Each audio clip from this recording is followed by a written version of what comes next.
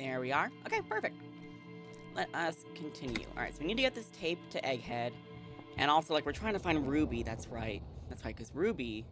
Oh, yeah! Because I found the thing under the floorboard, a bullet, and I was like, hey. What's this? Oh, do I have more... Oh, I got some new thoughts, maybe? Maybe, but that's okay. I'm happy with my current thoughts. Okay. Oh, yeah, and I have to inform the source of the doom, because the Pale. The 2mm origin point of the Pale. Yes, we learned a lot about the Pale last time, and it was super fucking cool. About how it's, in a way, you know, creeping over the surface of the planet and will take over more and more, and how it's essentially made from human thought and a shroud of memories, but, like, it doesn't have to be your memories. It can be just, like, the world, other people's memories. But then how it's also, how they described it as, like, I'm gonna say the word wrong. Metastasizing, kind of like a cancer. So the church, that weird pillar of silence that was in the church, is actually part of the Pale. So the Pale doesn't just spread from the outer of the world and close in. It can just spring up in the midst, which makes sense. So, yikes!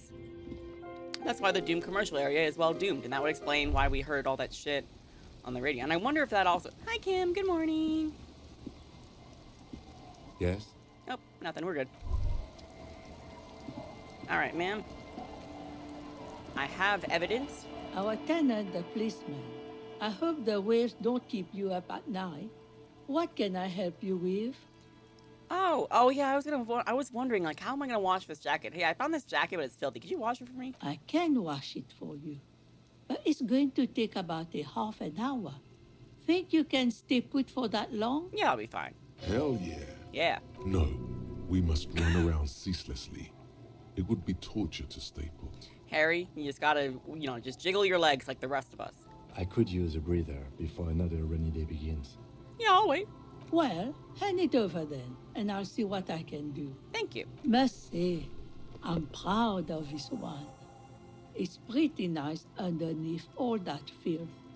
I hope you take better care of it than its last owner. Thank you. I definitely freaking will. And damn. This freaking, why was there a bullet? Yeah.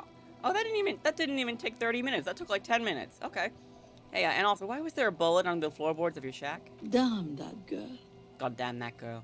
But you didn't put it there, did you? She did. Gone and hid things in there? She's usually a good tenant, and not a stupid one either. You rented the room to her? Yes, I let my room to that Ruby girl.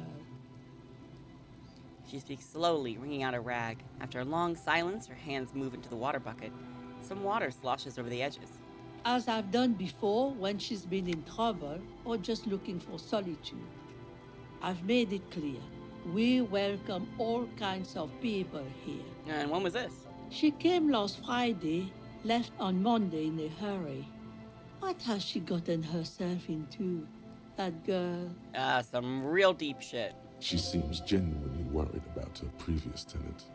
She's seen her hiding out from trouble before. But this seems different. That's for the police to find out. Right then, please answer each question to the best of your ability. I'm sure we have a few. Okay, you said she left on Monday? Yes, early with the dogs, around 8 o'clock, I think. Is the room exactly as she left it? I cleaned it, like I always do. Was there anything else there? No, What is she like, Ruby? she's good company. Knows how to talk to an old woman. At my age, you don't get a lot of quality conversation. So I really appreciate that about her. Did she talk to you much during her last stay? No, she was mostly silent this time. Kept to herself. What do you mean? She tried not to let it show, but I could tell she hadn't come to fish. Usually she likes to cast a few lines, but this time she mostly stayed in her room. Why do you think she left the bullet there? How would I know? She's a gruff one, but not violent. She doesn't go around toting a gun. You could ask her about your hunch, that it was a desperate measure.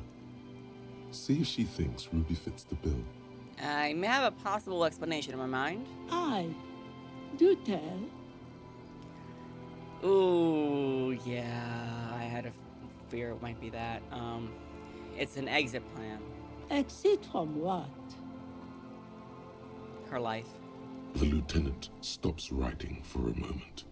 He looks at you, then at the old woman. No, she's a fighter. Not a quitter. Like you sometimes get, son. Damn. Alright, way to kick me while I'm down. Alright, well, does she have any technical equipment with her? Like radio stuff? Not that I know of, though she was into nice music. She once showed me a few mixtape millions she'd made. Although I guess she was pretty handy with the mechanical and technical stuff. Even fixed the heater in the shack. You should be thankful for that. I am thankful. I'd be freezing otherwise.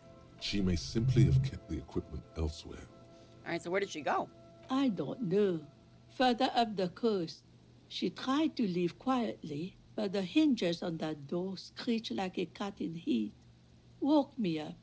I heard her rushing in those heavy boots, heading up north. Up north, eh? It's a peninsula. She might be trapped. Yeah, I was gonna say. You'll never find her, you know. She knows the coast like the back of her hand. You only just arrived. I wouldn't worry about that, ma'am. We are persistent. This is a cool moment. It needs a cool thing to be said. Oh my god. Say the cool thing. Let's rock with our cock. Further up to Ghost VM. That place huge. She's in the haystack. I really was hoping she'd be hiding in this village. Are you sure she didn't go somewhere more pleasant and less... No, let's do it. Let's rock with our cock. What? I meant, let's rock with our cock out. You're still not saying it right. Okay, let's rock with our cocks out. It's too late now. Oh, okay. The old woman shakes her head slowly. I love making Harry look like a fool.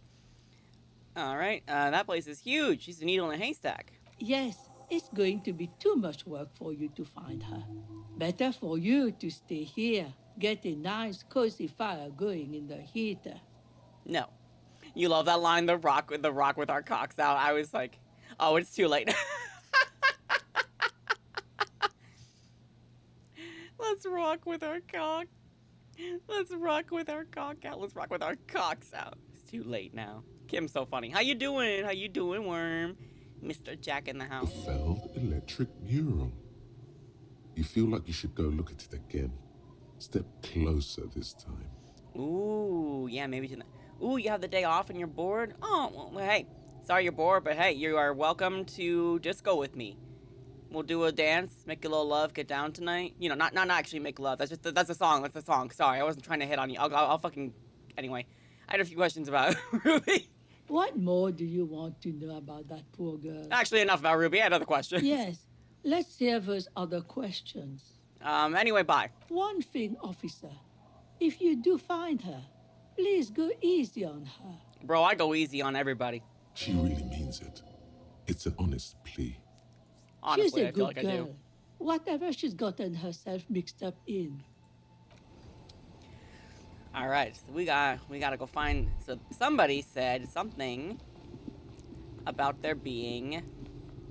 Not somebody. My inner consciousness said something about the electrical plant thing, or whatever it was. Oh yeah. We washed the dirty jacket. Okay. Well, is it my jacket now? Do I get to wear it? Or is it in my inventory? Oh no, I get to wear it now. Hell yeah. Alright, plus pain threshold, plus half-life. Wow, this looks completely different. That shit looked green. What the fuck happened to it? Alright. Alright, Kim. Let us go search for Ruby, I guess? Relax, it's not yours. You didn't crash every MC in Revachol. Hopefully. Hopefully.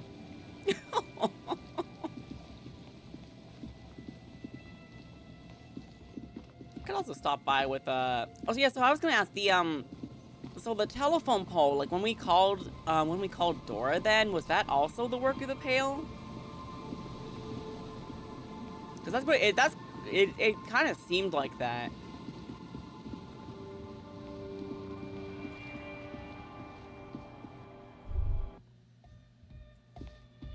Oh my god, why are you doing this lame-o dance again?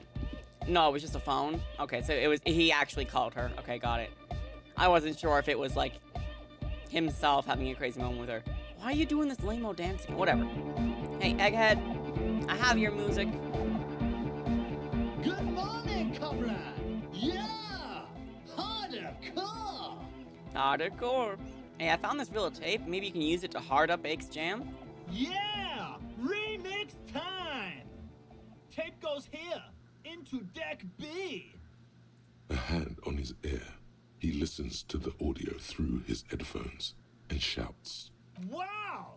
Did you get this from Arno himself? A great excitement is bubbling to the surface within him. This is big. No, actually, I found it tangled up in a hawthorn tree. Listen, I'm just going to show it to you. Ready? Ready.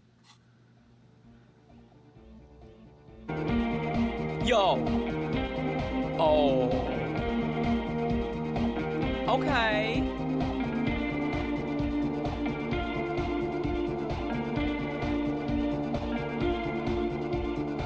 Wow! Here's that? The signs match perfectly! They do, bro. That sounded way better. Now, if only we had the beat for the full assault, it would be unbelievably hyper. Okay, we gotta get him a beat now. What is this? It's good. How did you guys do that? Do what? I just found a random tape and brought it to Egghead. He's just incredibly good at remixing. Yes, but what if Van Eyck based his remix on some forgotten local melody, like a folk song, and you just found the original piece that inspired him to create this jam? That would explain why it fits so well. Maybe. Nah, to me it sounds like classic Van Eyck. I don't think he needs any inspiration from folk songs. Maybe he lives in Martinez and just threw away part of his song because he thought it wasn't good enough. I think it's just happenstance, chaos in action, contingencies of our limited existence. That and Egghead's fantastic talent. God, what a great chaos in action, contingencies of our limited existence. Noid's right. Egghead's technical talent is the key. No, this is definitely part of the same song. Something cut from it. It fits too well.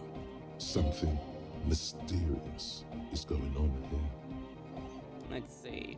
Andre's got it. Sounds like Sounds like a local folk song remixed. Sells right. You must live around here. It's his creation. Agree with Noid. It's just luck. And Egghead's yeah. Be how it's made. Ooh. If it fits, it fits. Bring up the volume. Hey, if it fits, it fits. I agree, Egghead. What about the bass? Do you have any ideas for that? Yeah, I remember. You said it needs more bass. I think you might know the answer. Ooh. No, we're not finished. We're proceeding with the task. Hey, what if we use that crazy sound assault from Suna's experiment, but contained it, tamed it, and made it pulse? But how? What about that compressor Andre was setting up to achieve some sort of parallel processing? Bro, I love that we discover this, like, pillar of silence because of the pail, which is supposed to be terrifying and shit, and we're just like, hey, can we use this to make music, actually? Don't be too hard on yourself if you don't figure it out. I think the jam's already pretty ultra. But it could be hyper hardcore.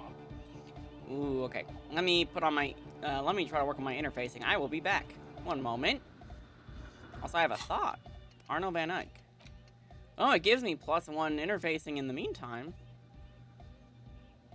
Yo. Maybe, oh my god, I love this. Question won't leave you. Why did the melody line from a broken and discarded tape fit perfectly into a song played by some speed freaks in a frozen tent? Can it be a coincidence? Maybe it's the hand of the man-machine himself in his attempt to craft a perfect song? Maybe Egghead is actually Arno Van Eyck in disguise? Ike? Egg? It only takes 50 minutes to research. Let's see. I do love my Hobocop. Shamai. Okay, that's intellect. Oh yeah, I had the same issue last time where I was like, everything that I had here, I was like, oh, I don't really want to get rid of any of the things that I have, and then I wanted to try something else though.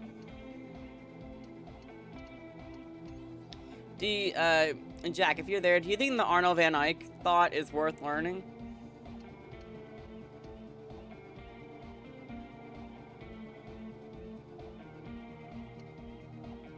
1 sec. Understood. This is my endurance. This one, I definitely need the conceptualization of pass and heal, because that's a lot. I need my savoir-faire. Yeah, the conceptualization helps a freaking lot.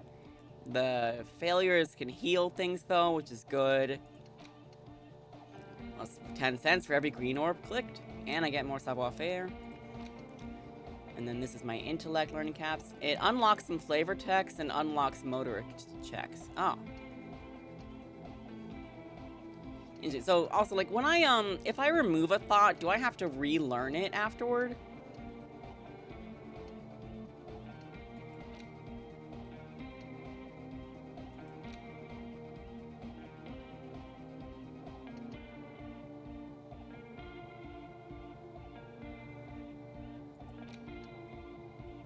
If I recall right, yeah.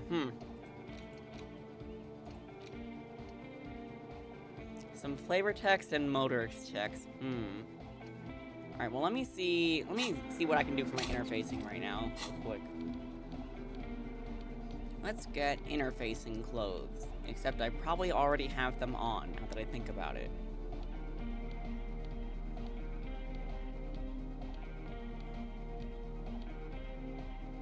Yeah, 'cause I already have these. These are better interfacing than that.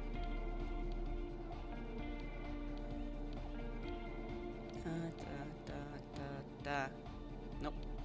Bap, bap, bap, bap, bap, bap. Bap, bap, bap. No, I appear to have the peak interfacing materials already. Well, I see.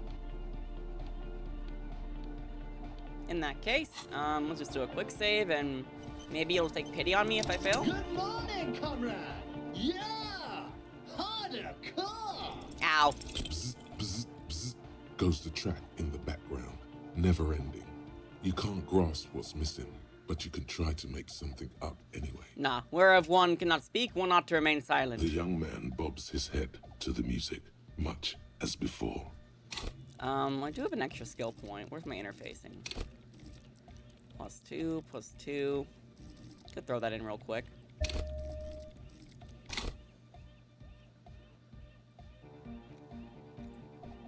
Okay. 28% is better. Good morning, comrade! Yeah! Maybe I should talk to the others actually first. What do you think, Andre? Oh, the god of dance is back! I'm dancing with the god of dance! I'm dancing with the god of dance. Moving in a slightly less lame Goodbye, manner. officer. Goodbye, officer. Does anybody have any input that could give me some interfacing skill here? No, man. What's on your mind? Dead body, spirit entered. What is there to talk of? You say you're a carpenter yourself? I don't say much anything as a carpenter anymore. They tried to make me into a reckoner and a leveler. Made me a bit manic, you know. I regret the time I dedicated to that profession and that worker collective. I say things more as a member of the hardcore side dance community these days. And you're not gonna ask me how I knew? Why? You're a cop. I carry carpentry tools. Hey, let's talk about glasswork again. Mass murderer. Why? Oh. Oh, okay, so I guess I don't think I ever went... Oh, no, wait. Oh, no, we talked about this before. Okay, never mind. Do feel there's something terrifying about her. There is. She is a party repellent. It must be taken down before we can begin partying in here. No, that's not it. It's something more. Something closer to your skin. Take her down, crash it, destroy that window? Keep the beautiful sharp shards, keep her long... Yeah, I think you need the sharp shards at a certain je ne sais quoi. The speed freak's eyes narrow with suspicion, as if he's looking at a man possessed. It's not coming down. People are gonna love it. It'll be like our thing. Plus it keeps the cold and the rain out. Okay, yeah, I'm done talking about her. Okay. Talk about something else, Lloyd. My conceptualization. Do I have any... I'm also wearing my highest conceptualization clothes, aren't I? I think I am. Conceptualization. Do I have any other conceptualization clothes, actually? constant battle to find the right clothing. Oh, conceptualization. Put that on.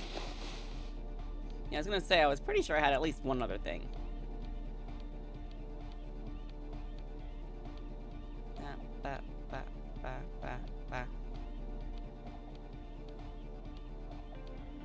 Okay.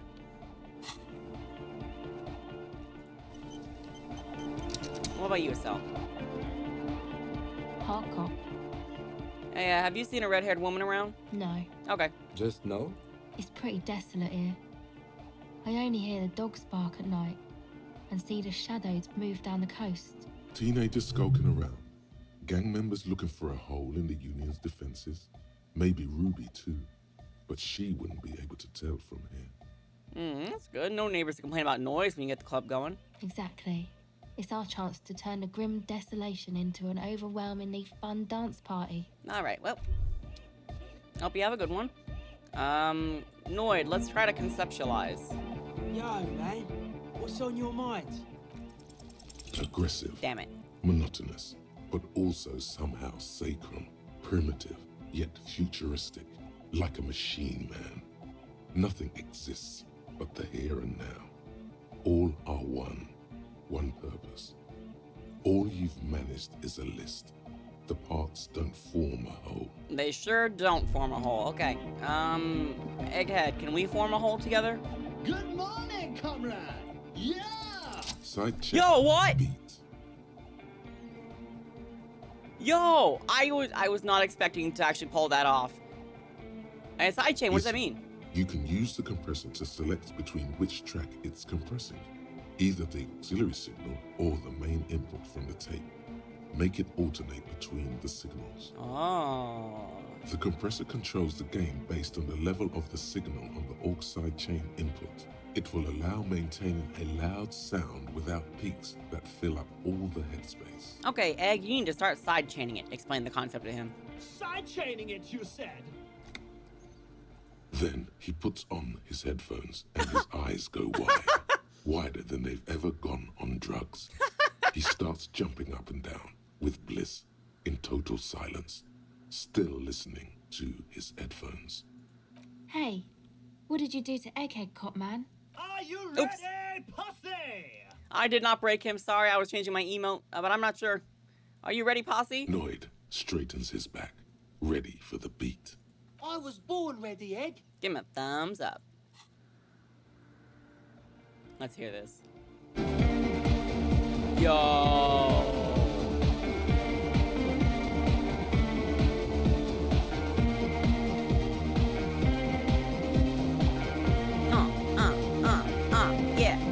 Yeah.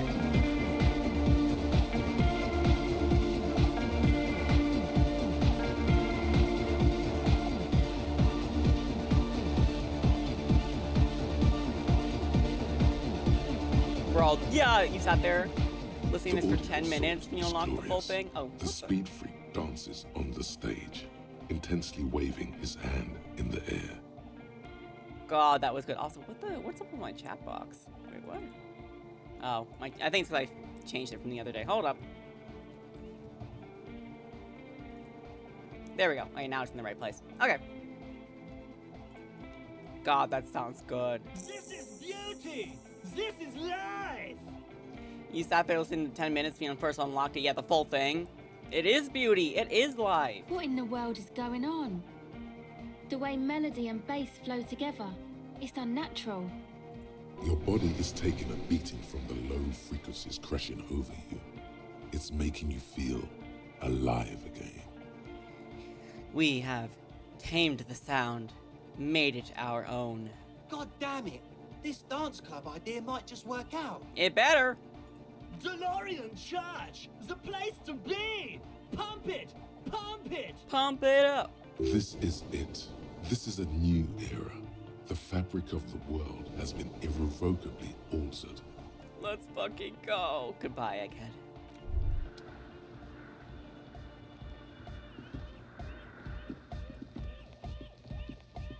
That shit is nuts.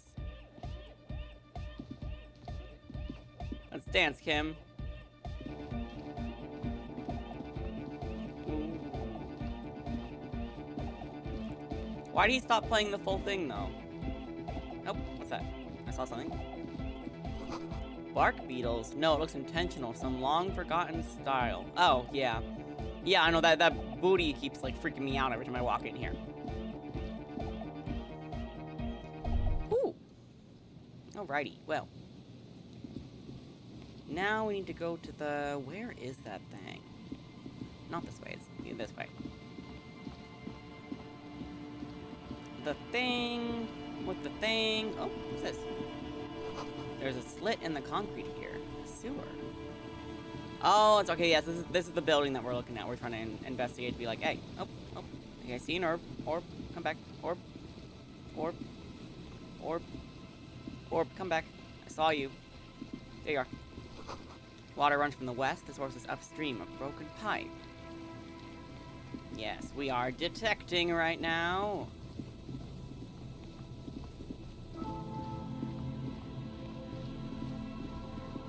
Nothing over here. Yeah, I mean, maybe she's hiding in here. This is a good place to hide.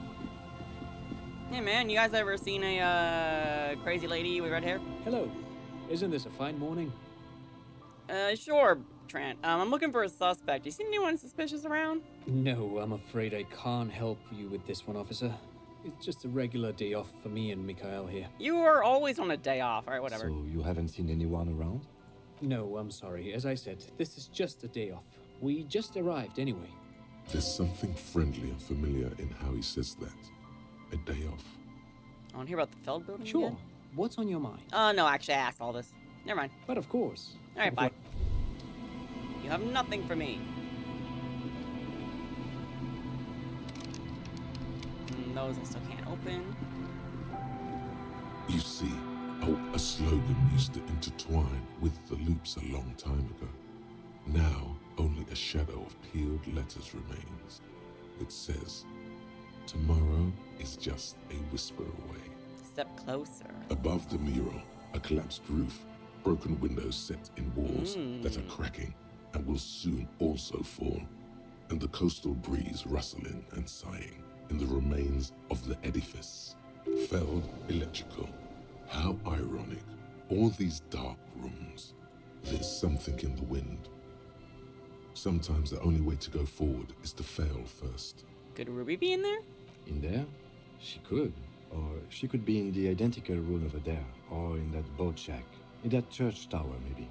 Why single out this one building? Why do I feel like I know this place? Indeed. Somehow you knew it was here. An urban ruin, gutted by looters that once used to consume money and dispense warmth and light.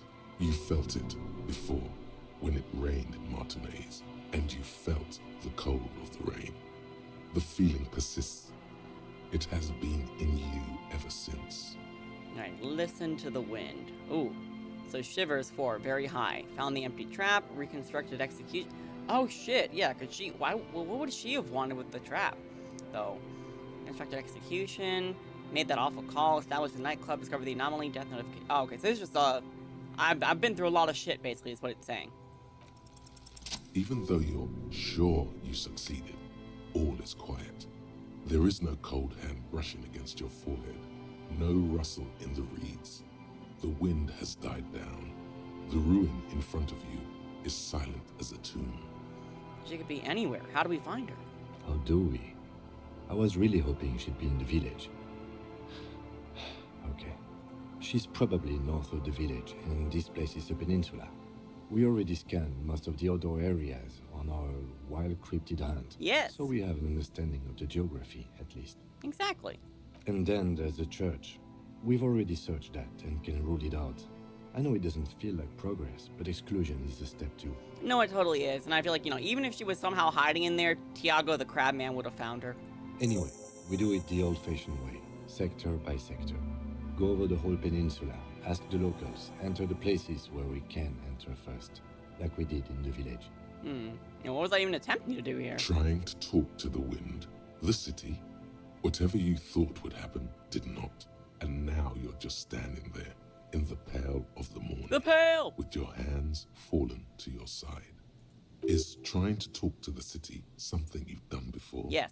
Is it in your secret repertoire? A trick for when you're out of ideas? Talking to the city is a deus ex machina that will lead me to the truth. A prayer of sorts. To Rivershore. And if that fails, if we don't find her? Then, if we're desperate, we can look where we can't enter.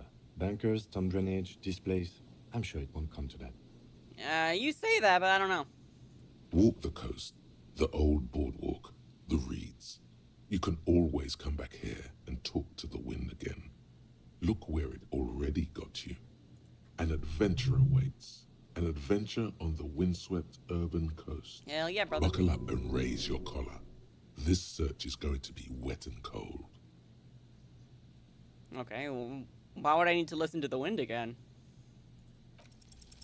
Suddenly, there's a sigh. Okay. Carried on the molecules around you, moving, flowing from high pressure to low pressure. Like that of a woman emptying her lungs. She wraps the collapsing stone box in front of you in her breath, flowing through it. Where does it go? In through the collapsed roof, flowing down a concrete staircase to the basement, sweeping away footprints in the dust on the stairs, and then the beach below the boardwalk, its winding tunnels, a whisper away. What is happening? She's down there. Oh, okay, so we don't have to go like search everywhere. I think she's down there, below this building. Okay. Why? The wind told me. We've looked everywhere else ever since I woke up. Maybe even before. I've been getting these strange cold spells. Good, good. Yes. Cold spells. So basically your hangover is telling you she's down there?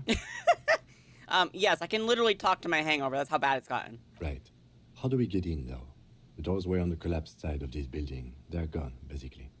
Finally, my time to shine. Okay, savoir faire, please don't fail me now. There's a ladder next to the sign. Perhaps you can climb it and enter through the roof? Perhaps you can climb them. We are not climbing anything.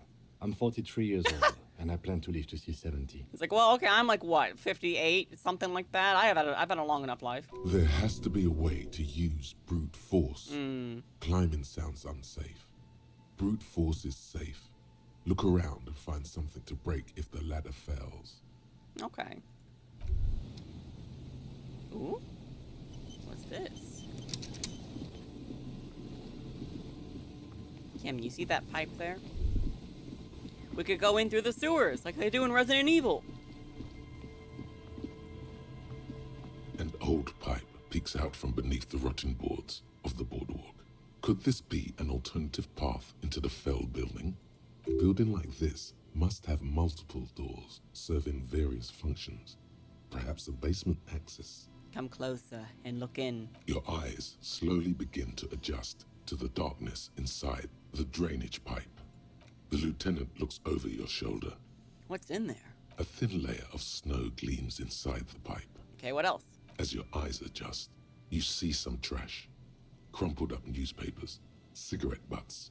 Someone has half-heartedly spray-painted skulls on the right side. And? And nothing. Broken glass from bottles thrown against the walls of the pipe. A syringe. Can we get into the Feld building through this pipe? Given that this isn't a martial arts thriller, it's highly unlikely, and not without risk to our health either. However, the pipe suggests there may be an entrance to the basement around... And it's right here. Ah! A maintenance door. Points to a rusted metal double door to the right of the pipe, obscured by the reeds. It's jammed shut. The subtle approach isn't going to work on this one. Oh yeah, big boy time. This needs you to put your back into it.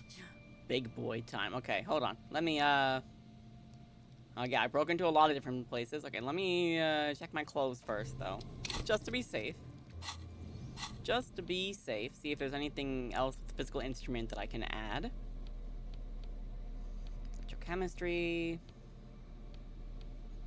Half-light, endurance, shivers. That's pain threshold. Half-light, minus physical instrument, don't want that. Electrochemistry.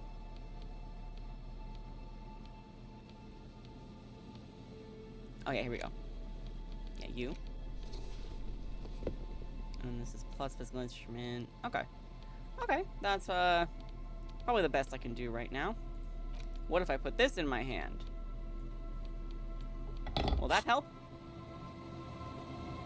Okay, go back to the slide. Behind the pipe, Alright. the maintenance door, rusted 83%. shut and half sunken. The metal Yes. doors are heavy, and the flaking rust hurts your palms.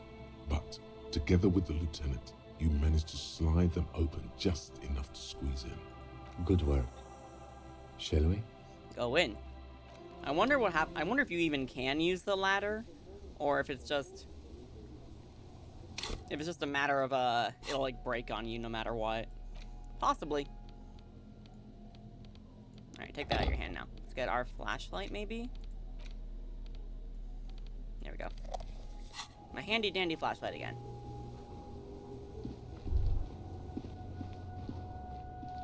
Alright. Overturned table is covered in orange mildew, crawling with something. Ugh. Old file folders in the cart, documents silvery with mold. Also yuck. The collapse nearly sealed the basement. One can barely squeeze by. Oh. Oh god. Go back, actually. No, go back. How do I go back? Go back, please. Sir, I'm not brave enough. This isn't what I meant to do. Okay, yeah, don't go there yet. We're still exploring here. Antiquated office furniture, last century? Brought down and forgotten so long ago.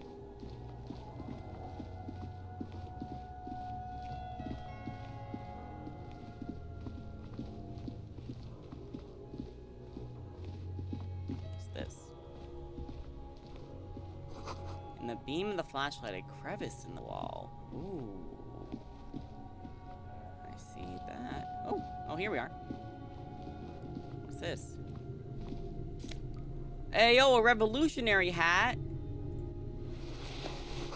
Stale fabric, smell, and dust. No one slept here in months, maybe years.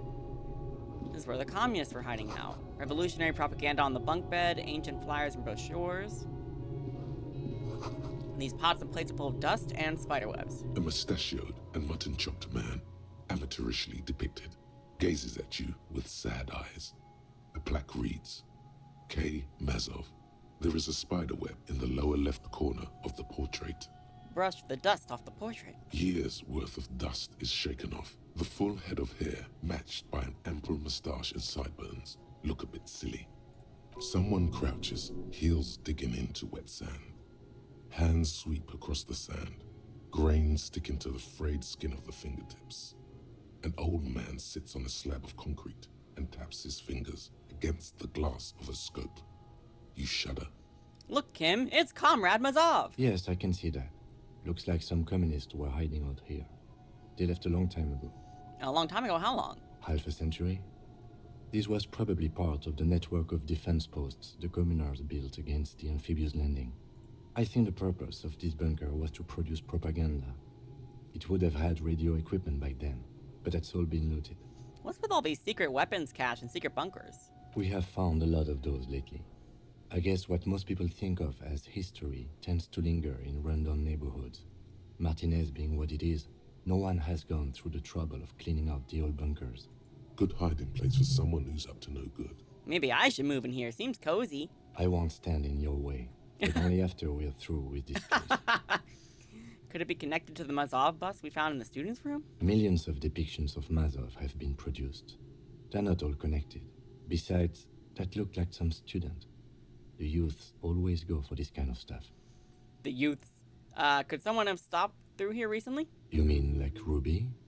No, I think we've stumbled on a piece of history. Yeah, probably. Alright, well, hey, it was good to see. Good to see the history.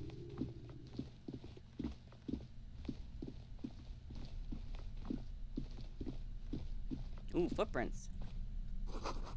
Boot prints in the sand. One of the soles appears more worn than the other. Eighth Hardy, anyone? Eighth Hardy? Rocks. Tunnel collapsed. You'll have to find another way around.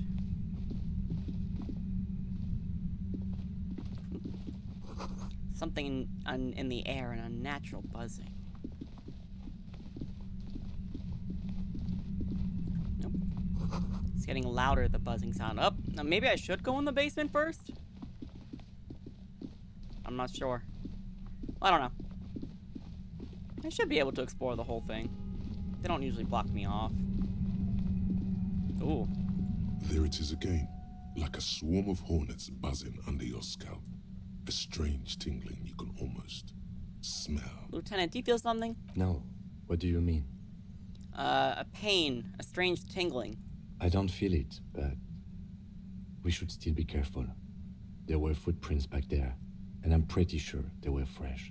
I saw them too, footprints with the right sole worn smooth. Looks like our suspect. If she's in here, we need to plan our next step carefully. What do you mean? Once we detain a credible suspect, who knows what the Union and the Wild Pines will do? We'll set in motion events we have no control over. You will upset the balance of power in Martinez. The deadlock between the company and the Union will destabilize. It sure will. This part of town is a fine clockwork puzzle. Disturb its peace, and it will start breaking down uncontrollably. Keep calm. Go over the whole situation in detail. We've met the Union leader, but haven't got any info from him. Maybe we should talk to him more first? You're right. However corrupt he may be, nothing happens in Martinez without him knowing. We might have to dirty our hands, but... In this case, we can't afford to be squeaky clean. We've checked the buoy with... Oh, so is this kind of like a point of no return? It seems like there's a lot of things they're asking about here. We've checked the buoy with Clausia's documents. I want to hear her take on why it was empty before. Okay, it's a point of no return. Got it. Okay. Understood. Why not? Whatever goes down might also affect her. Not closely enough, you suspect, but still, good idea to visit her once more. The Union is watching her closely now. Do you think whatever happens will affect our cryptozoologists? You mean Morel?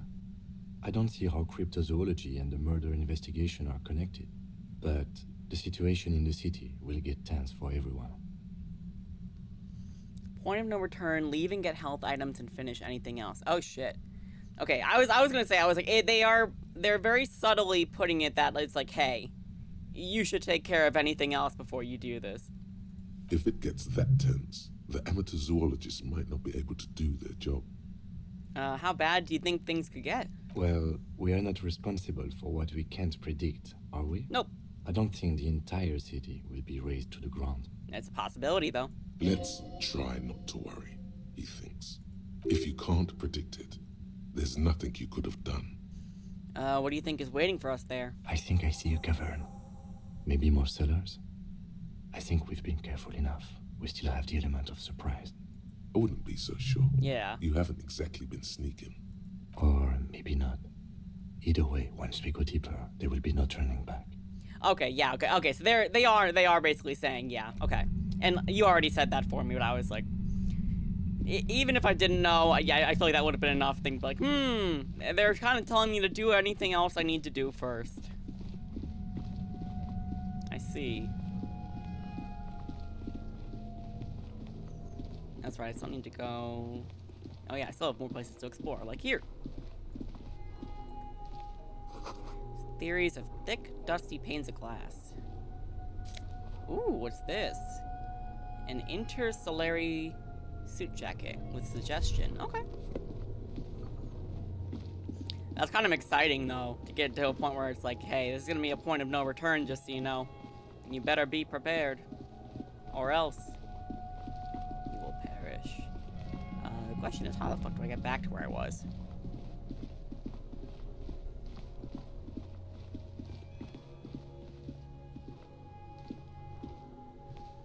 Did I go through here and I forgot? I did. Yep, I sure did.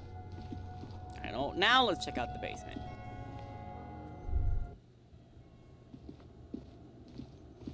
Oh, that's right. There was like a letter or something here. Ooh. Oh, it's a postcard.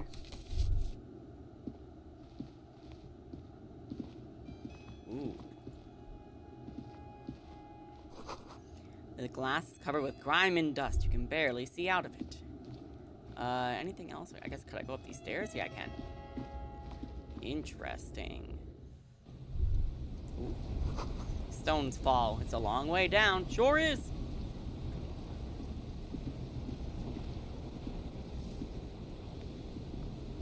Yes. Yeah, up. Gust of the wind, the height feel dizzying. The central support beam has been destroyed by artillery fire. Okay, so if we had gone, maybe if we'd gone up the ladder, is this where we would have ended up? Although it looks like the ladder would not have gotten us here, so I guess not. Alright, well, what else is here? Anything else of interest? Does not appear so. Alright, let's go back.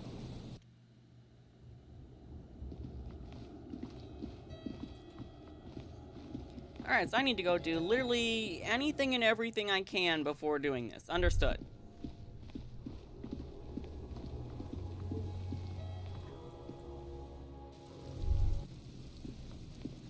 Okay. Yes, look for, yeah. Enter the cavern before the Fell building when you're ready. Union and cryptozoology business might end when you do. Yes, I have a bunch of this stuff to do. Alright, I washed the dirty jacket. But it's mine now. Check boardwalk for bullet traces. Oh yeah, I still have to check the different places for bullet traces. Join the reading group. I don't think that's getting done. I'm too stupid. I still haven't found out why the trap is empty. I haven't found that. Do I need to do that thing for Everard then? Because I still haven't done that. Like, I still haven't. I guess that's sorry there. Like, you still talk to Everard.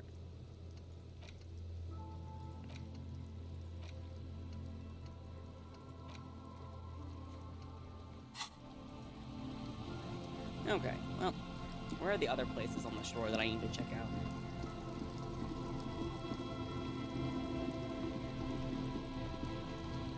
Okay, this is the buoy, so I've been here.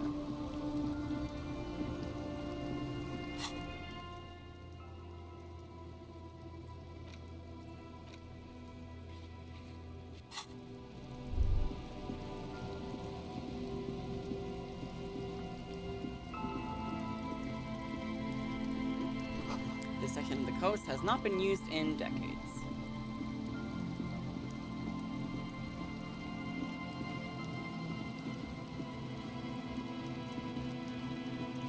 Oh, I can't go that way. Thought I could, but I couldn't. You've got about everything besides the dice maker and plaisance. Oh, really? Because I know I didn't do that thing for Everard where he was like, you know, help me and I'll help you. And the Pale Book, that's right, I need to do the Pale Book. And I can play board games with Kim? Understood. Understood, Captain.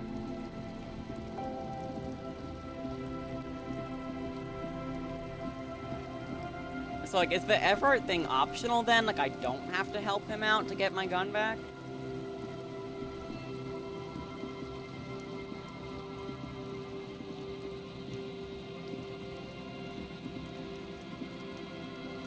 I mean, Kim keeps suggesting that we need to get our hands dirty.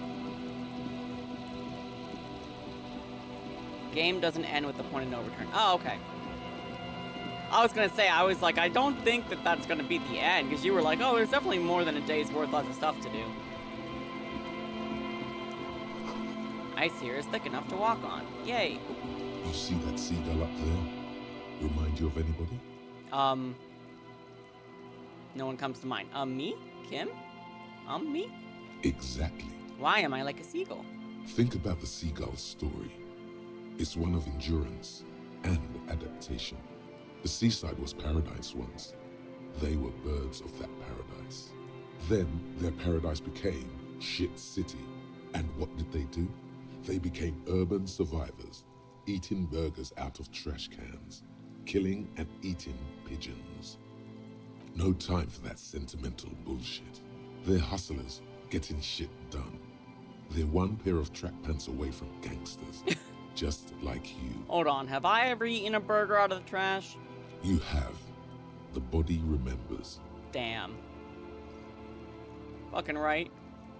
But I'm not like that, I'm still romantic. Sure, inside. But outside, it's a tough world. You've got to do whatever it takes to survive. And you do. Question is, will you admit that to yourself? Okay, well, let me reconsider. Good boy. Ah. What? What?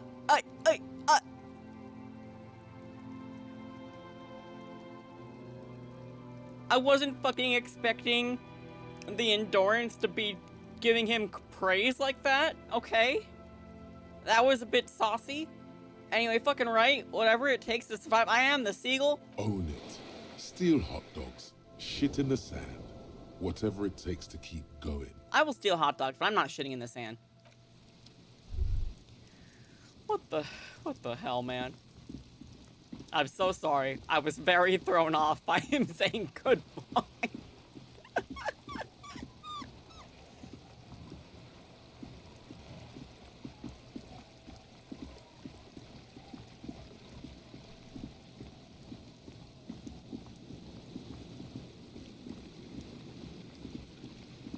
Where are the other places on the shore that I need to inspect? I forgot. Boardwalk, and then the island. Okay. Was I not with those? Very confused.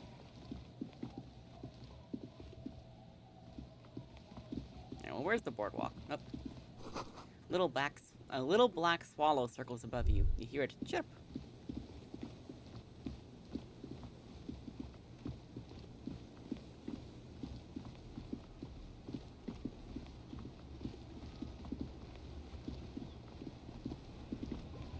This is not the boardwalk. Oh yeah, and I talked to Joyce. We talked about the pail. Boardwalk and the island.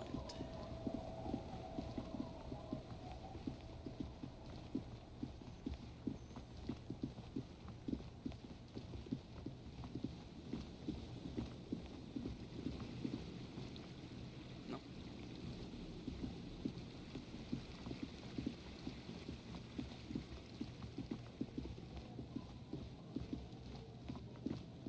Okay, well, the boardwalk is up here.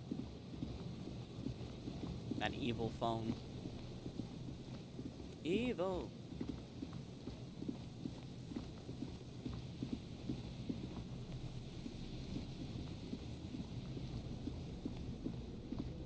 Did I not go to the boardwalk? I thought I had. Oh. It's a long way to your death from here. 20 meters at least. Yeah, if you don't hit your head first, I guess. There's some tear. And two empty... No. A tragedy. He shakes his head with genuine... Nope, nothing. This is the boardwalk, right? Am I crazy? I'm not crazy. I know I'm not crazy. At least not in this instance.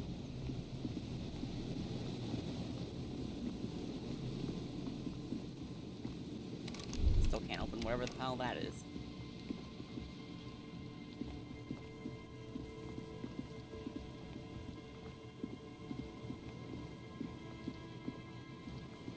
Is it like this? Can I even go over here? No, I can't. What? Which one are you doing? So I'm trying to do... check the boardwalk for bullet traces and check the island for bullet traces. I apparently have found Land's End already. I'm like, is this not the boardwalk?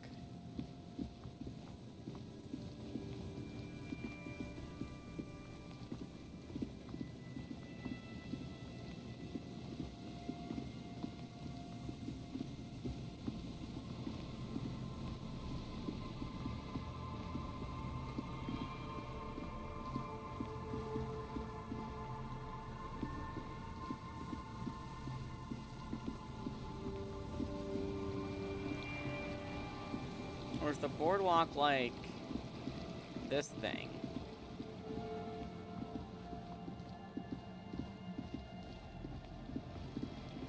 You'll get it as you progress?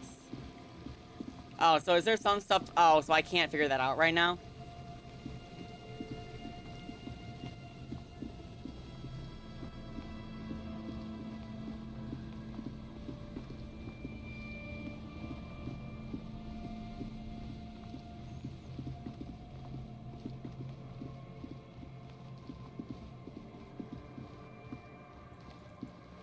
Yeah, because this I already examined. A row of ghostly shades facing a crumbling wall, with another 7 shades standing Yeah. cold behind this. Okay.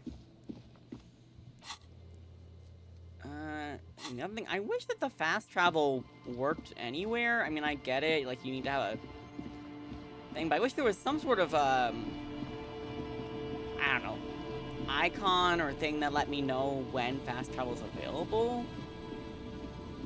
Because I've just been running back and forth, because I kept thinking, oh, it's not available, that's weird. And it was only available, like, in certain areas, I guess. Okay, let's see. There used to be a big old Ferris wheel over there. Not anymore.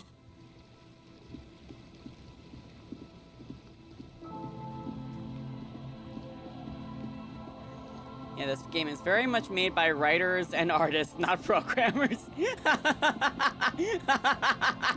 Oh, wrong one. Wrong one. Oh, man, yeah. I feel like that's gonna be me when we make our game. I'm just gonna be like doing this to end and be like, have you considered doing this thing that would make quality of life so much better and nicer? And I'll be like, huh, you know, I didn't.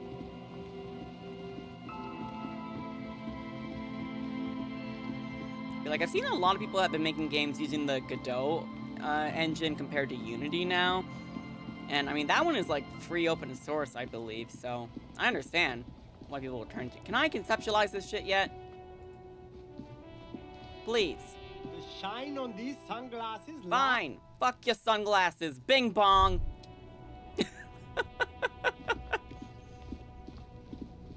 Godot is good? Okay. I gotta teach myself some of that. I'm still working on the script for my game.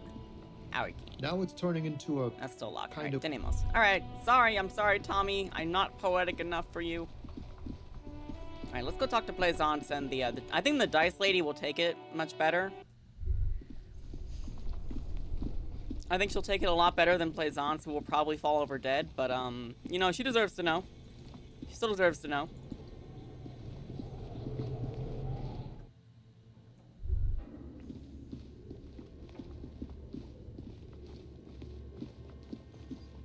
Oh yeah, do I have enough shivers to do this thing with her? Oh, it's you again. Are you looking for a die? Hold on. Let me change my clothing real quick, madam. Excuse me. Miss off. Okay. Minus shivers. Plus shivers. It's like, I am gaming. I am min-maxing my clothing stats. Plus shivers, minuses, physical instrument, that's fine. As long as I remember to take it off later. Plus shivers. Oh yeah, I love this coat. I've missed this coat. It looks awesome.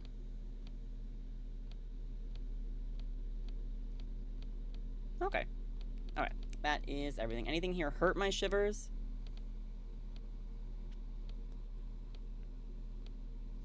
No. Okay. Do a little quick save. Oh, it's you again. Yes. Are you looking for a die? 97. I found the 2mm hole in the world. A gust of cold air sweeps through the chimney. The stones and minerals on the shelves rattle as though agitated. For a moment, it almost feels as though you're outside the building, exposed to the atmosphere. This is still just a theory, but hear me out. I think I know why your business hasn't failed. Didn't we already talk about this? Because you're not in the same building as the others. This isn't technically the Doom commercial area. What are you talking about? My address is exactly the same. Rue de Saint-Guérin 10. No, the old coal plant that used to be here was subsumed into the new venture. Its ruins swallowed up. Yet it has a different address in the heart of the city. No, this used to be a coal plant. Touch the safety curtains. You're in a chimney of another building. This doesn't make any sense.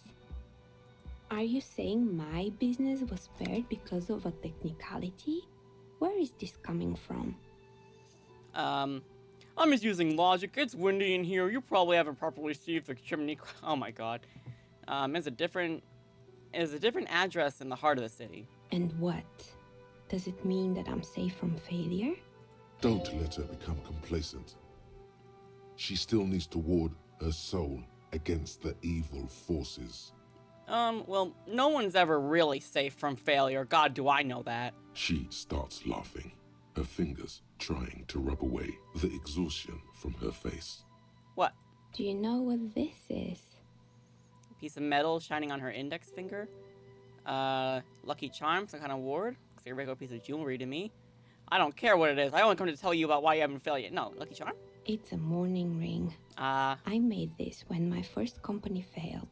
It was a small jewelry shop right here in the East Delta Commerce Center, built with the little I inherited from my parents. I drove it into the ground within a year. I didn't have what you would call a viable business plan. See, the curse is real. Why are you telling me this? It wasn't just a jewelry shop either. I always thought that it was just the world that you were supposed to try again and again until you finally succeed. And now you're telling me what? That it was all because I didn't run my little shops and ventures from a dump inside an abandoned chimney? Don't call it a dump. You've made it nice and cozy in here. I'm sorry. I don't know what to say. It's entropy. Yes, coincidence is all that safeguards us. You made it nice and cozy. Yeah. Or maybe it's the entire world that's cursed. It's such a precarious place. Nothing ever works out the way you want it. I could agree with that. That's why people like role-playing games. Ah. You can be whoever you want to be, you can try again. Still, there is something inherently violent even about dice rolls. Miss, what if I told you that we are currently playing a role-playing game right now? Ooh. It's like every time you cast a die, something disappears. Some alternative ending or an entirely different world. That's right. That is correct. That is why I save scum. But anyway, thanks for sharing your theories, officer. I think I found the actual source of the curse. You mean the curse that I'm spared of because I live outside its immediate reach? Yeah, it's a bit more complicated than I first thought it would be. I'm listening. No, I think it's just say it. Just say it. There is a 2mm hole in reality located in a church on the other side of the canal. I think it may be related to the Pale. Excuse me? A 2mm hole in reality? This can't be true. I'm afraid it is, ma'am. Sona Lukanen Kilde, the former lead programmer of Fortress Accident, made the discovery. Sona is involved in this? Ooh. So it's even worse than I thought. It's not just the commercial area that's cursed. It's the entire world. You are correct. She looks outside the window where daylight has filled the yard. I wasn't gonna say that. It's what I preached about the whole time, and no one listened. Don't worry about it. You've been doing fine so far. Sure, it's nothing. No one listened to me. A curse is something superstitious, but a 2mm hole in reality? We all know what it means. It's pale. In any case, thank you for stopping by. It's good to have an answer, even if I can't claim to understand it fully. You're welcome. Good luck to you. Okay, this, and then the precarious world. All red checks fail. Oh, Jesus. Seems like the point of this game is victory, the absence of defeat on all fronts, victory in business ventures and creative undertakings, victory in love and over other people, political victory, ideological victory, hell, even sexual victory. Definitely a lot of object-based victories too, having things and not losing them. One problem though, not a lot of victors in sight. Everyone's mostly losing. Why is that? How do you not lose? Shit, so all red checks fail if you do this.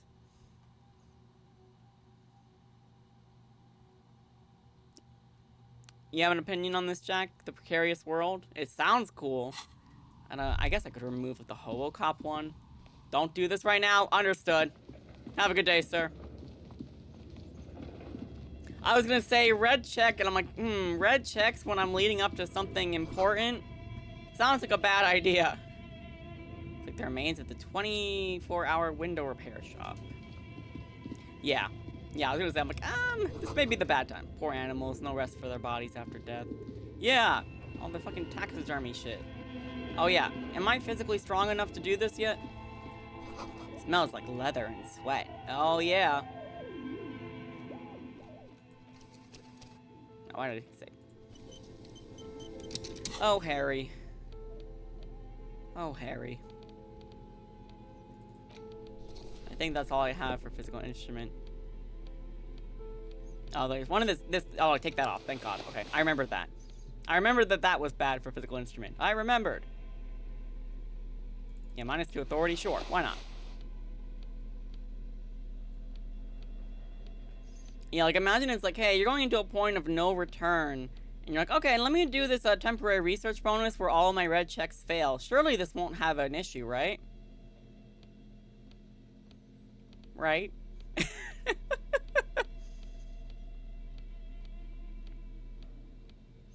Okay, well. And then a postcard. Yay. All right, Harry. Come on. The barbell waits patiently on the floor, like a dog for its master. Well, we got a 28% many times before. Nope. Nope. Prepare for pain. Oh, boy. Ah! Ow. You manage to hoist it off the ground, but the barbell feels wobbly and dangerous. Your hands slick with sweat. Turns out you're no beast, just an old man with bad form. So true, bestie. See? See? This place is cursed. Maybe it wasn't such a good idea to smash through that back door. Just say nothing. Weightlifting was never my favorite either. Ow. The lieutenant is obviously handling you. At the station gym, I mean. I prefer running. It clears your head. Well, that didn't go so well. Alright, Plaisance, I'm coming to tell you about how terrible everything is, and also I need to read your book about the Pale. Hold on. Excuse me. Shelves filled to the brim with Oh my god, novels my Dick Mullen is still fucking... I still can't do fucking Dick Mullen.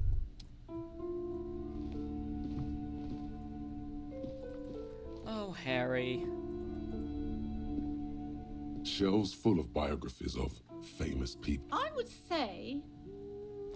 The Greatest Innocence. Yes, most certainly. It's an important educational tool, delving into the depths of history, religion, and their relation to innocentic power. What's an innocence? A very influential historical figure. But surely I don't have to tell you that. No, you do. You're a law officer, and law officers have at least some education. If I did, it went out the window the same as my shoe. The book is also very daring. The author aims to re-examine the universal understandings of the innocentic system, creating a fresh vantage point and a shift in the tired order of things. So you recommend it? Certainly. It's prudent for a person to have at least an elementary understanding of history and society. Imagine the chaos we'd be in otherwise. You feel like you should get this one. Definitely. It's important somehow. There's something. No, I don't have enough money for that. I'm like, my clothing is not gonna change that check, is it? I feel like I tried to do that before with reaction speed. How many skill points do I have?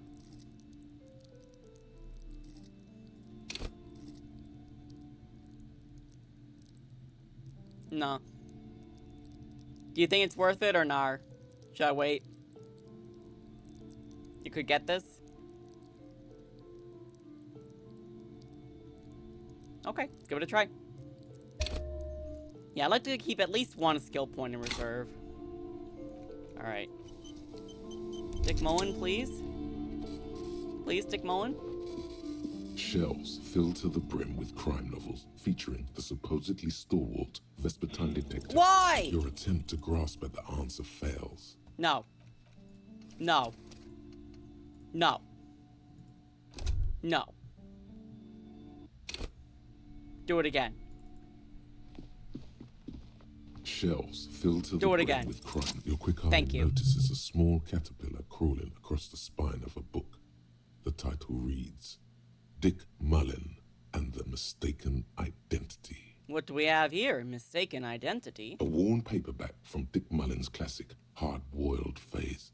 The premise seems to be that Dick Mullen is framed for the murder of his best friend and has just a few days to prove his innocence. Why does this speak to me? Could it be the motifs of unstable identities and shocking betrayals? It's probably right. I'm a complicated guy, full of contradictions. Then this is the book for you. I don't have enough money to... I don't have enough money to buy the book.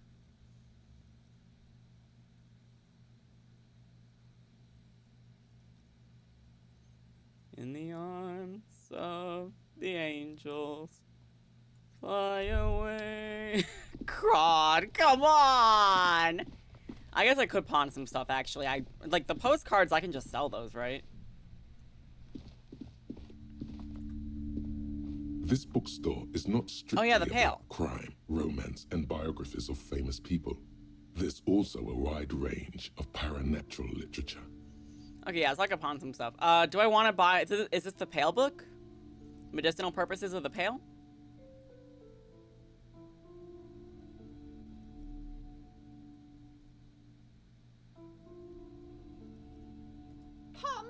Sir, please, no browsing in that shelf. That wisdom is not for free. Alright, damn. I can't have you end up, like, opening a police store next door and stealing my customers. Oh, no. Oh, Innocence also has Pale lore? Fuck. Okay, hold on, buy this. Indeed. Something about that book does seem to have spoken to you. Well, I hope it contains... Alright, well, let me go pawn some stuff and see what I can do. Hold on. Excuse me, madam.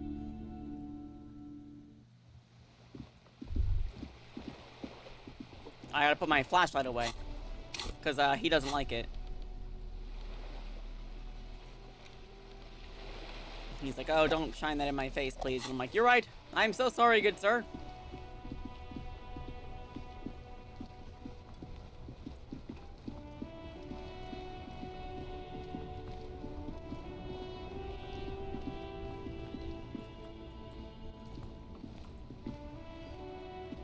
Come on, Harry. Down the stairs, up the hatch. The Innocence book also has Pale lore, okay. Hello, hello. Let me know. I'd like to sell. Sure. Let me have a look. I have a fascinating... I'll check my pockets. Anything else you're thinking of selling? Let's see. Okay, postcard. No, I need that. That's Kim's handkerchief that he gave me, even if I, like, vomited all over it. Postcard. Postcard. No, I should not pawn that photo. That belongs to him. Postcard. No, I need that. Empty cassette tape. Pawn that. No, I need that. That. Banged up fuel canister. Oh, no, yeah, that was, like, for, like, art or something. Oh. Figurine. Didn't I buy this from him? Why did I buy this? And I should keep... Oh, God. I think we already read this. How much money do I have now? I have $4. Jesus. That's not fucking enough.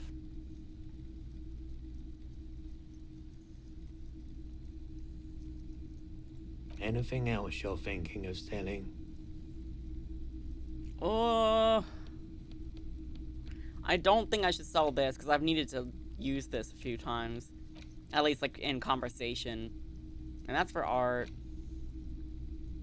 I don't see the purpose this would be, I guess. Do you think it's worth it to sell the filament?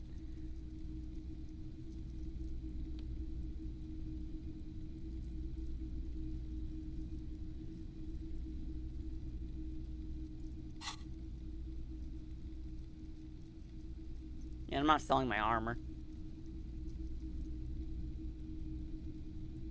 Anything else you're thinking of selling? If you're done all the church stuff, you can sell it. Like I've already gone through this, you know, like I've put it in the radio computer and I did all the stuff with Suna. So I think so. Like, I think the only thing I haven't done is there's some, like, conceptualization thing I have to do with Noid, but I don't think that has anything to do with this, because this would be with Suna. Let me do a, Another time, Pat. Yeah, just Suna. Okay, let me, just to be safe, let me do a save. Like, an actual save. Hello, hello. Sure, let me have a look. Anything else you're take thinking this, of sir. selling? Thank you. Okay, cool. Another time. Okay. And then map. Yep. These are a bunch of... Oh, yeah. The cargo container door. I don't think that thing is opening. But I still believe that possibly... Oh, wait, no. The body... I think that's right. I said before, I was like, oh, what if they shot him in the container? But no, because he was shot in the room with Clausier, so that wouldn't be possible. Alright, let me buy those books. And then I can tell Plaisance how she's doomed to fail.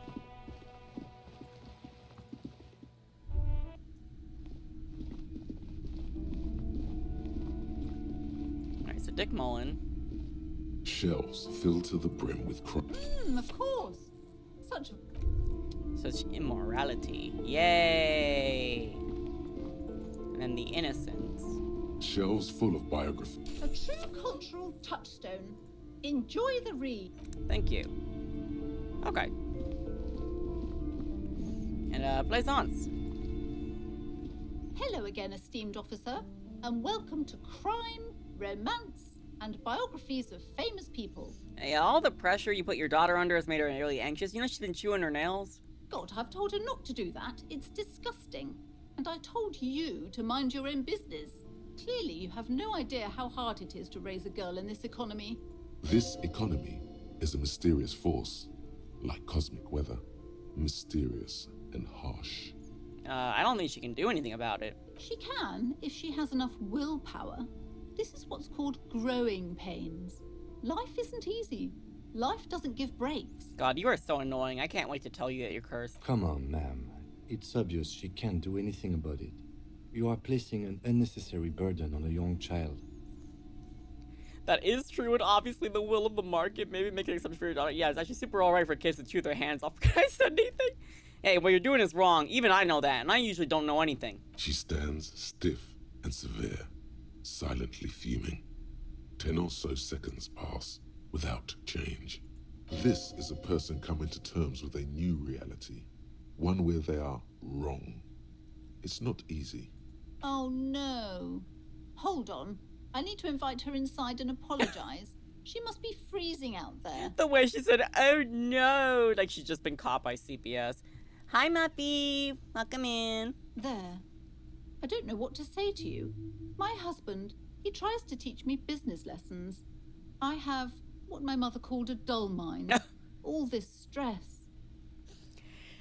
Yeah. Yeah, you certainly do, ma'am. You have a very dull mind. It sounds like both the husband and the mother treat her the way she treats Annette. This lady needs to die, by the way. Yeah, in game, but obviously she's not real. She's not a real person. But yeah, you're like Annette to your husband and your mother. Exactly. Yeah. Oh, well, my mother was horrible, of course. Absolutely perverse energies around that person. But my husband... My husband is completely different, of course. She told me she doesn't go to school anymore. She's been too busy helping me here. So she studied at home this trimester. This is a temporary solution, of course. I assure you, I of all people understand the importance of education. She will be back in school the moment the store takes off. The store is never taking off, bitch. And hell freezes over? Never mind. It's not a good topic to get into. Is this husband Annette's father? Yes. My husband is a successful entrepreneur east of the river. If only he were more involved in the business we're running up here. No matter. Soon we'll both be off for Grand Couronne. What's that? It's a proper place to live. One of the most peaceful neighborhoods east of Jamrock. You may know it for its massive housing projects. Your head feels light and dizzy. A cold breeze caresses your flesh. Something tells me maybe that's somewhere in my past. Hey, what's going on? Monstrous buildings loom over Grand Coudron. A cold wind howls in the empty halls of homes built upon delusions. Why? There is no life in Grand Coudron. No one can afford to live there. Yikes. Most of the buildings are empty at the moment. It's a great opportunity to get ahead of the crowds. Better times ahead for sure. Ma'am, are you trying to bankrupt yourself more than you already are? Your husband's also involved in the bookstore? He made the initial investment. Since then, he's been what you might call a silent partner. Yeah, your entire life sounds like a mess, ma'am. Isn't it an only child? Yes, I'm afraid so. A real treat she is. It would be nice if she had... No, we couldn't have afforded more children, really. Not in this economy. This FinFit play? Of course, yes, this economy. Exactly. This is a FinFit? What is a FinFit play? Oh, like Findom fetish. Okay, sorry. I didn't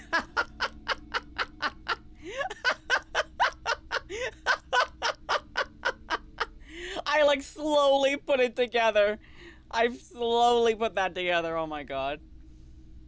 I don't know why. I thought you were talking like a play, like a play that you put on stage, and I was like, what? I'm like, what is a FinFit play? You'd argue it's FinSub, but I don't know. Yeah, Findom, FinSub, financial destruction play. I understand. I get it now. I had something else in mind. The woman looks aloof. Her features much softer. Occasionally, she glances at her daughter's silhouette. Kid, sorry I didn't bring you inside earlier. I didn't realize I could do that. Plaisance, I have something to tell you. I found the actual source of doom. What do you mean, the actual source? Are you here to lecture me about economics again? My investigation has led me to discover a 2mm entropinetic hole in reality that's the source of the doom, both in the commercial area and in Martinez. A what? A tiny hole in reality. It may be connected with Pale, an origin point of sorts. It would explain why historically so many things have ended in failure here in Martinez. Ma'am, what he's saying is true. We found an anthroponetic anomaly in the small Pinewood church down the coast. I don't mean to be an alarmist, and more research is needed, but it's not looking good. But that's not in any of the ancient texts. How am I supposed to protect my bookstore from that? Well, you can't protect it. The Pale or the paint fields. You can't protect it, not against Pale. Close up the shop and try to get as far away from this thing as possible. You can protect it with hope, by refusing to give up. That's what people have done in the past by building a church, a place of worship around this thing. You have to find your own answer. I've spent too long on this quest as it is. God. I'm gonna open up the vote on this one. I don't know what to tell this lady. I care about Annette, but I can't stand this lady. We tell her, you know, there's nothing you can fucking do, or, you know, build something around the Pale, or just, who cares? You would do the second one? Yeah, try to give some hope for Annette. If it was just this fucking lady, I'd be like, get the fuck out of here. Bing bong. You're right, officer. I mustn't lose faith, especially now that Annette is finally settling in at school and making friends. No, we can't just leave. Besides, didn't I have some Sailite hope catchers around Oh here my somewhere? god. I must find them. Everything will be all right if I can just find them. Hope catchers. This fucking lady. This fucking lady, man. This fucking lady. Thank you for your help in any case. You're welcome back here anytime. Farewell for now, book peddler. Hi, kid. Sorry, I didn't know I could bring you inside. I'm sorry, sir. I can't talk right now. I'm very busy with my homework. I have so much homework now. Maybe we should do something new, like a financial play club, and she can charge for people to see her financially wreck herself and humiliate her and drive off the Pale. Hello, you know what?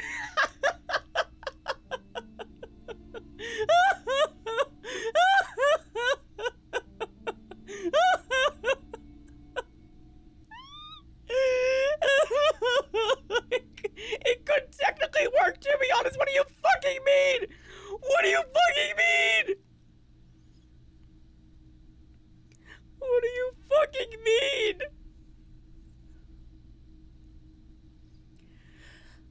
I don't like that. I don't like that. That's actually a sensible answer to you.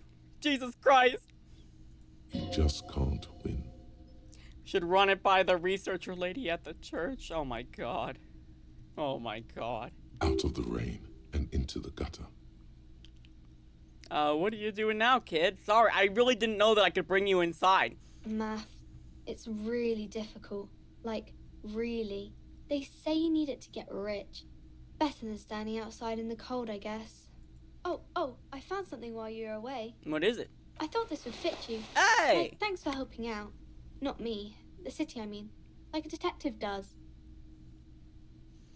Okay, Okay, I get it.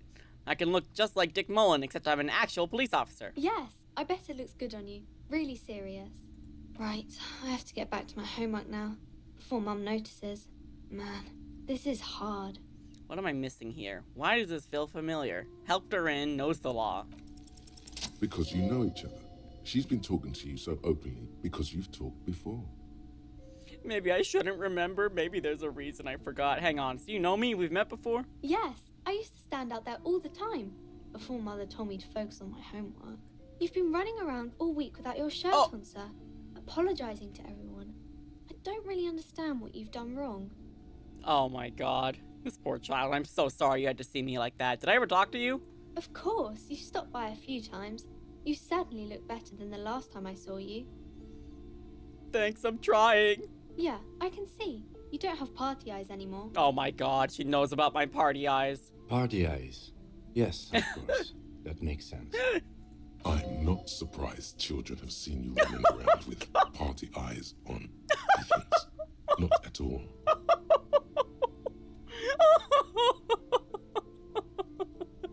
My name is Harry Dubois, and all I do is humiliate myself. Party eyes? You know, like a cat in the dark, all big and wide-eyed. It certainly looks odd on a man. The swiveling eyes of a loony drug addict. That is what she meant.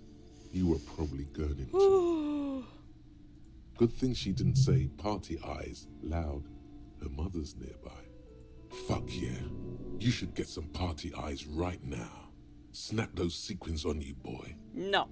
We are playing a clean Harry. She doesn't know what she's talking about. Forget about this. Don't leave us hanging like that, man. Open yourself to the experiences of the world. Expand your consciousness with amphetamines. I shan't. So why didn't you tell me you knew me to begin with? I didn't know I had to do that. Oh. I don't really like this detective deduction game anymore. Alright, well thanks. I learned something about myself today. I'm glad I could help you, sir. Okay, bye. Oh my god. That's fucking funny. Dick Mullen hat. Ooh. Nice, but... Wait, I need my drip back.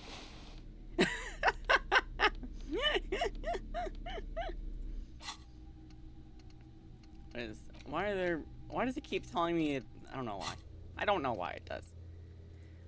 Okay, well. We did that. I'm like, can we give the jacket back to the... I don't want to give him the jacket back. You know what? Fuck that. Fuck that.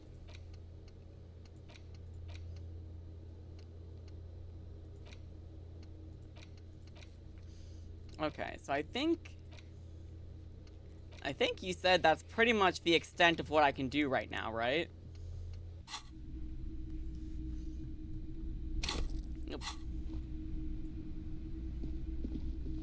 Nope. Ah. No, I didn't board game, actually. Where do I do that? I forgot.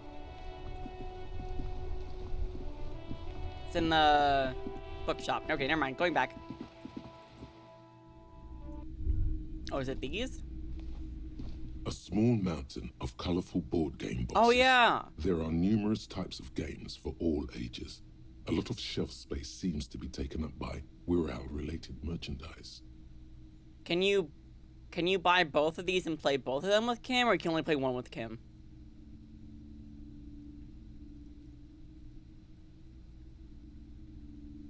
You only remember Suzerain 2, to be honest? Here, let me do a quick save. A small mountain of colorful board game boxes. There are... If you say so, but you better stay away from those immoral occult rituals. Oh, I am getting all into those, baby! Wonderful choice, sir. A wholesome family game. Alright, how do I play this?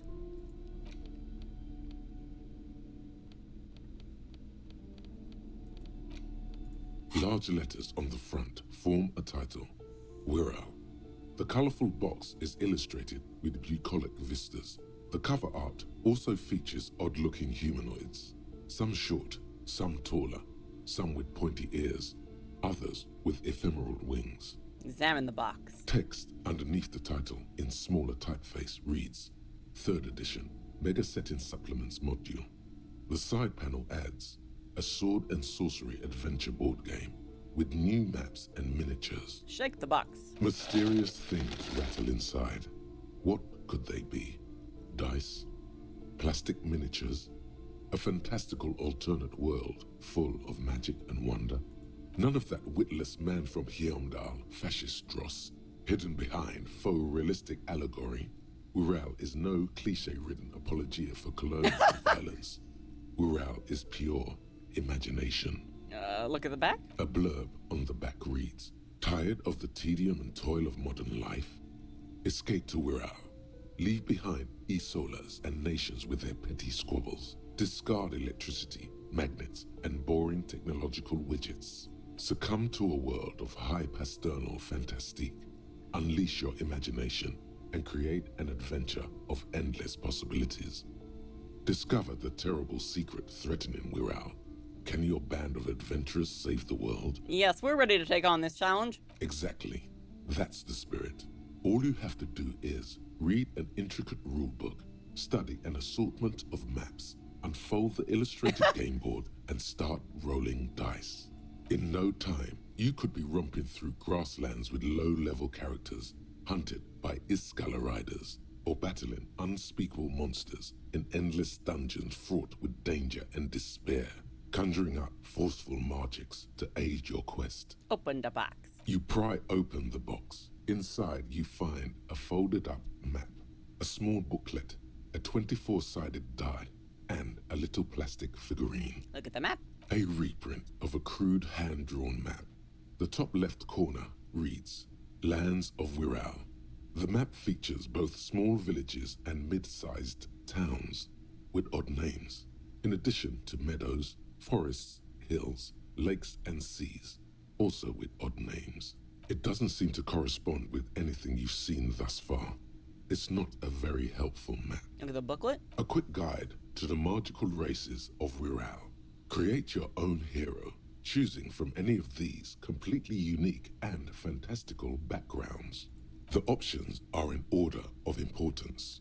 The Welkin, the Tweog, the humans, the fairy folk, and the pygmies. Pygmy! How's the Welkin? The Welkin, tall, lithe, and graceful, with long flowing hair and pointy ears. They're known for being powerful magic users, but can also hold their own in a brawn-driven fight. The Welkin come with a variety of exciting sub-races. High Welkin, Forest Welkin, Lake Welkin, and Snow Welkin. But if you're not feeling experimental, a basic Welkin will always do. And the Dweoger. A grand race of industrious mountain people. Yeah, dwarfs. They're short, stout, and muscular, and enjoy digging for gold and other precious minerals.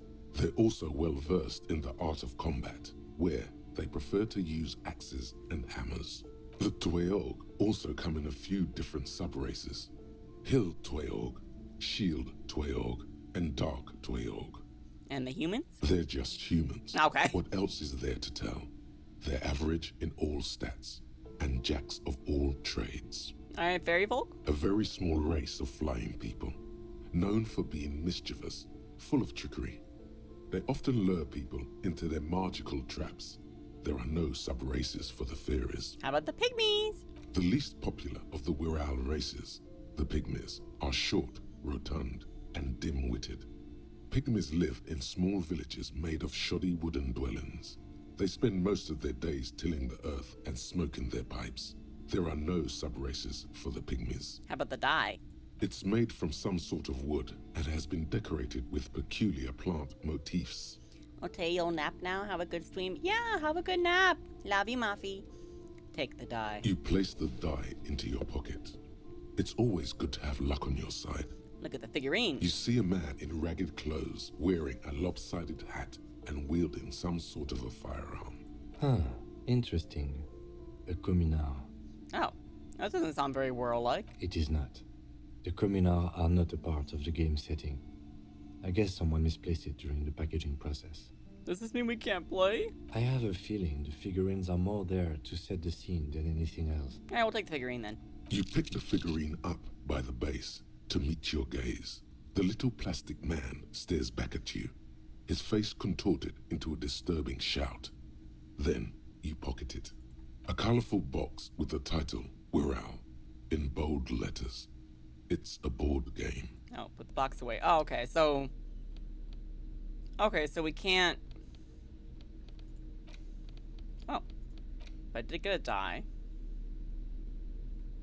Look at the map in the journal to see which white checks have opened. Oh. Oh shit, does this like help with that maybe? And then a little communist figure. Okay, so I've paid $25 for that. Wow. Large letters on the front. You pry open the box. A quick guide. The options, you stuff it back inside. Wow, yes, you can't play it. God damn it, that's annoying. Let's see if the die maybe changed anything though.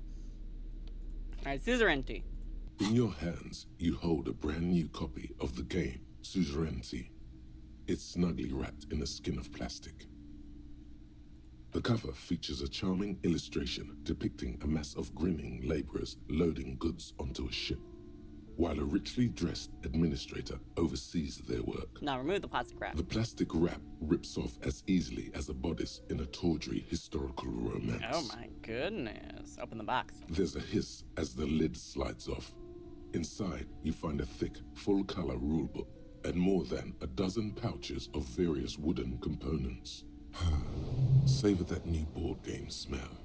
A mix of wood, paper, and ink, all wrapped in the sweet must of cardboard. Read the rulebook. Welcome to Suzerainty, a game of economic strategy for the whole family. The rulebook is sumptuously illustrated and thick as a Gradian novel. Ha! Economic strategy? More like a rapacious plunder and exploitation. The colorful illustrations depict cheerful workers picking apricots, hauling marble sculptures out of crumbling temples, and harvesting a strange magenta-leafed plant. Everyone is smiling. I don't think they'd all be smiling. Keep reading. The instructions are opaque at first, and introduce many concepts you're not familiar with. Fortunately, there are many diagrams and examples throughout. You soon figure out the basic conceit. Each player represents an administrator for the suzerain of Revachol. Your objective is to increase the suzerain's wealth and renown by accumulating victory points. How do you get victory points? That's where the suzerain's vassals come in. The game features 4 vassal nations, each one home to an economically important resource. Each turn, the player collects resources from vassals where they've placed workers. They may then rearrange their workers, fulfill contracts for coin and bonuses, or build structures back in Revachol. As you leaf through the pages, your eye catches on a sidebar labeled Advice for Beginners. Ooh, read the advice. Remember, there are many paths to victory in Suzerainty, but successful players will find one strategy and commit to it wholeheartedly. So, suzerainty basically like civilization? Boring, boring, boring. Tear up this rulebook and commit some old-school atrocities.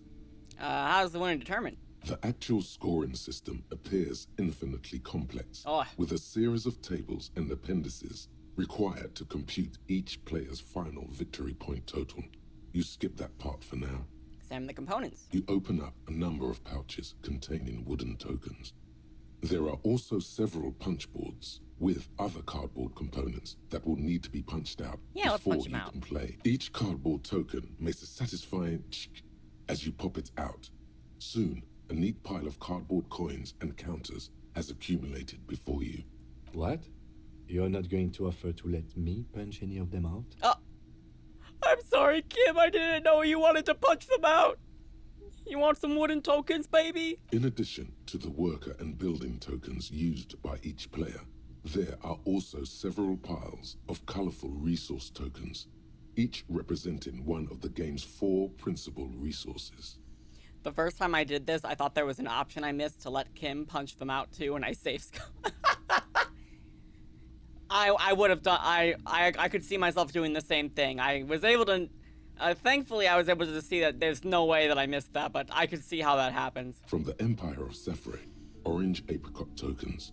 From Ilmarat, the ancestral name of Ilmara, grey marble block tokens.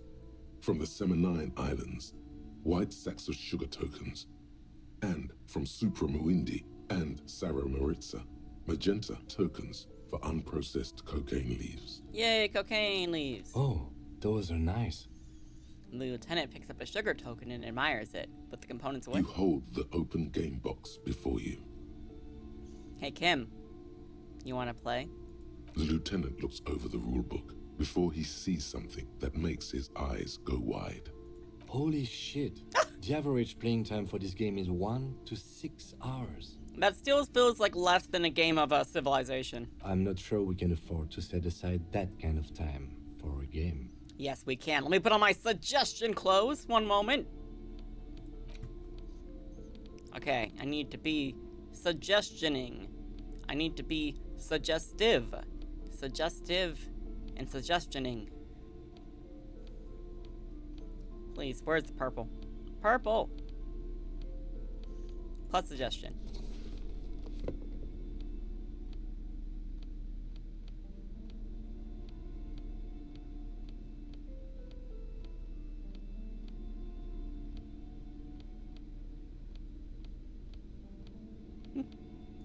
Plus suggestion. But without any minuses. Damn, is that it? I guess that's all the suggestive clothes I have, huh? Damn. I need to put something on my neck. Okay. Alright, Harry. Or Kim, listen. We can totally take time to play this. Yes? Oh, sorry. I have to open up my stuff. Excuse me. The suzerainty box is heavy and slightly awkward. What is detective work if not an elaborate game? You need logical inference, attention to detail, the ability to analyze your opponent's motives. Come on, it might help us think of more creative solutions to the case. I do feel like my thinking has become somewhat rigid.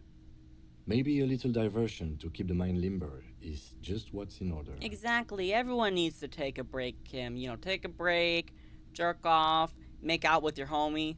See? He's doing the hard work himself. All he needed was a little nudge. Alright. You've convinced me. How do we play? I don't know. I read the rules already. I'll show you. You explain the basic setup procedures to the lieutenant, who seems to be a quick study. You each take your bag of tokens and counters and unfold the board between you. In the center is the crown of Revachon. Radiating outward are her colorful vessels, each one supplying some raw material desired by the suzerain. Apricots from Safre, archaeological treasures from Ilmarat, sugars from the Seminine Islands, and magenta cocaine from Supra Muindi and Sarah Maritza. There's also a neat little log to keep track of your progress in case you need to put the game away and return to it later. The lieutenant goes first. He draws a contract card and moves several of his workers to the Safre territory off the board, and the others to the Seminine Islands. Alright, detective. Your turn. You have a few options available to you. Will you try to fulfill contracts right away, or rearrange your workers to maximize production on future turns? Remember what the rulebook said. You'll want to choose a strategy early on and stay committed to it. Ooh, okay. And let's see. Let my workers rest for a while. What? It's the very beginning of the game. What? Your workers haven't even done any work yet. Oh, I forgot. Okay, well, make them work a little, but not too much. That's more like it. You produce a handful of archaeological treasures and a smattering of other resources. Meanwhile, the lieutenant spends 2 of his sugar and 1 of his apricot tokens to complete his contract card. He is rewarded with 4 coins and a round wooden token that he places in the center of the board. That's a market. It's worth 2 victory points. Kim, can I do my first turnover? I think I messed up. Come on, detective. Don't be a spoil sport. You'll have plenty of chances to earn your own points. No, you're right. All right, glower silently.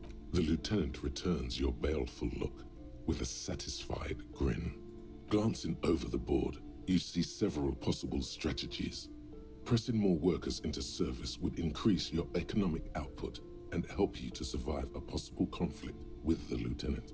Or you could ignore your labor supply and focus on fulfilling contracts for points and resources. What do you do?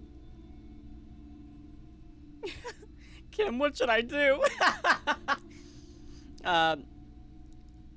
Let me try doing an opposite let me do an opposite strategy from Kim. Using your powers of persuasion, you convince more workers to join your cause. After several turns, your worker tokens greatly outnumber the lieutenants. A vast army of expendable labor is at your command.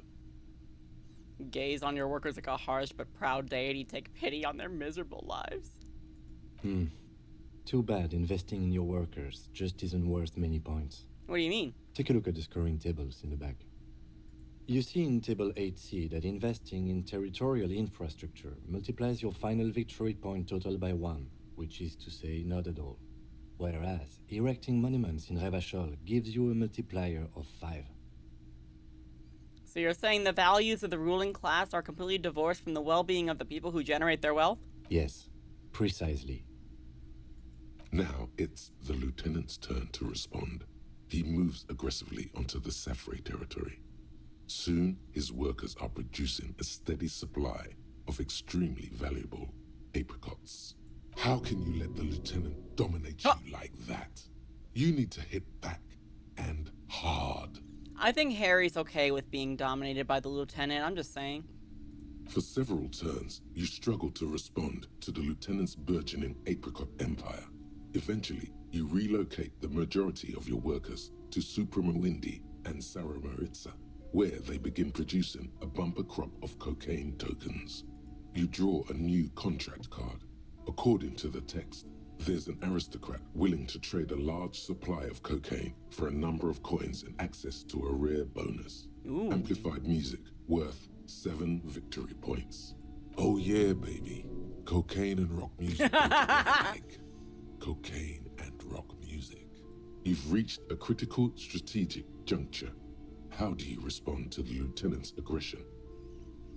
Rock and roll, baby. Go for the contract. Give back to the workers. Attack the lieutenant. His resources. I'm gonna lose if I give back to the workers. Rock and roll, baby. It takes several turns, but you slowly begin accumulating the cocaine necessary to complete the contract. When you do, it practically rains cardboard coins on your side. Feels good, doesn't it? But you know what would feel even better. Winning the game? You're gonna say drugs, aren't you? Drugs. Specifically uppers. Speaking of, aren't you supposed to be looking for some right about now? Not in this run.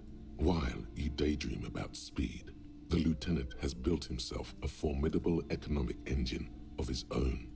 The end game is upon you. How will you spend the vast resources you've acquired for the glory of the suzerain? Flipping through the manual, you find the most expensive structure in the game, the Revacholian victory column, worth 12 victory points. If you can successfully build it, victory will be all but assured. Alternatively, you could try launching a trade war to crush the lieutenant's economy, or you could blow all that money on a public education system for your worker tokens. The choice is yours. Ooh. You know what? I'm gonna open up the vote. I'm gonna open it up and see what we think. The victory column. Oh, you want me to do a trade war, huh? You want me to do a trade war, huh? Alright, it's on, Kim. Cocaine versus apricots.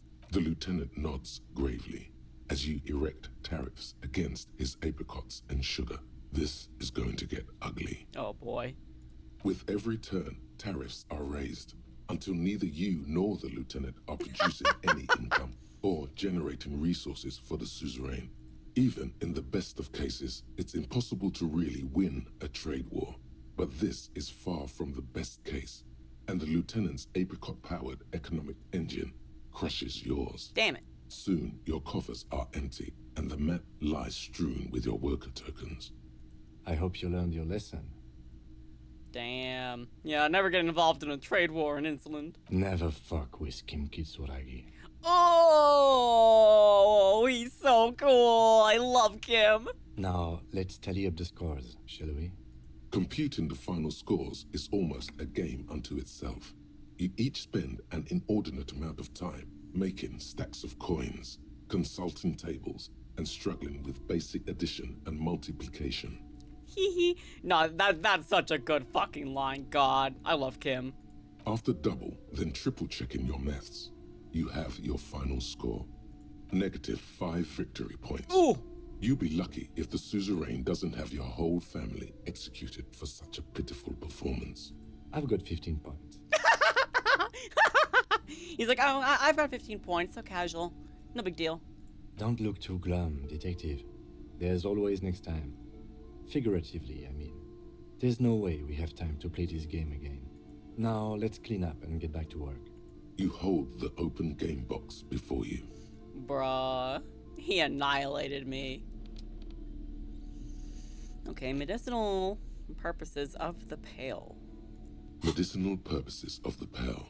The cover of this heavy tome features a number of esoteric symbols. Flipping through the book, you find a number of sections on the general benefits of the Pale. A large pharmacopoeia makes up nearly half of the book. What's a pharmacopoeia? You come across the following explanation. While modern pharmacopoeia are continually updated by so-called experts based on the results of clinical trials, readers will find assembled here the timeless wisdom relied upon by generations of traditional Seolite medicine practitioners, Mesk mystics, and Ilmaran folk doctors.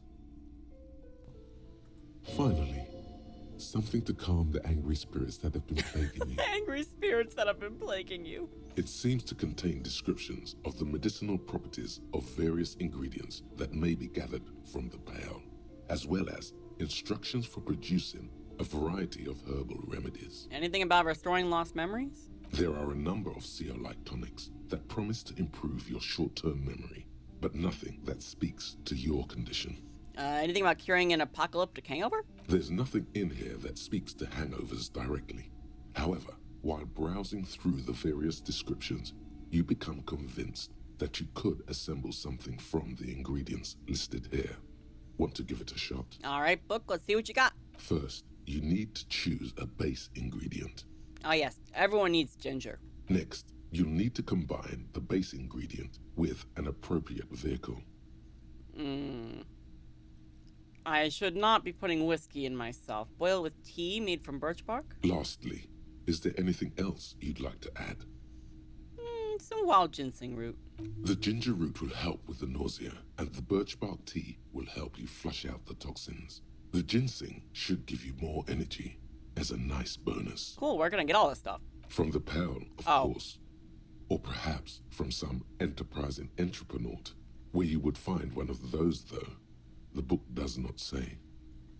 Interesting. Well, open the book. Flipping through the book, you find a number. Have you taken any walks through the Pale recently? General health advice. Yes, twice a week. And on your walks, do you stop to meditate on the nature of your being? Totally. Every time. Good. And when you meditate, are you in the nude? Oh yeah. buck naked. Excellent. Free your body. You long to feel the cool breeze tickle against your inner thighs and midriff. What about your junk? Well, yeah, on your junk too. Hell yeah. Your genitalia are the site of your most important erogenous zone. It's vitally important to aerate them in the pail. I need to aerate my genitalia in the pail like a fine wine. A note of caution, however.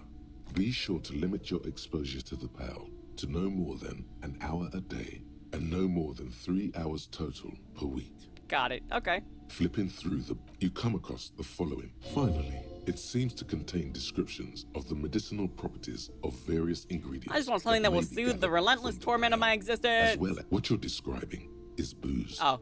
You don't need any herbs for that. Okay, enough of that. The tome seems to get heavier with every passing minute. Maybe another hangover cure? Very well.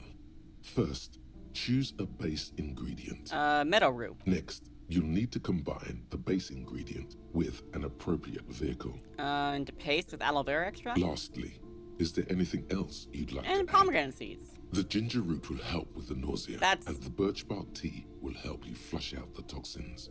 The ginseng should give you more energy as a nice bonus. That is not what I chose. Okay. You closed the book. Alright, how about The Greatest Innocence? The Greatest Innocence by João Paulo Salomão Lopes de Fuego.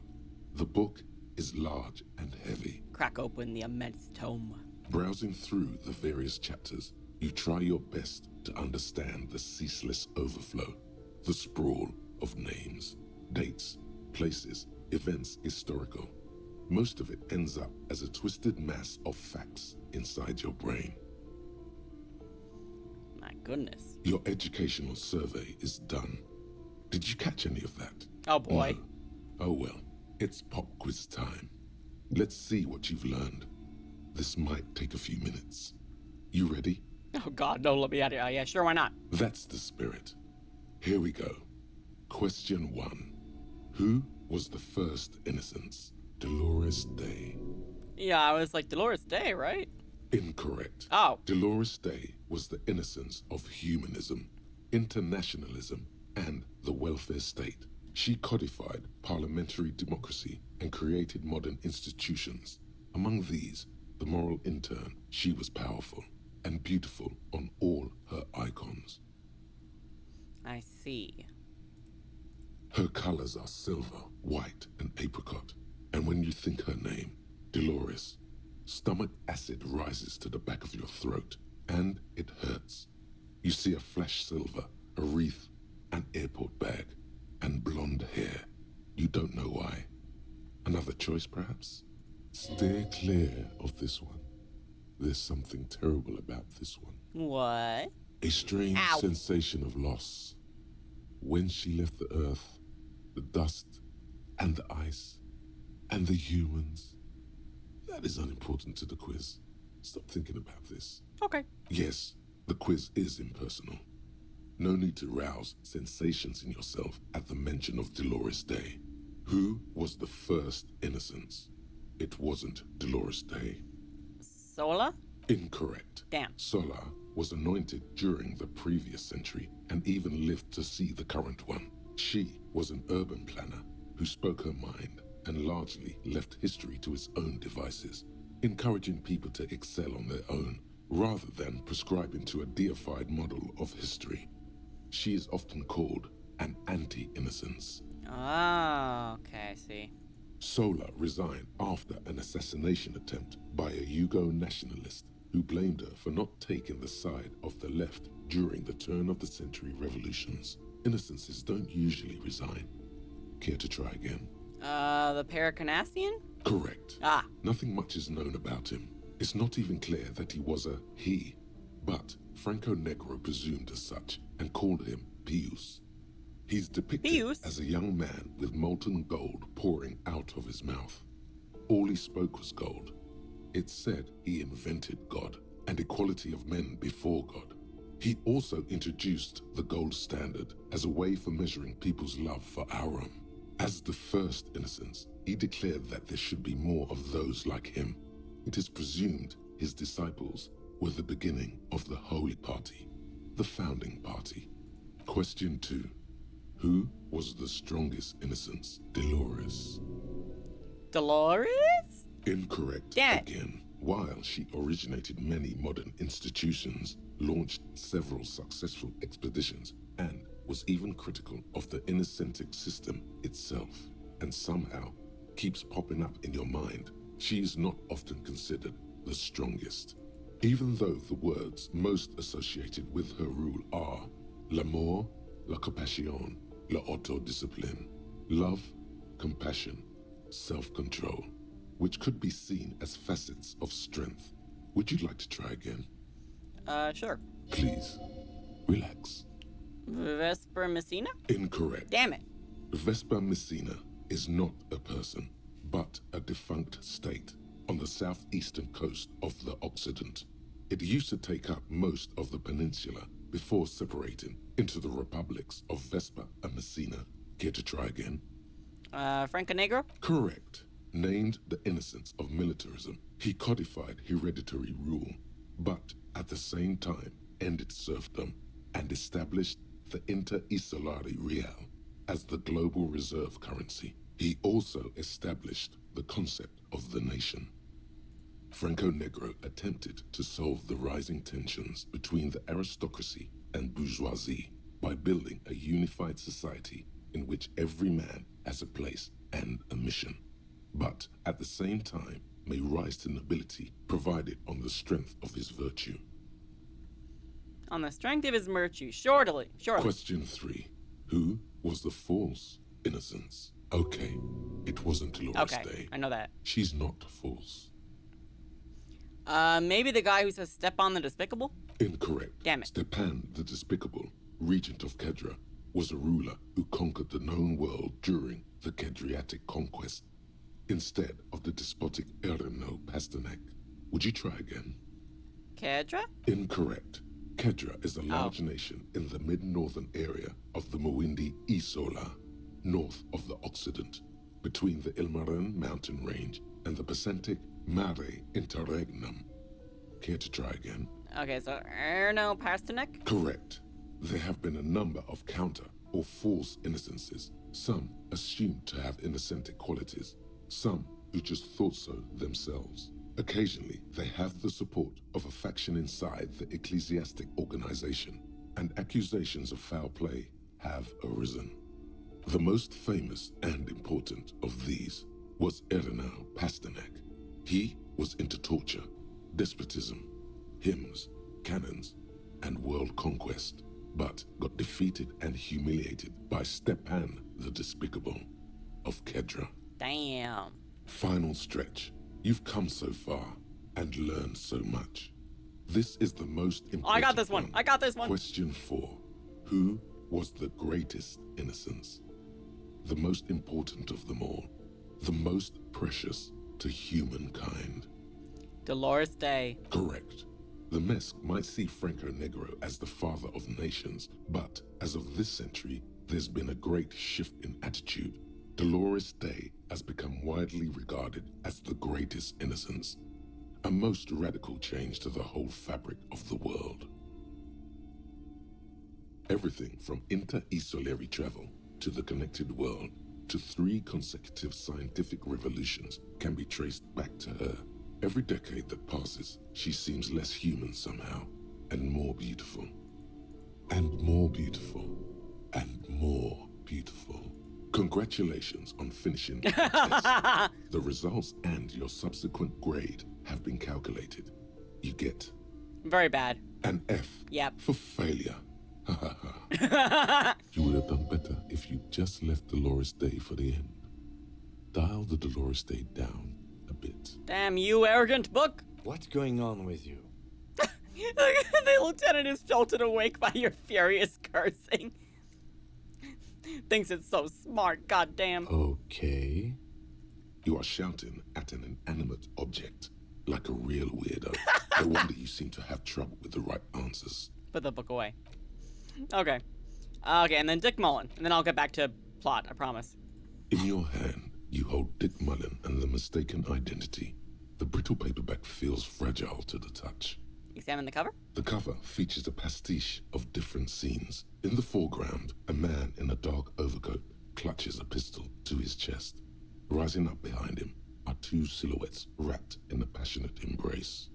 The tagline reads, Detective Dick Mullen must prove his innocence after an old friend is murdered by someone who looks just like Dick Mullen. That seems to sum up the premise nicely.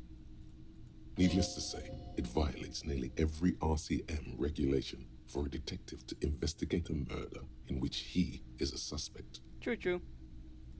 Are you really reading that, detective? I really need to know who this Dick Mullen guy is. Good luck finding it. He's not much of a character, I think you'll find. Just a stand-in for the reader. Okay, like every main character in like so many anime where they're just like, I'm just a normal, boring guy and all these women love me for some reason. Anyway. The story opens with a knock at the door. Detective Dick Mullen is greeted by an old friend, Charlie Spillane, who's come to Mullen to ask a favor on this dark and cold night. Spillane needs Mullen to drive him in from Vespa to a small town along the Elysium coast. Despite his friend's apparent agitation, Mullen does as he's asked, then returns home, where he passes out drunk, as he does most nights. Now that sounds like Harry Dubois. An extremely unprofessional and hurtful stereotype that's offensive to all upstanding officers of the law. Well, good thing I'm not an upstanding officer of the law. But also extremely accurate in your case. Exactly. Hey, look, I can't judge. 2 days later, Mullen is arrested by the Vespa police and charged with the murder of Charlie Spillane. At his interrogation, Mullen learns that Charlie Spillane was shot in a bar in the very town Mullen dropped him off in by a man matching Mullen's description. Desperate to clear his name, Mullen manages to convince the Vespa police to release him for 3 days so that Mullen may solve his friend's murder and prove his innocence. The cops release their prime murder suspect so he can find the real killer? Are you shitting me? What's the matter, detective? I don't know who's writing this shit, but I get the feeling they aren't experts on homicide investigations. The lieutenant shrugs, resigned to the idea that his profession will rarely, if ever, be accurately represented in art and literature. It's funny because this game is a form of art and literature that is representing his profession. They're not shitting you, detective. This is what the writers think passes for police procedure. Okay, so Mullen didn't do it. Of course, Mullen didn't do it. That's the whole premise of the book. Anyway, Mullen returns to the seaside bar where Spillane was murdered and meets a beautiful, mysterious woman named Diana Denerva. Alright, now it's getting interesting. Denerva reveals that she was Spillane's lover and that he was mixed up with a local amphetamine smuggling operation. As soon as Mullen begins pulling at strings, the whole conspiracy begins to unravel. Not only is the local police captain in on the amphetamine ring, so is the son of a powerful politician and a strung-out art collector named Torvald, each of whom has his own reasons for wanting Spillane dead. Tell me about the corrupt police captain. Outwardly, the old police captain is a real law and order crypto-fascist, a barrel-chested man who's beaten his share of suspects to pulp. But he's also dirty and increasingly paranoid that someone's going to expose his role in the drug ring. He would certainly have the motive and the means, but the captain walks with a noticeable limp from an old war injury. Is it possible that he was able to conceal it long enough to commit the murder? Only with the politician's son. A typical privileged twat. In all likelihood, he's just in over his head. He does bear a personal grudge against Spillane, though, a former prosecutor who nearly brought down his father's administration. The kid doesn't exactly have Dick Mullen's manly build, but he is the correct height, and while interrogating him at his home, Mullen did notice a certain overcoat that looks suspiciously like his own. And how about that art collector? Torvald, the art collector, is a strung-out mess. Frankly, it's hard to imagine him holding a pistol steady enough to actually hit someone, let alone plug them 3 times in the chest the way Spillane got did. Unless he's faking being a strung-out mess. That said, Torvald and Spillane have a long history, and while interrogating him, Mullen discovers that Torvald was once involved with Deanna Deneuve. Could it be that this is all over a sordid love triangle? Let's get on with the story. One evening, Deanna Deneuve comes to Mullen's hostel room in tears. The two of them drink half a bottle of vodka, and soon they're seeking comfort in each other's arms. Yes, comfort and pleasure. The warmth of another human's touch. The burning taste of liquor on her full, sweet lips. Well, that testimony won't be admissible any longer.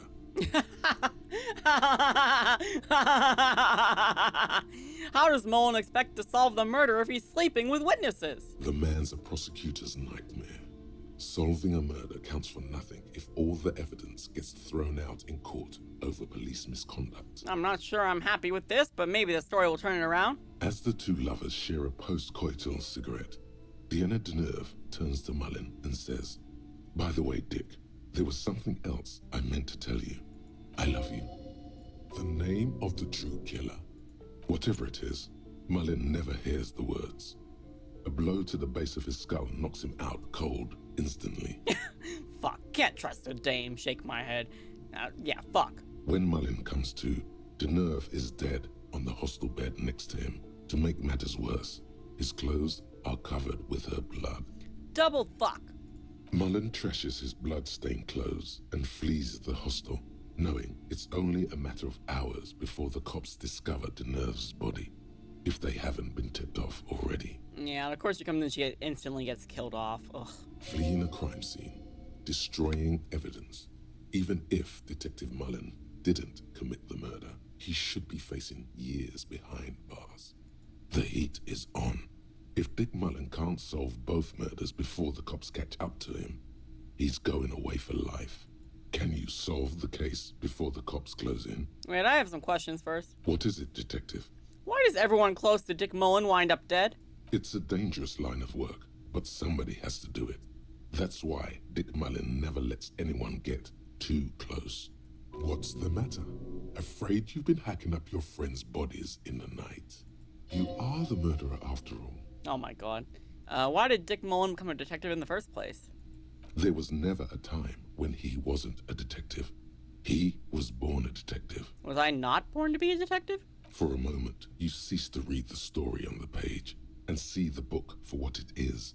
A collection of brittle, cheaply printed pages held together by glue made from the hooves of horses. From nowhere, you hear the screech of sneakers on a waxed floor, and you feel the burn of rope against your hands. Are these figments of some other life?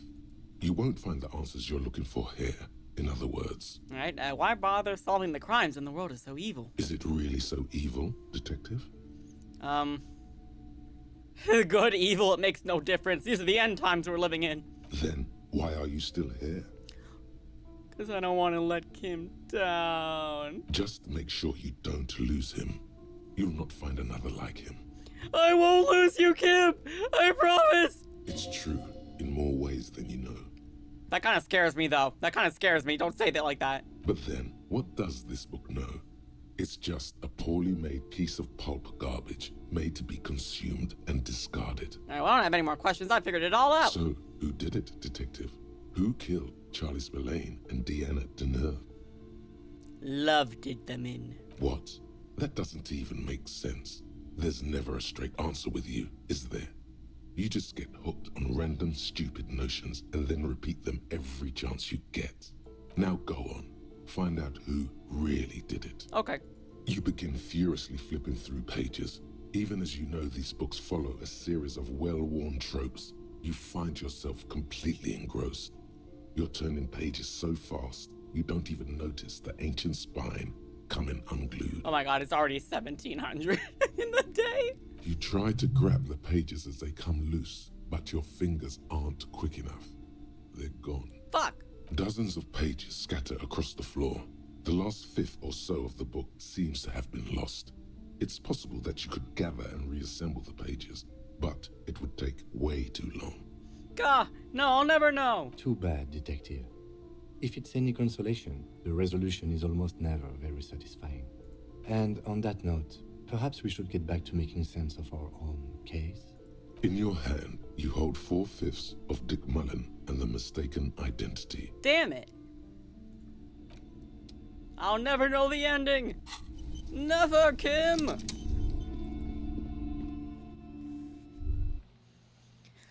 Oh, okay. Well, thank God the kid is inside. Shouldn't I try to get my gun back though? Well, mirror impossible, stained glass window, encyclopedia medium. Okay, yes, there's a bunch. I mean, to be fair, I guess the game doesn't, the game does not end. Oh yeah, Steban.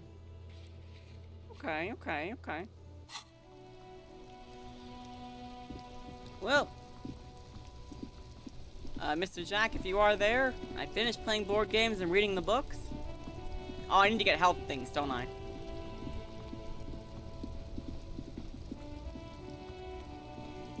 Yeah, because right now I have like 2 health pills and 1 morale pill.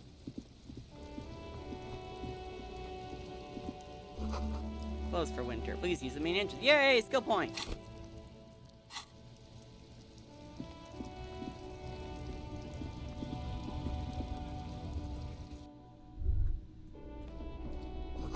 The yellow roses in the window. Those aren't the flowers that were left for Clausia. Oh yeah, I still have to talk to her. Hi, Bunny. A small cabinet on the wall is filled with various medicine bottles, nasal sprays, and blister packs. They all bear the Saint Baptiste Pharmaceutics logo. Okay, 90, 99, that would be 270. Wouldn't it be more efficient to get this then? Okay, here. I hope Saint Baptiste makes you feel better or something. Thank you. Some Okay, here. I hope. And some Okay, here. Okay. I hope Saint Baptiste makes you feel better or something. Thank you. Alright, let me see if I can talk to Clausier about her documents.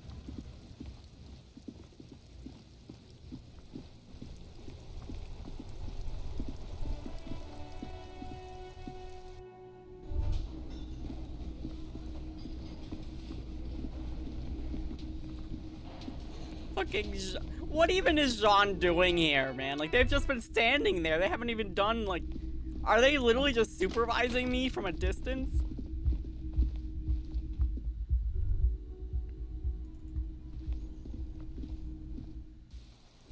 Alright, Clausia. You told them to fuck off. Oh, I guess I did. Officer, what brings you up here in the rain? I found your buoy. It was empty, just seawater. Oh. Did you take the document? No, of course not. As I said, it would have been too risky for me to use those documents anyway. My employer gave them to me. In truth, I should have destroyed them. I'm afraid you may be in danger. Yes, I am. Regardless of who took the documents. It was probably just an accident. I was worried I'd been too careless with the latch. The documents were probably just washed away. The words, washed away, sound distant and strange suddenly. Somewhere far away, a dog barks. Alright, well. Good talk, Clausia, good talk.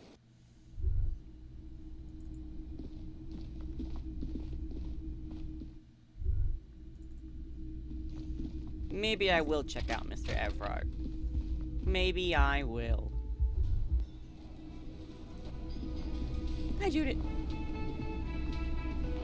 Yes? What is it? Are we from the same police station? God damn it, you leave her alone. Keep your weird bullshit to yourself and be professional for once, for fuck's sake. Can I actually help you with something? Yes, of course. Preposterous. Funny. I mean, you would remember if they were, right? Yeah, totally. Who forgets their squad mates? Hey, are you with That's him? not possible. Of course I'm with him. Why do you ask? You look cute together. He's an asshole. He seems like a cool guy. Well, he's not. He's a sack of shit barely kept together by crazy glue. But at least he tries, unlike you. Damn. Please, let's not turn this into another exchange, okay? Okay, goodbye. Again? I can't believe this shit. Alright, see you around. Bunny. You're not gonna find anything you want up there, Bunny. I moved it. Bunny, my cat. Well, maybe I'll check on Everard and see. That was one. I mean, that was like one of the. It was like, oh, it's like we haven't fully talked to Everard. We need to get our hands dirty, and I'm like, do we though? Do we need to get our hands dirty? Actually, this way. Am I smart enough for this yet? The file cabinet stands steady as ever, and the unlocked drawer slides out. The drawer slides. No, I'm not.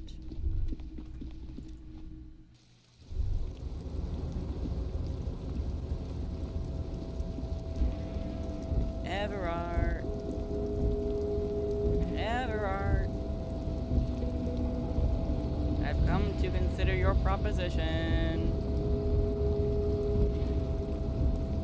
At the very least, say hi.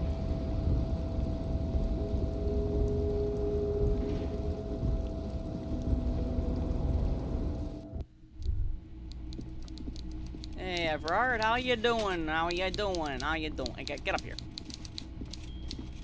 Hi, idiot. Why'd I call him an idiot? Mr. Dubois, a pleasure as always. You don't have to sit down this time, since you've already sat on that chair. Okay, so I don't I still don't need to open that door. Is that correct?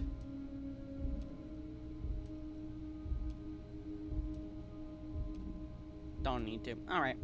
I'll leave that be for another time, Everard. Maybe another playthrough where I'm being a dirty, dirty cop and not just one who, you know, takes it easy on people, but I actively do dirty things.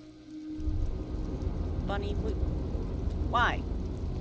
Why must you knock those over? I walked over here for no reason then. I think you told me that anyway, but I was like, no, like maybe, and like, no, there was the only other option was the door. That's okay. Bunny, why you knocking things over? Why you knocking things over, Bunny? You know.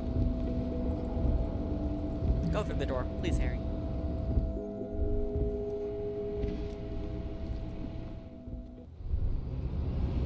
Hello, Bunny.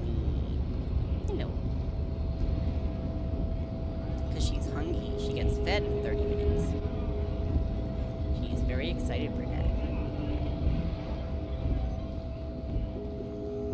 Alright, well, I guess that means it's Ruby time?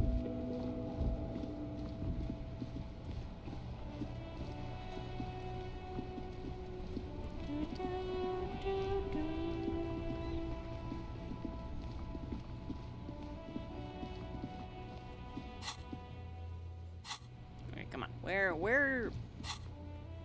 Why is it like there's like 1 pixel or something where that allows me to, yeah, to travel? God.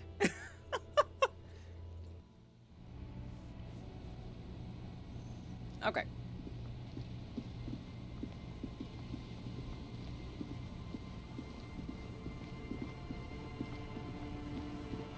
Oh wait, no. I need to be on the ground anyway.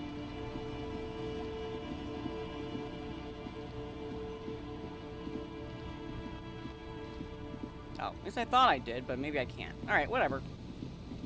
Do it the old-fashioned way. Do it up here. Go up here.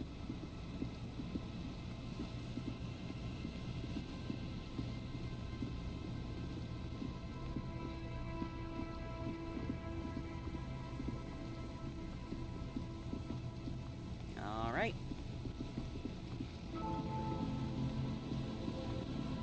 Well, Kim, you ready for what might happen? I'm not.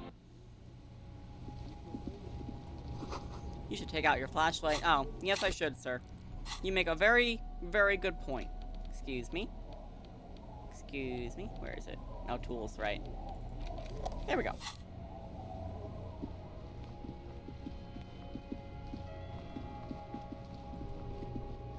What clothes am I wearing right now? A suggestion.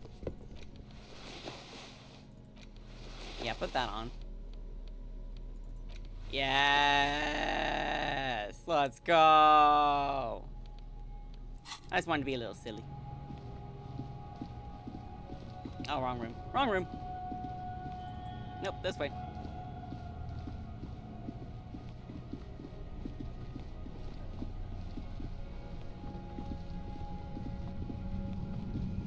I think I'll just double check. Ruby on the coast, find the jacket. I mean, I did, but it's mine now. I'm not smart enough for that. Don't have time for that yet. Not smart enough for that. Okay. So quick save and then a save. All right. You ready for what might happen, Jack? I have no idea what might happen. Ooh. Feels strange. A concrete pipe buried in sand and dust. Ooh, money. More money. Suddenly, your entire body is paralyzed. What the fuck? A white noise fills your skull. A strange pain, like you've never felt before. Through the static, you hear a woman's voice. Also, hi, Sizzling Seal, welcome in. Sorry, I'm very thrown off by what just happened. I should have explored more below, I think. Jesus. It's like 1,000 radio stations are being blasted into your head all at once. But her words are the only ones you can make out. I know you're feeling pretty uncomfortable right now. Don't move too much or fight it. That'll just make it worse. Okay. Can't say it's a pleasure, officer. I was really hoping not to make your acquaintance. But here we are. Here we are, indeed. The voice coming through the whirlwind of pain is not malicious. She doesn't want to hurt you, but she has to. Yo, this is sick. What the? Doesn't wish to hurt you. Not according to your ear canals. Wait, no. Not even your ear canals. This is going directly into your neural pathways. It's like, no. Oh. Also, nice Iron Mouse emote there. She said not to fight it, so I shouldn't cover my ears. That's an awful... Ow! Why would you not want to shield yourself from it? It's an entirely new type of experience. Way worse than all the previous ones. Yo, this is fucking sick, though. Don't focus on the pain. Focus on doing your job. Tell her she's under arrest. Help, Kim, help! My brain's on fire! The lieutenant clutches his head as his eyes roll back into his skull. Oh, AO? I'm using a pale latitude compressor. You and your partner have been caught in its field. This is the effects of a pale. The explosion of static you're hearing is the ULAN frequency, blasted from that pale emitter that Angus mentioned. I saw your equations. It's the ULAN frequency. Saw my equations? You've been sniffing through my lorry, right? I expected as much. I am a bit surprised you knew what you were looking at. You know, if we're trying to look at this in a good way, maybe like it's just like we're listening to really cool music and me and Kim are headbanging, and we're like, oh, hardcore.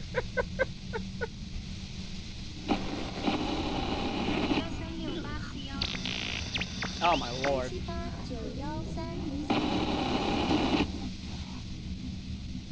Well, you should probably check on Kim. It doesn't sound like he's doing all too well. Kim, are you okay? Right behind you, officer. Eyes closed, the lieutenant is doubled over. He's still alive and breathing. A pale latitude compressor is used to sort of make the pale more manageable. With a lot of these, you can force a radio signal grid on the pale, literally crunch the distance across it. Signals are relayed across a series of repeater stations fixed to buoys. Not a fun job manning those stations. All alone out there in the pale, people lose their minds in just a few years. I can see why. So, what we are experiencing is a concentration of radio waves. Precisely. This is an industrial strength paraboloid. It's meant for forcing dimensions on something that doesn't have them. Needless to say, the frequencies used are out of this world. And that was something that Suna was saying, trying to force dimensions on something that doesn't have them. At the upper limit is the large prime number generator station. It's used specifically for pale latitude compression. That's why you may be hearing some numbers. But you might also hear, or think you're hearing, local radio chatter. She's been holed up in here for a while with no one to talk to. Keep her talking, and you just might get an opportunity to break you loose. How'd you get your hands on this thing? I built it myself. She nods towards her torture device. And she's proud of it too, as she ought to be. This is way beyond your ability. For real. That's illegal. I'm guessing it's patented. But we are beyond that, aren't we? We're very beyond that, Kim. Oh yeah. Way beyond. She studies her death ray and the law officials trapped in it. Have you experienced the compressor yourself? Yeah, I stuck my head in there before using it on you. It seemed like the ethical thing to do. Can't say that I enjoyed it. The field was weaker, but I can imagine what you're going through. Will I stay like this forever? No. Once I shut down the compressor, the pain will end. It may take a few minutes for you to steady yourself, though. It's a bit like waking out of a very confusing dream. Oh.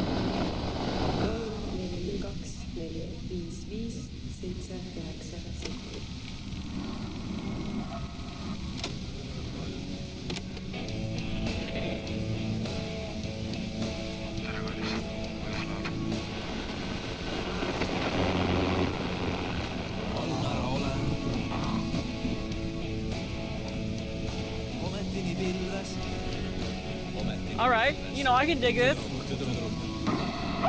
Oh.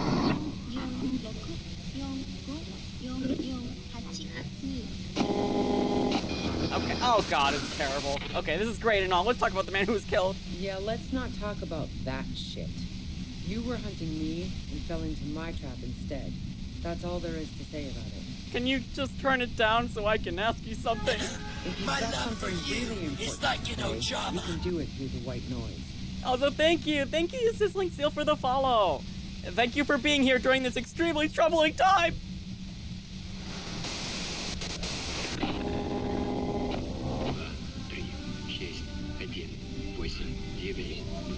Bro, is this what hell is like? You're looking for a deal with my mattress.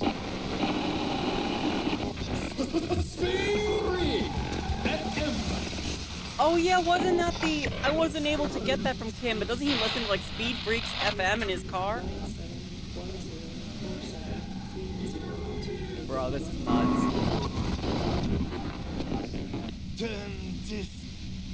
God damn it. Yeah? You regard us with sudden sympathy? Fine. If you really want to talk, I can dial it down. I've also got a gun, by the way. Okay. She steps reluctantly out of the shadows, the pain less. The gun she's carrying is a 2-barreled front loader, not like the murder weapon. Okay, different weapon. Well, it doesn't feel much better, but she can form sentences now. Thinking doesn't seem to hurt as much. Okay. Let's try to let's talk. Let's talk. Just keep her talking, and you'll get through this. Oh shit. I can't change my clothes to change my pain threshold. Hey, so this is why it would have been really bad to do the red checks fail thing, huh? Huh. Not the gun emote. Hey, how did you know we were coming? I heard you in the passages, and I've been preparing for quite a while. By hiding bullets under floorboards? So you found my shack, huh? I'm not surprised. Her tone is bitter. She thinks she's been betrayed. She didn't rat you out, by the way, Isabel, the washerwoman. So nice. That's one knife I didn't want to find my back. Preparing for the worst? I was. Before I caught you in the pale latitude compressor. I'm fine now. Oh, well, I'm glad you're fine. I'm not! It was dark in the shack. The waves outside had calmed down. She looked at the loaded gun. Then she cracked the barrel open and took the bullet out. Not today. Did you shoot Lily? No, I didn't do it. I only helped stage the lynching. Though I doubt that makes much of a difference to you. Then who fucking shot him? Who ratted me out, by the way? Was it Titus? No, he wouldn't have broken first. Your girlfriend? Your girlfriend? Bro, are we in the LGBT? I'm part of the homosexual underground. You can trust me. It was your girlfriend. She cracked. Nah, She didn't crack. She's a survivor. If she told you anything, it was to save herself. But she couldn't have known I was on the coast. How did you find me? Titus told me. It took some convincing. Oh, fuck. Took some convincing my ass. And those guys liked me, I know it. This is what happens to people whom people like. A dull despair is creeping into her voice. How the fuck did the rest of you get by? What? Wasn't it you who called me the human can opener? It's not personal. I opened them up. I did, didn't I? Now you've come for me. Fuck them all the same. That did make her forgive them. A little. I do it by asking questions, and I have some for you. Like what? I already told you I didn't do it. Okay. Would you say that Lily was a likable person? I didn't like him. Hardened mercenaries aren't particularly likable types. Did you feel protective of the Union? Yeah, sure. And I didn't like Wild Pines sending in those foreign hirelings. Me and a fuck ton of other people around here. She didn't hate him, okay? Hey, you don't feel sympathy for mercs? It's hard work. Plenty of broken people who don't come with that kind of body count. Besides, they're paid well for what they do. I guess you make a good point. I have other questions. I'm listening. You have an alibi? Man, I was with the boys the whole night. I hope they at least bothered to impress that upon me. They were 10 minutes they couldn't account for. You mean the length of a toilet break? That wouldn't even have been enough time. Our investigation has shown that the 15 minutes was just enough time to commit the murder. Wow. Now I'm curious. Please, explain. Play pinball much? No. Not since I was 14 and hanging out in the only diner in Dardun. Haven't been into low-risk, no-reward games since moving to the city. Why? There are some mysterious pinball machines in some pretty mysterious rooms in the whirling. Yeah, and probably some ghosts from the time of the suzerain. I'm not really interested in supernatural mysteries. What kind of mysteries interest you then? Not murder mysteries either, if that's what you're thinking. She looks you in the eye, impassively, making it clear that she's not planning to comment on What about elevators? Do you like elevators? The fuck do elevators have to do with it? Do you or don't you like elevators? Not particularly. Not even quaint old rickety ones? I'm not really into old shit for old shit's sake. God damn it! Okay, sorry. Sorry, Kim. Hey, there's a secret way from the ground floor to the whirling roof. Don't know it. But also, the shot couldn't have come from the roof. Or we would have all heard it downstairs. She has a point there. Yeah. No one mentioned. That's true. That didn't go super well. You've got to lay something better on her. You have a gun. And? Where'd you get it? The gun store. What gun store? Trigger Happy Jacks. Really? That doesn't sound like the name of a real store. What did you think? That I'm going to squeal on my gun supplier? Sorry, I'm not that kind of gal.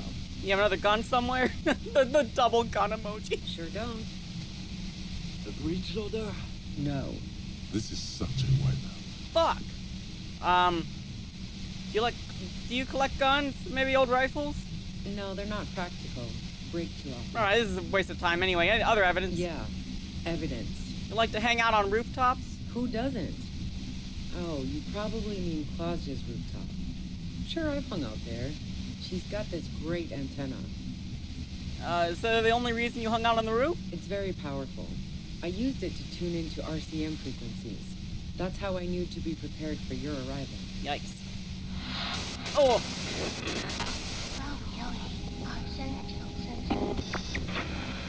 Oh, is that the only reason you hung out? The view's pretty bomb, too. But you might say the antenna was the main attraction there, yeah. Along with Claudia.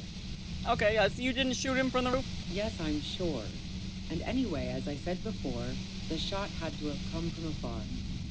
Did you leave any flowers for Claudia on the roof? No. Gifts of flowers and candy aren't really my style. Not even wildflowers? Maybell, for example? Nope. But Claudia was mourning. I never did understand why, when someone dies, a hothouse worth of flowers has to die too. Look, I don't have a reasonable explanation for it, okay? It's culture. Anyway, you didn't leave Maybell's. No, I did not. Okay, well, you're running drugs for the union. I've been through your lorry. So, Heart of Gold Tommy fucked me over too. Never trust a musician. That really comes as a blow to her. No, he didn't. I found my own way in. Okay, great. You got into my lorry on your own. What now? You're going to arrest me for drug trafficking? Beneath it, she's relieved Tommy didn't betray her. You had a financial incentive to kill the merc. Man, it's to get away from all that murderous shit that I left Jamrock, my previous employer, for the union. It's okay, Kim. Withstand it. Endure. I got lucky being a dispatcher. Never had to do any of the really dirty work myself. This gun has only been used for self-defense against serious scum. Turns the knob down just a millimeter. There. It's going to be easier to reach the machine now. But you're threatening us with it. Based on what I've heard about you, you are serious scum. Okay, I can't deny that from what I've also heard about myself. There's a sinister note in her voice. Even with the gun and the compressor, she's afraid of you. I have that effect on people. Anyway, let's take a step back. Yeah? Where? More questions before doing anything. Okay. Who killed the merc if it wasn't you? How should I know? As I keep saying, he already had a bullet in his head when I got to him, and there hasn't been any useful gossip over the radio. Bro, how does somebody just shoot somebody and nobody knows? Those rings around her eyes, her tired voice. She's been staying up late, listening in on the conversations crisscrossing Martinez. Police radio? You've been following the case? Oh no, does that mean she also heard me crying to my station about how I don't remember anything and I need help and I want to go home? Who hasn't? You know, I can still see him there, in Claus's room, lying on his side.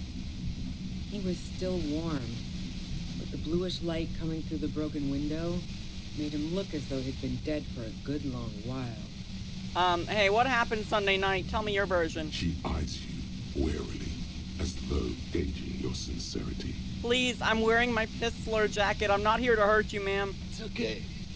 We just want to... All right, don't kill yourself over it. I was shooting the shit with Hardy and the boys over a few beers, like always. Then Klasia comes in, all pale and shuddering.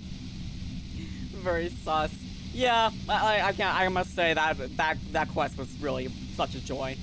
It was such a joy stealing those jackets. And then I get to wear them all I want. Yeah, Klasia comes in. She sits down with a drink, trying to steady her nerves. So I grab a seat next to her. Klasia said you knew something was wrong immediately. No, I really didn't. She's not that easy to read. I just assumed she'd done too much blow. It wouldn't be a first for her. But no such luck. She was in some deep shit. She asked me to come upstairs. The merc she'd been going with was lying on the bedroom floor, dead. I knew she couldn't get the authorities involved, so yeah. You made it look like he'd been hanged. How did you manage to come up with a plan so quickly? What? No. Faking a lynching was her idea. What? She looks shaken. She wasn't surprised to be ratted out, but framed. Klasia, I know you've lied to me a lot, but you've lied to me again? Her idea. Yeah, in cold blood. It really surprised me how quickly she was able to get a hold of herself once we got up there. It was like she was another person. The party girl was gone. She asked me to help her drag him into the shower so she could wind the shower head around his neck to fake lividity. Then she dressed him while I went to get the Hardy Boys. Okay, so y'all are blaming each other, I see. That's bad that she'd be so calm. Yeah. I wasn't sure whether to admire her or be disturbed. Do you think she killed Lily herself? As I keep telling you cops, we didn't hear anything downstairs. No gunshot, nothing. But even if this is true, weren't you worried the lynching might lead to Oh, he sounds a lot more calmer. He's starting to get used to it. Okay. War? The thought crossed my mind. But the mercenary's death was going to have repercussions either way. Although the way things are going, fuck it. I'm not responsible for these people after what they did to me. What did they do to you? Alright, well, if you didn't kill him, why hide? I saw you roll into town. I wasn't about to stick around for questioning by a goddamn La Puta Madre agent. Wait, what? That strange, distant fear is getting close now. It's a fear of yourself. Oh no.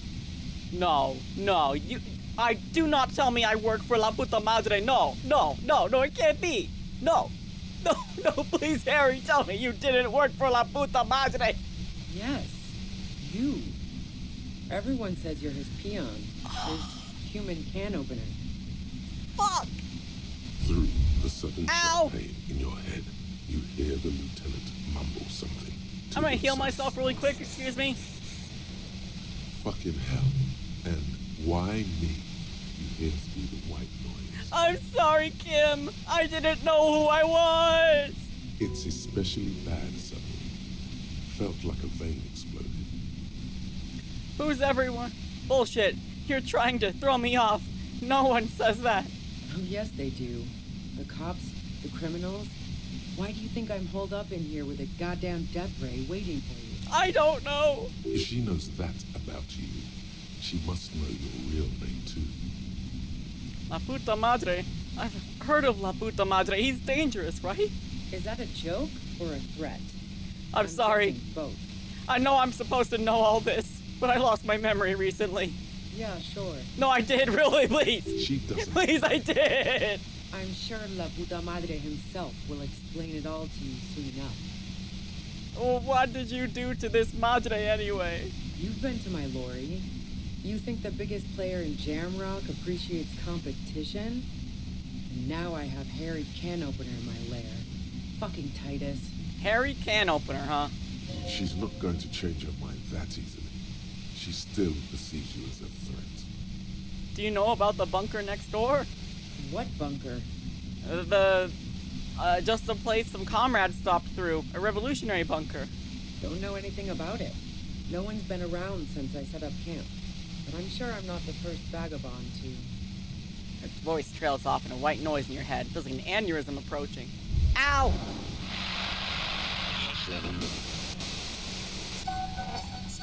Oh! This is terrible.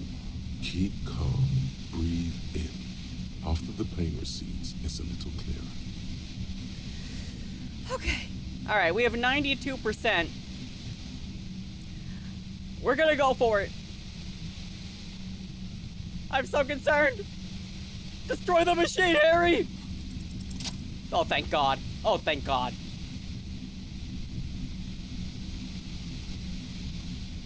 Do it! Do it!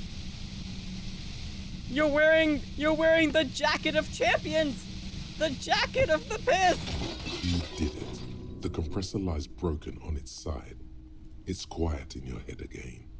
It still hurts like hell. Oh, thank God. Whisper over here. You okay, Kim?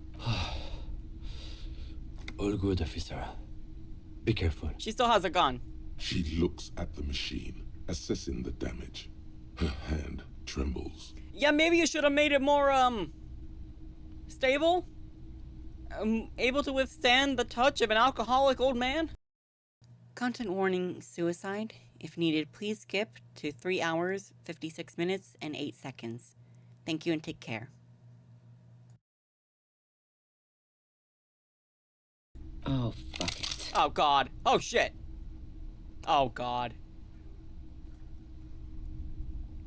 Oh, no. I don't have enough rhetoric. What are you doing? Problem solving. No, I don't have enough rhetoric for this. You don't understand. My Harry is stupid. My Harry is stupid. I have the stupidest Harry this side of the Martinez. Please don't do this. Ma'am, put the gun down. That's not the solution to your problems. You are... Oh, yes, it is. No! Yeah, you see one int? Yeah, I'm really stupid. This is really bad.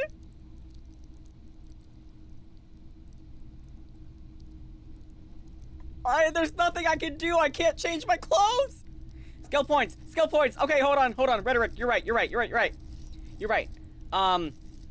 Wait, which one? Rhetoric, right? Right? No, another one. Do another one. I'm probably still fucked, but do another one. I'm at the skill cap! No! No! No!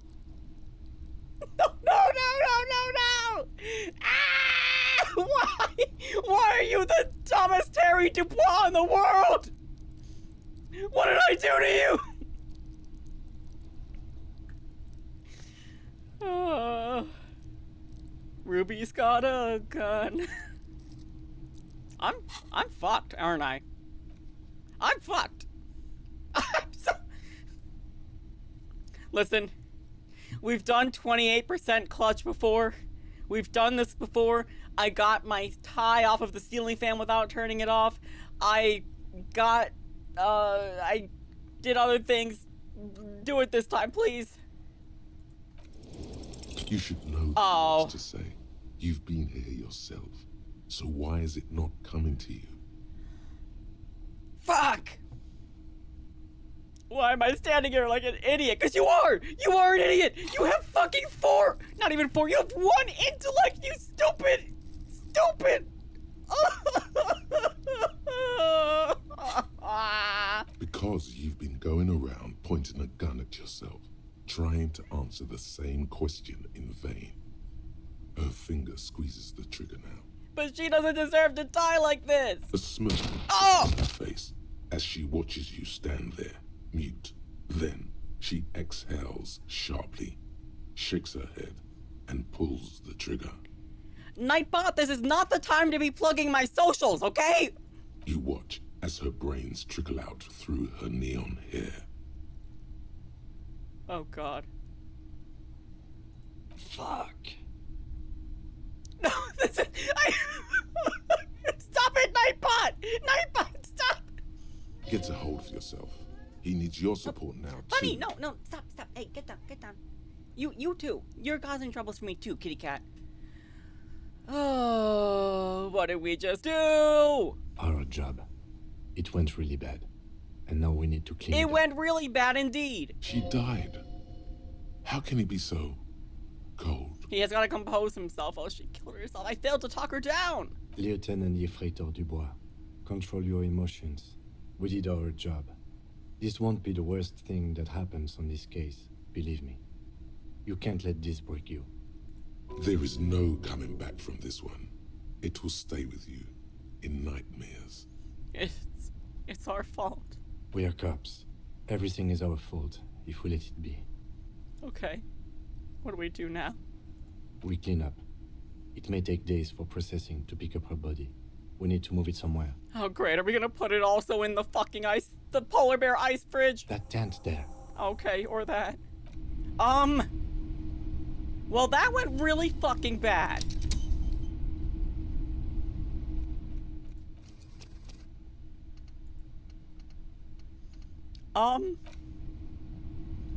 So, question. How much have I fucked up the story? Like, I don't know, like, killed one of your favorite characters. I'm sorry! I'm sorry! I haven't fucked up the story. God, I'm struggling to decide if, because I did save before this, I'm struggling to decide if I should try to scum it.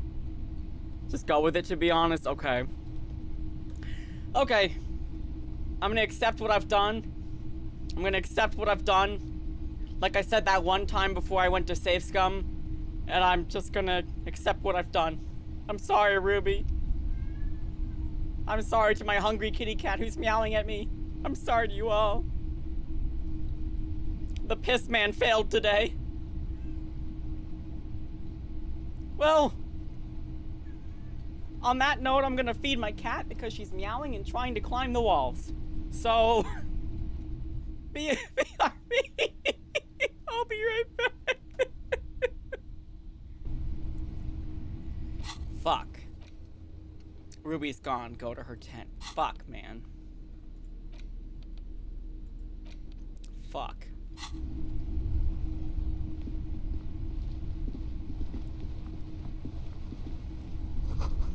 Cooking utensils. She's prepared herself porridge with bananas. Oh boy, $8. Well, I'll take it. And oh, some Dramamine. Okay, cool.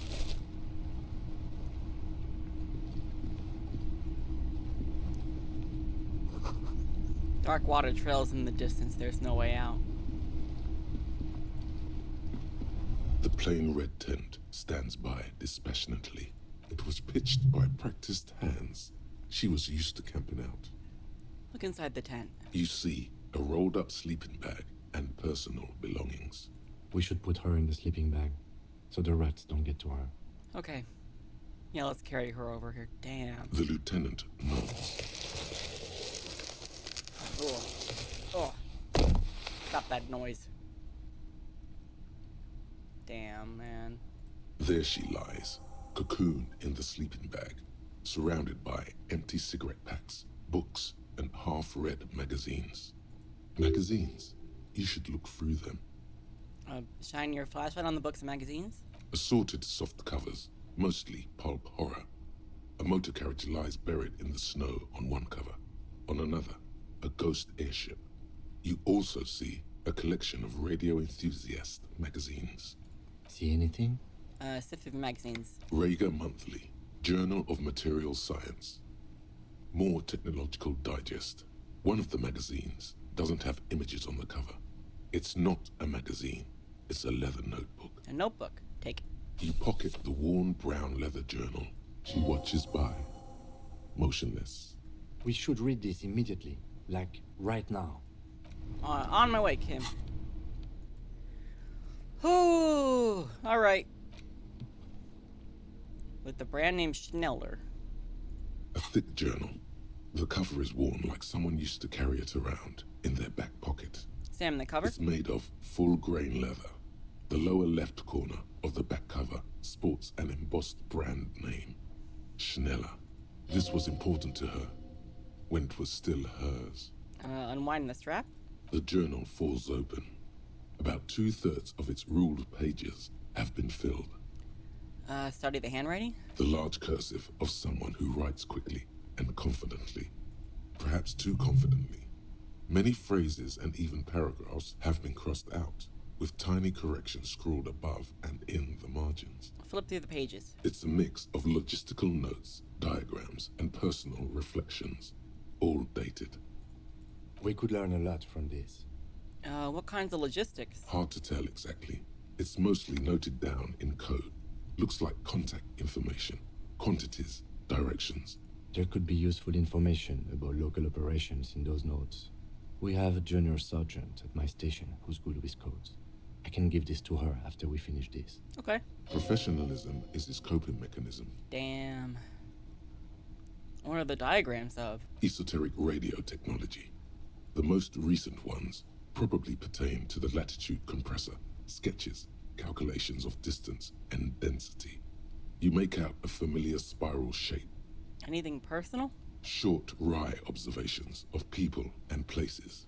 Probably a way to pass the time on the road. Also, what appears to be attempts to sort through some difficult decisions. There are a few passages with many questions in them. How far back do the entries go? The first entry is from August 2nd of last year. It reads simply, I know my position is precarious. All I can do is make myself as useful as I can while looking for a way out. Remember, no one is indispensable. What did she write the day Lily died? Nothing on March 4th. March 5th, though, well, that's bound to come back and bite me in the ass. I'm bad at this. Loyal to a fault. But that's another matter entirely. You have no idea what she means. These are personal notes. Don't expect to understand all of it. Anything about La Puta Madre? That name isn't mentioned as far as you can tell. Small wonder. Would you talk about La Puta Madre in your journal? You do see an M, though. La Puta Madre.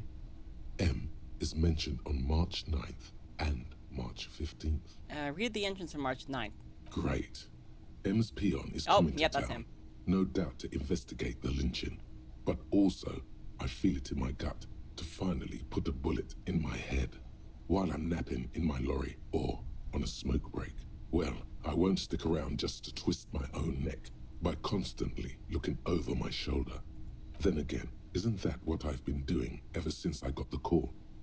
Things played out just as she had feared, except you didn't shoot her. Yeah. It's in you to do something like this. Kill her. Physically, at least. You could pull the trigger if you had to. No, I couldn't. Given that I have definitely killed people in the line of work, I'm okay with that idea. What a coincidence. No, I couldn't. It is in me to do so. What a coincidence. Is it? Can you be sure? What if you are secretly being manipulated by La Puta Madre as you pursue this investigation? What if he wiped your memory on purpose? That would be crazy. On purpose? That's pretty far-fetched. March 12th? Been holed up here for 3 days now. I'm used to being alone and all, but I don't know when I'll be able to leave, or if I'll be ratted out. They will rat me out, of course. I've made it a point to believe in the best in people, the boys, for example. But experience tells me, did M feel truly betrayed by me? I was feeling threatened. He'd have to know if he threatened people, they'd take measures to protect themselves. Even I know that. Economic measures, first of all. Gotta make a living, right? I can still hear his voice in the receiver. Taste the plastic. The entry ends abruptly. What's the most recent entry? The most recent entry is from today. It reads, even when I leave here, if I leave here alive, what's my next move? Staging a lynching is a crime, even if I'm not accused of murder on top of that. Forever on the run. Not really my idea of the open road. Man, I was really looking forward to winning. I'm sorry, Ruby. It didn't go well. I don't think she killed the mercenary. It looks like she might have been framed. This whole thing was a detour, and a fatal one, he thinks. Fuck! Don't get emotional. So she died for nothing? She was in plenty of trouble, even without the murder charge. Still, it's a nasty business. Kim, am I really a La Puta Madre agent? No, I don't think you are. Ask someone in your precinct if you want to be sure. Oh, then where did you get that information? His trust is well placed. You aren't. You can feel it. Okay. Alright, then who do you think killed the merc? Could have been Titus. Then again... But no one heard the shot. T-Man wouldn't fuck me over. No one heard the shot. Maybe there's a Hardy boy we've yet to meet who acted as his accomplice. Either way, we need to keep an eye on him. One thing is for certain. We have business back in the whirling and rags. Questions to ask. We should get to it. Aye, aye, Captain. Well. That sucks. Let me go back and explore the area over here that I didn't... Oh, well, that was the end of it. Okay, never mind. This is where we came from. Okay, well. Kim, this was not a good day. This was quite a bad day, honestly.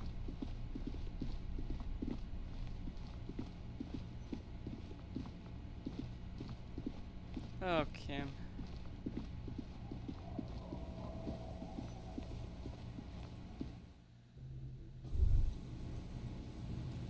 Well. Am I La Puta Madre's peon? That's why she's scared of you. You have the chance, call your station to find out more if you dare. Return to the whirling after the whole Sierra debacle. Someone there has something to answer to. Yeah. Wait, what the? Harry Dubois, Lieutenant, Freighter. People killed. 3? I guess because Ruby is now the 3rd one, huh? Fuck!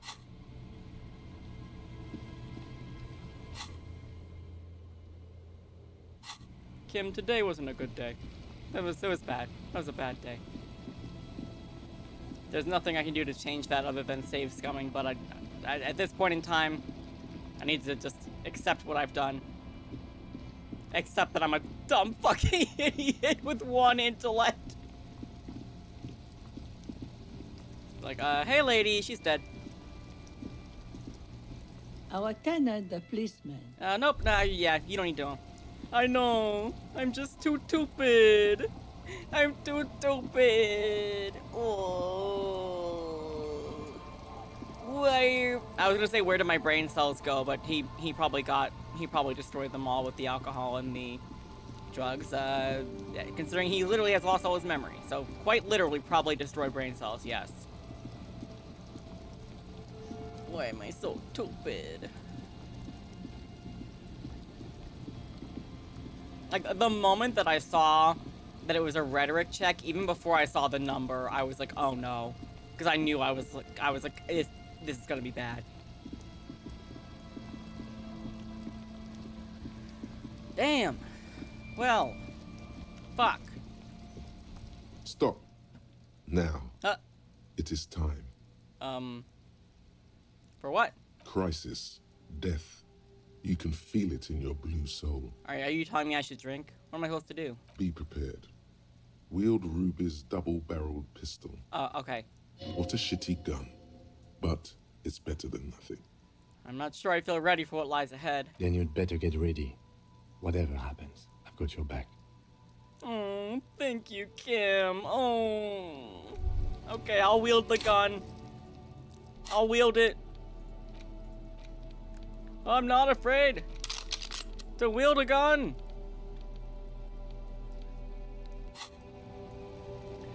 Okay.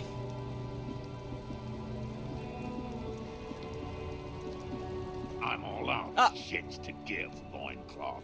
Welcome to the fucking reckoning. Oh god. Oh god. Okay, that armor, oh my god, that armor is like glued to the body. Jesus, them cheeks. Put your damn gun down. People are gonna get hurt. We need to talk this through. All right? Shut up. You're not gonna talk yourself out of this, loincloth shit fuck. This is the mercenary at the gates. Uh-oh. His chest rises and falls under the ceramic breastplate. His fingers reach for the butt of his sidearm. There's something very wrong with him. He's dangerous. Shh. This is a misunderstanding. Nothing irreversible has happened yet. You can just return to your unit and forget all about this. The Kipt is merciful. What the? Willing to spare us if we just forget about our murdered and humiliated commander. I think we should just kill everyone, Corty. No, please don't do that. You are all drunk. Come to your senses. You won't gun down 7 people in the middle of the street. This isn't a frontier town or a jungle outpost. Easy, Lizzie. Let me handle it. I know guys like this. I'm sure we can come to a peaceful agreement. Ain't that right, fellas? I don't think we can. Peaceful. Yo, what? What is that outfit? Whoa? Sounds like the armored figure is weeping. You look awesome. Nest in your abdominal cavity like a little wild mouse. The masked man's words are barely intelligible, but you can hear them. Fuck, there's the third one. How did we miss something like this? The lieutenant is genuinely worried for his life. You should consult him before getting in there. Oh god. What do we do? My plan is not to get killed, but we have to intervene. We're out of time, this is... The mercenary tribunal. Oh god! The big one's the mercenary at the gates! If this turns into a firefight, we should take him out first. Oh boy. A sound strategy. He's the leader. Alright. Stop! This is the police! Get lost, comedian. You cops had your chance. Now it's fucking time for some justice. He licks his lips. waving his gun at the crowd. Losing his balance for a moment, he staggers backward. I think he's calmed down a bit. No, he didn't. He's about to open fire. Oh, God. No, he's calming down. I can talk to him. You can't think that way now. This is serious. Pig, fuck! Oh. A voice erupts from behind the helmet, interrupts your thoughts. You only make out the last word. Can see you're drunk. One wrong movement, I'm taking you out. Easy now. No one needs to die here today. Oh, people are gonna die today. We're not leaving it like this. These tribals hung him up for everyone to see. Oh, boy. No one is going to kill anyone. Let's just put the guns down and talk like civilized human beings. With a wordless gurgle, oh, God. The killer loads his long rifle. The leader gives a small nod to the helmeted man. Suddenly, your fingers holding the grip of a gun that has just taken a life tingle. Go for it, it seems to say. Even if it comes to a fight, it's always a good idea to drag it out first. Get under his skin. Peace. Oh, God. Always peace. It has worked thus far. Start with the first idea you have, then move down from that. Please. Well, had blue eyes. Thanks. That helps a lot. Oh, God. Stand there quietly, hope nothing bad happens. Who is that? I didn't know you had a third guy. Rude. Rude is the killer. Rude, the killer. Owen Cloven. He doesn't talk much. All of you cunts inside out. What was that, Rude? Rip you open. The killer? The gunner. The raddest. The killer. Okay. I see. What do you think he does? Kill. There, on the rim of Owen Cloven's helmet, you count little stick figures. 19, 20, 21. He kills? Smart loincloth. He fucks natives up. Soldier of the apocalypse style. Easy. Easy now. Listen, they didn't do it. Yeah? Who did? I need a little more time to figure that out. Time? You had time to fuck around in that church. Chase some dumb drug trader. I saw you. That was important. I had to dance. It was burning within me. Time is up, loincloth. Give me a name. Now! It was someone else. Someone who's not here now. How fucking convenient. He was shot from a great distance. A sniper did it. You think I'm fucking stupid, cop? What if I just shot one of your pals here, right now, huh? How about the kid? Tell me. It's a magic fucking sniper one more time. Listen, please. This cop and this drumhead cop marshal won't decide who... He's gonna do it. He's gonna shoot her. Oh, God. Well... Think. Why doesn't he believe me? The Hardy thank Boys God. confessed to hanging him, all together. Titus said we took him out back and hanged him. He said it loud, in a public place. Listen, he was shot. He wasn't hanged. Listen to me. You're lying. DePaul heard it. You heard wrong. She and these men have been helping us find the shooter. The hanging was only a cover-up. Listen. Fucking oh! liars.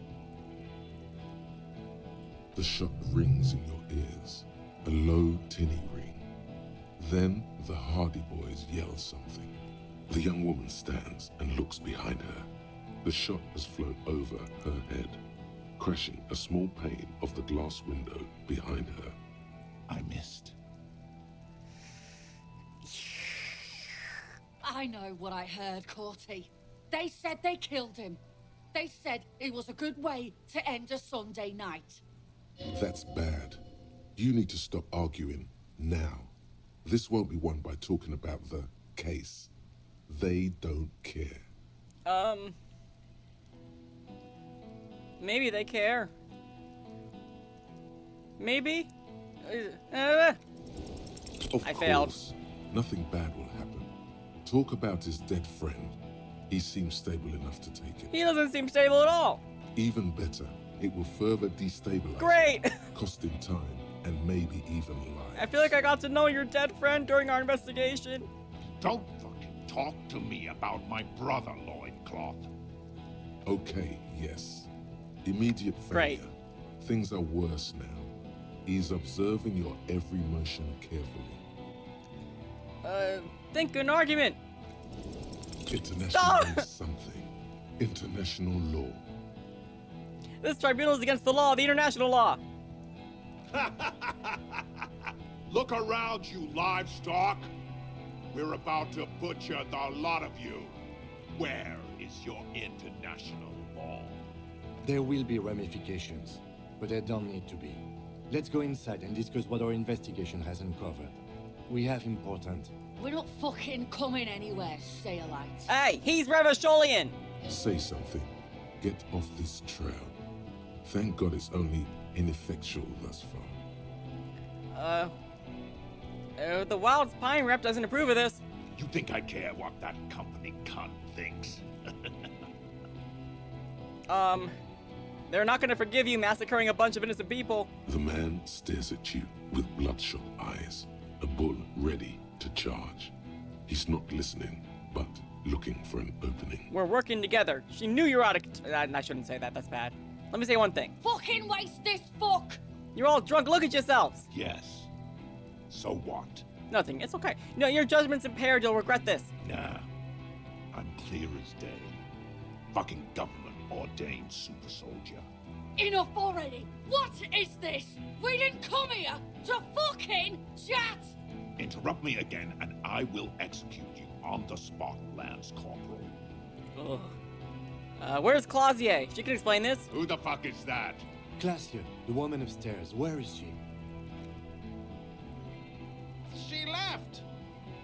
Guard, what the hell are you doing here? What am I doing? My fucking establishment is under fire! You know how much windows cost? What do you mean she left? She left! Her room's cleaned out! Right before these assholes showed up! We should have arrested her. You can feel how upset he is with himself. Just for a second. Then the fear takes over and he's back in the moment. Hey, Bushman! Your little cunt isn't gonna help you out of this one! She's gone. Forget about it now. Concentrate on this. Well, 42%.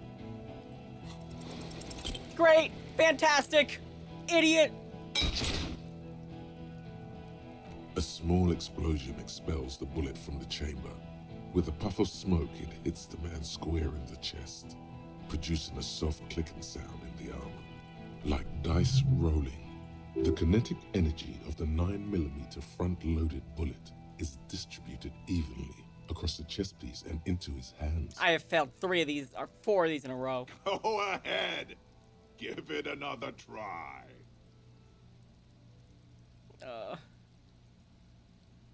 All these red fails, I might as well have done the thought. Bro, I fucking know, man. It didn't do anything. Do it. Primitive. Take me out. I'm not throwing the gun at you. No. Kill him. Oh, God.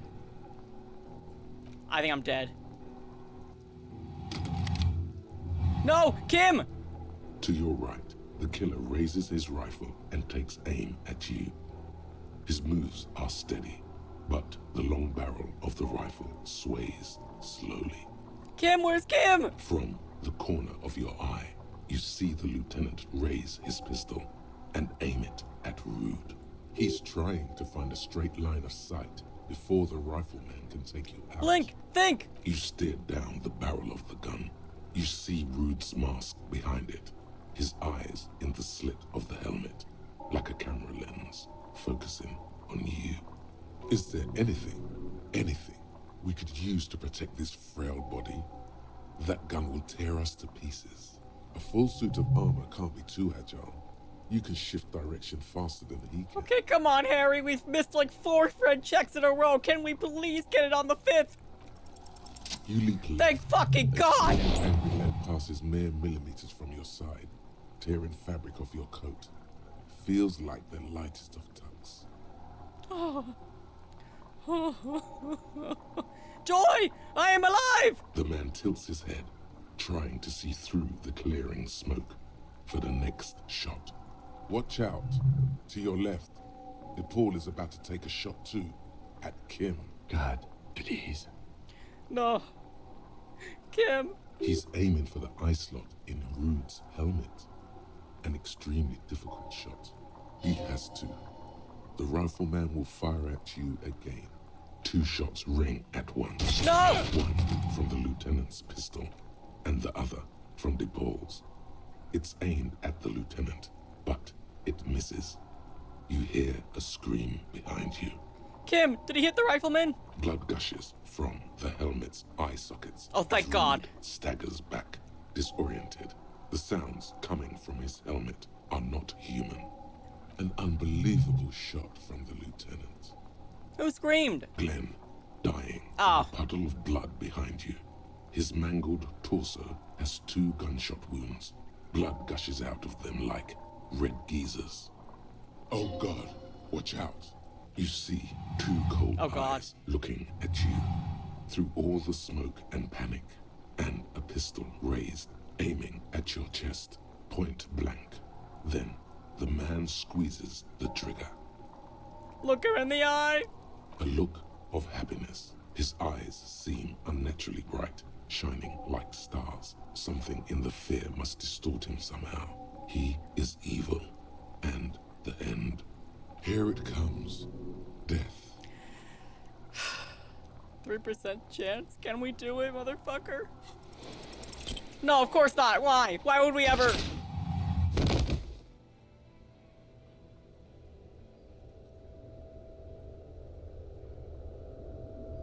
You can't. There is no time. Something inside your pelvis explodes. Your entire lower body is on fire, and your legs can't support you. You fall down like a rag doll. The pain is too immense to scream. It pushes the air out of your lungs. Everything goes dark. A distant blur as you recede into it. Listen through the darkness and the pain. The Hardy Boys are yelling. Someone is running, jumping over you. In the background, you hear gunfire shatter glass, and then a man in pain. A familiar sound. It's Titus with a splat like meat. You hear bullets rip into him. Oh my God. His voice, still giving orders, grows fainter. A gurgle. He's not gonna make it. My lower body feels slick and warm with blood. The pain is too strong to know what has happened there. Even clutching to your consciousness takes everything you got. What parts of me are missing? Most of what's down there. I don't care. Fuck me. You can also feel the bone where the bullet went in. Something very sharp, like broken teeth under your fingers. What do I see? Nothing. A persisting darkness. Dancing lights of pain. Distant shadows cast by them. Like a hellish play. You're bleeding out. Kim! He's crouching over me! No one wants to do anything with me. No one wants to party with me. Of course I could gun down and die. Sorry, fuck. Wolf is at the door, Kim. He will eat the sun. Live fast. Die old. Wince from pain. Kim, I lied about not remembering who I am. I made it up. I remember everything. No, I don't! There's a white shadow that smells like apricots. It's always there. Dang. Stay with me. You feel burning hot tears streaming from your eyes. I can't forget it. Even when I drank so much. She would have started loving me again, but I called her and now she... No, I don't think she would have. I couldn't forget it even when I drank so much. Yes, keep talking. You hear me? Stay awake. But you can't. It's so hard. Your eyelids grow heavy, and the sounds ever more distant. And a cold comes over you. The lieutenant, too, is somewhere far away. Almost gone. When suddenly, you sense something behind him. A shadow. No! Someone stands there, raising his pistol at him. The lieutenant does not see it. He's pushing down on your wound with both hands. No, Kim, please! No, you say, and hand out your firearm to him. Your hand trembles and your eyes are full of fear. Thank you. That's all it takes. There is no room for hesitation. The lieutenant moves like a spring unloaded. He grabs the gun from your bloody hand and fires behind him. You hear a roar of pain, a death scream. The sound disappears like someone pressed stop on the tape. The hulking figure, too, is gone. And so is Kim. And the whole world. I guess I must fall into total darkness. This is death. One more door, baby. One more door. No, let me back into the fight. The fight? There is no fight. The fight is over. It was lost 1,000 years ago. You have laid here forever. Keep falling deeper. Take the door. You think I might have gotten the second worst outcome? What? He's not taking it. His body is not taking it. Oh God, no. He's not disintegrating. He's swelling up instead. Over the hours, hurting, moaning in his sleep, and rotting, and being disinfected, and smelling of drugs, and feeling saliva in his mouth, drifting in painkillers, thrashing in his wound sleep. He can't go. Not before the case is solved. There is a radio in the distance. A radio of the world. Playing sounds. Good morning, Elysium. Soon you will return to the world. Hours turn to days. Soon we will get up again and go through it again. Finally, we know what the infernal engine was outside. The clarion call. It was him. He is the infernal engine. He never stops. He only gets worse.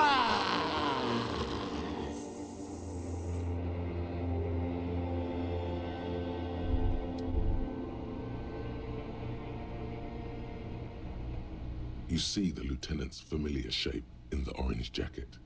It turns double, then triple, from the pain. Oh boy. I'm assuming I've locked myself into a bad ending, huh? Well, nothing to do but continue. Hi, Kim. I'm alive. Sunrise, Parabellum.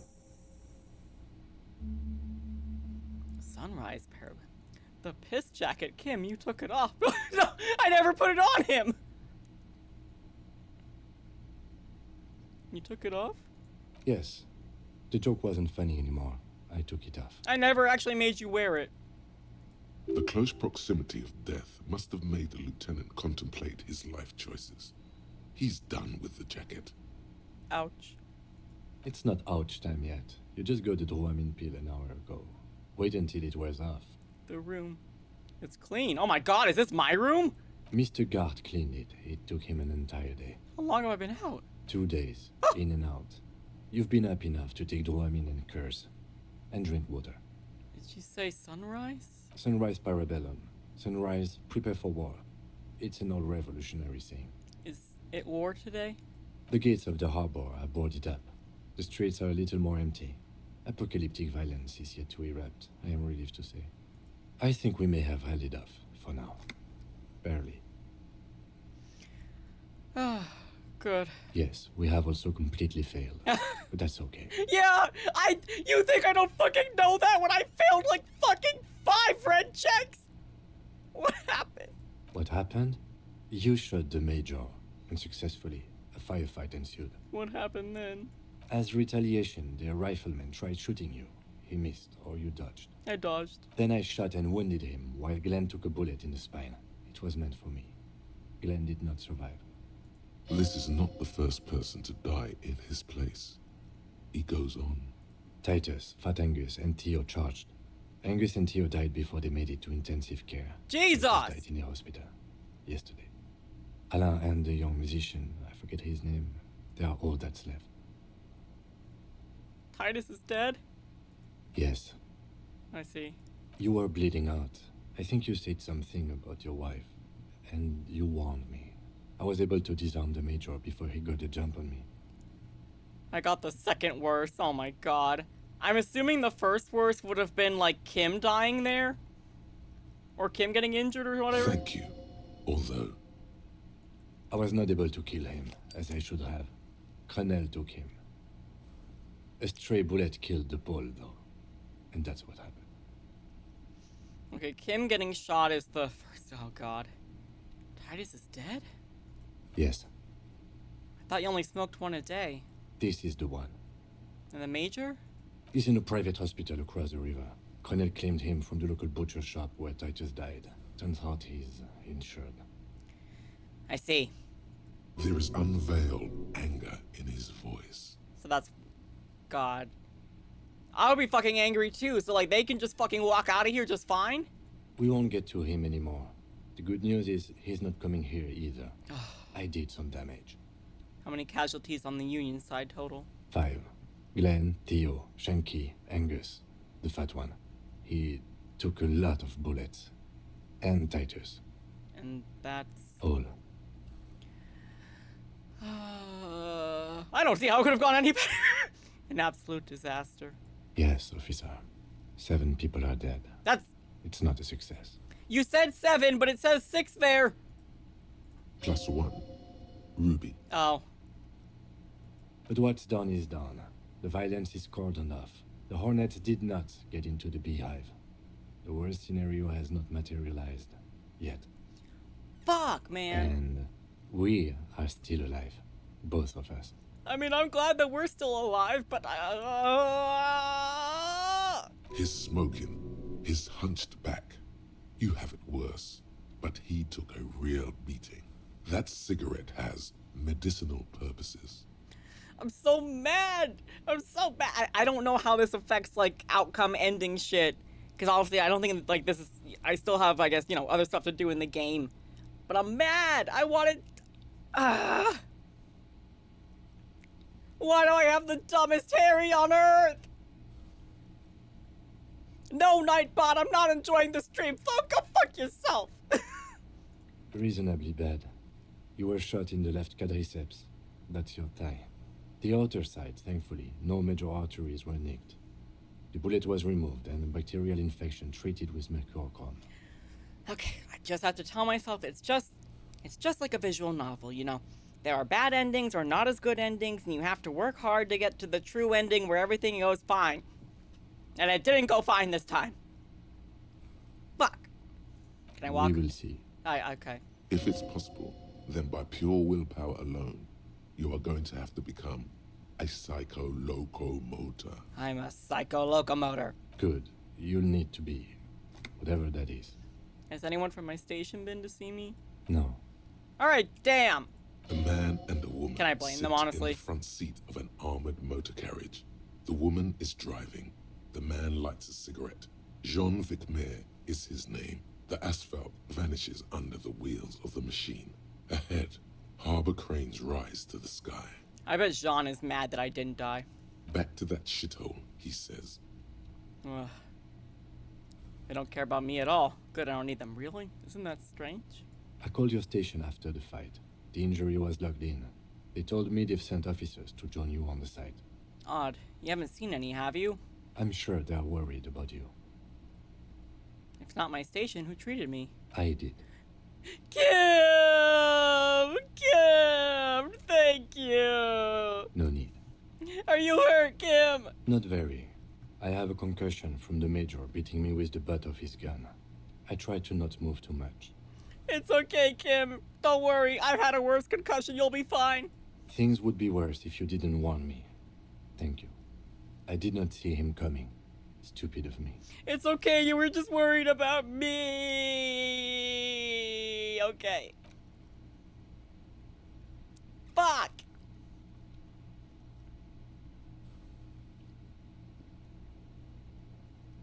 Easy now. The lieutenant turns double again before your eyes, an orange hue of pain. Your balance is way off. You feel like you're about to fall over on that thing. How are you? God. I'm very bad, Kim. Things are very bad. Who cares? Who cares about me? It doesn't matter. My disco days are done. I feel fantastic. Let's rock. Well, I'm gonna open up the vote with that one. You know, God, I'm so mad. I wanted to get a good outcome. I opened up the vote and I don't think anything happened. That's okay. I gotta be strong for you, Kim. I feel fantastic. Let's rock. He nods. What happens now, Kim? I honestly don't know. But I don't know either. We can't talk to Everard. The harbor is in lockdown. Everyone in there is outside our grasp now. And Joyce has left too. Joyce is gone. Yes, she left yesterday morning. To meet the board of Wild Pines, or that is what I've heard. There's a pin somewhere in the machine that keeps Connell from sending in a death squad. Maybe it's her. Maybe she kept her hand. Either way, Ruby's gone. And Claudia too. We really should have arrested her, you know? Who did it then, Kim? Who killed the hangman? I don't know. I think the theory you presented, it's someone else, outside our circle of suspects, was right. It better be.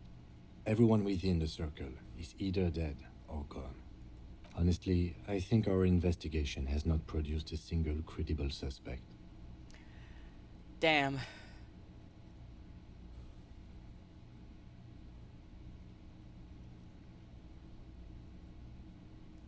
There's still a 28% possibility the shot came from a distance. We should go upstairs, rethink the ballistics in situ.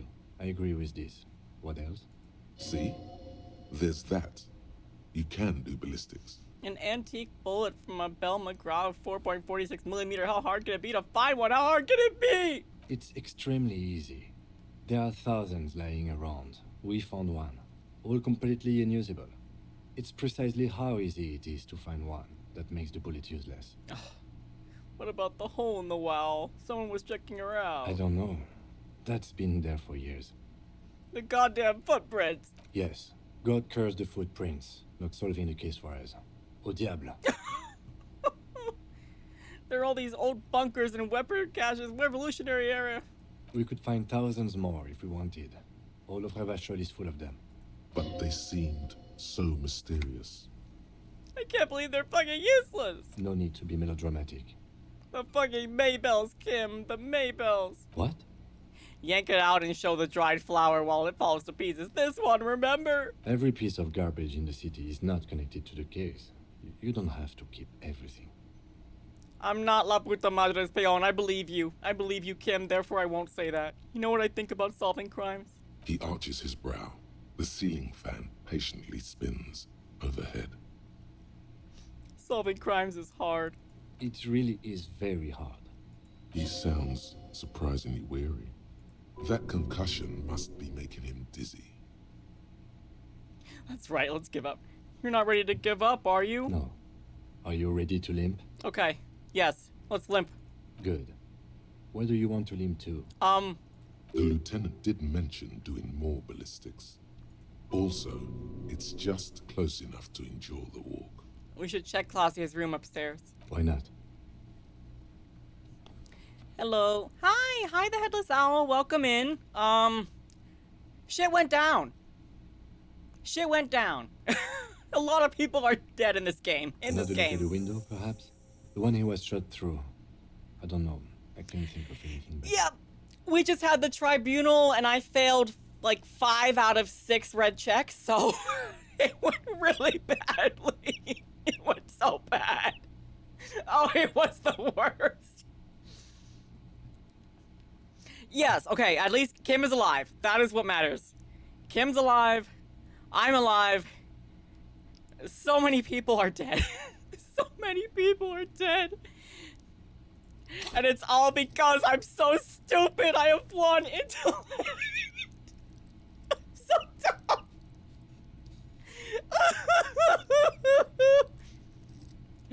they were enemies of the moral intern. It's fine. It's fine. Oh, what a disaster. But yes. Yeah, no, my friend was just saying, well, I think you got the second worst outcome. And I'm like, let me guess. The worst outcome would have been Kim getting shot. And he's like, yeah. I'm like, okay, well. It's better than nothing, I guess.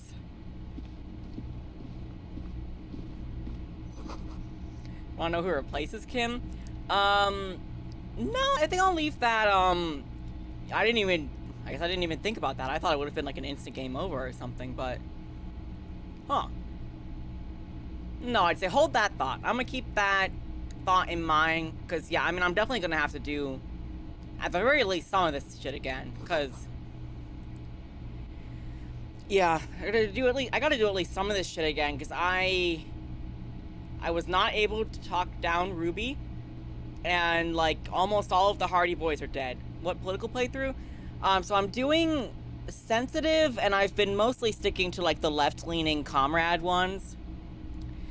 Yeah, Revachel's hottest butch. I'm sorry. I'm not Revachel's hottest butch. Whether I'm a hot butch or not is, debatable, but of course my wife thinks so, but I'm also a fellow butch, so it hurt to see a fellow butch go down. I was too stupid to stop it. So she's gone. Titus is gone. Most of his boys are gone. Clausier fucked off somewhere. But Kim's alive and I'm alive. That's what matters, I guess.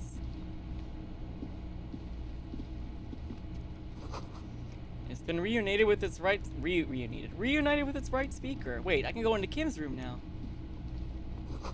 Newly replaced glass shining in the morning light. You hear traffic outside, back in the world again. Wow, you really made some choices of putting your printer. I literally before I went into the tribunal, I didn't know exactly. I knew I was heading into something. I didn't know what, but I knew I was heading into something bad. Literally before that, I was like, oh, I have this thought, but oh, it makes it so I fail every red check. I shouldn't do this right now, huh? My friend was like, no. And then I failed like 5 out of the 6 red checks anyway, and it was like, wow, you might as well have just done the thought. I feel like the only thing I did right is I dodged 1 bullet, and then I stopped Kim from getting shot. Kim, I want to go in your room. Please. No, let me go in. Kim. Oh my god, it's your room. How's my necktie holding up? I think he's fine. Where is he? Oh, there he is. Yeah, he's good. He's good.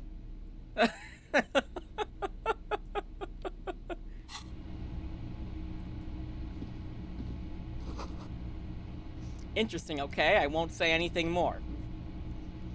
That is very interesting. I'll also say, like, I've not been playing, I've not been doing any drugs or alcohol. I've been trying to play him as clean of a Harry as I could in this playthrough. Though I've also been, like, letting people off the hook, of course, and I'm not being, like, a hard cop and arresting people. Alarm is set for 6:50 a.m. Oh, Kim, you're so punctual.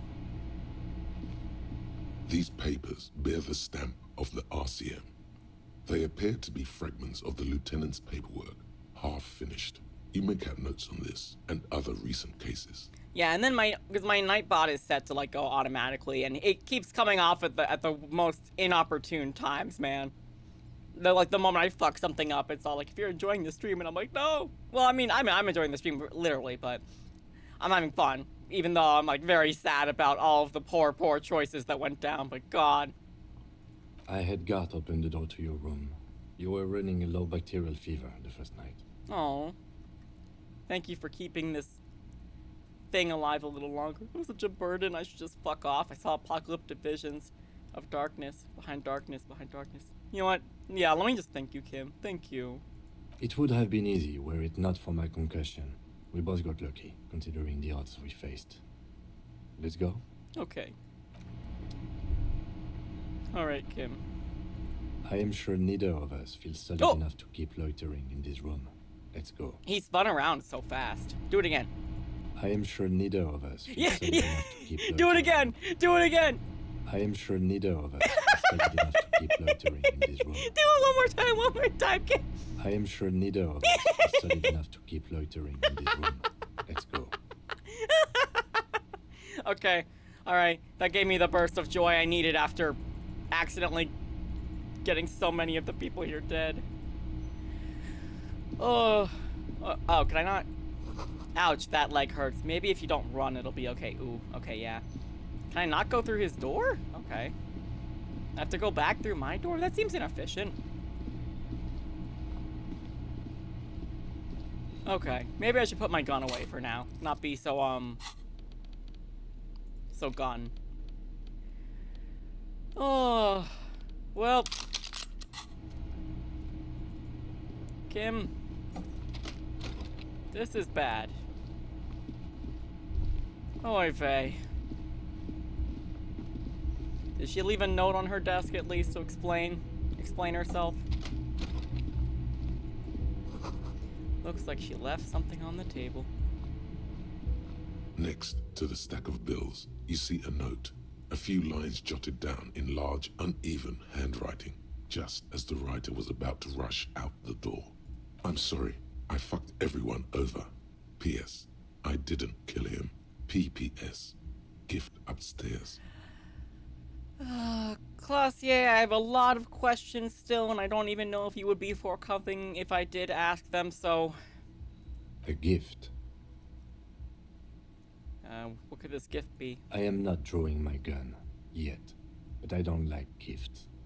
Just don't walk into another radio trap, okay? Please, yeah, no more of that. Relax. Not everyone is out to trap you. Seems she left in a hurry. It's hardly surprising. Well. What did you leave behind, Classier? A red thread made of nylon. It leads out of the room and onto the roof. Okay. Did you, like, track down the trajectory of where the thread is tied to the antenna? What does that mean? I'm very confused. Okay. If your answer is this has something to do with Ruby, I mean, she's gone now, unfortunately. Kim.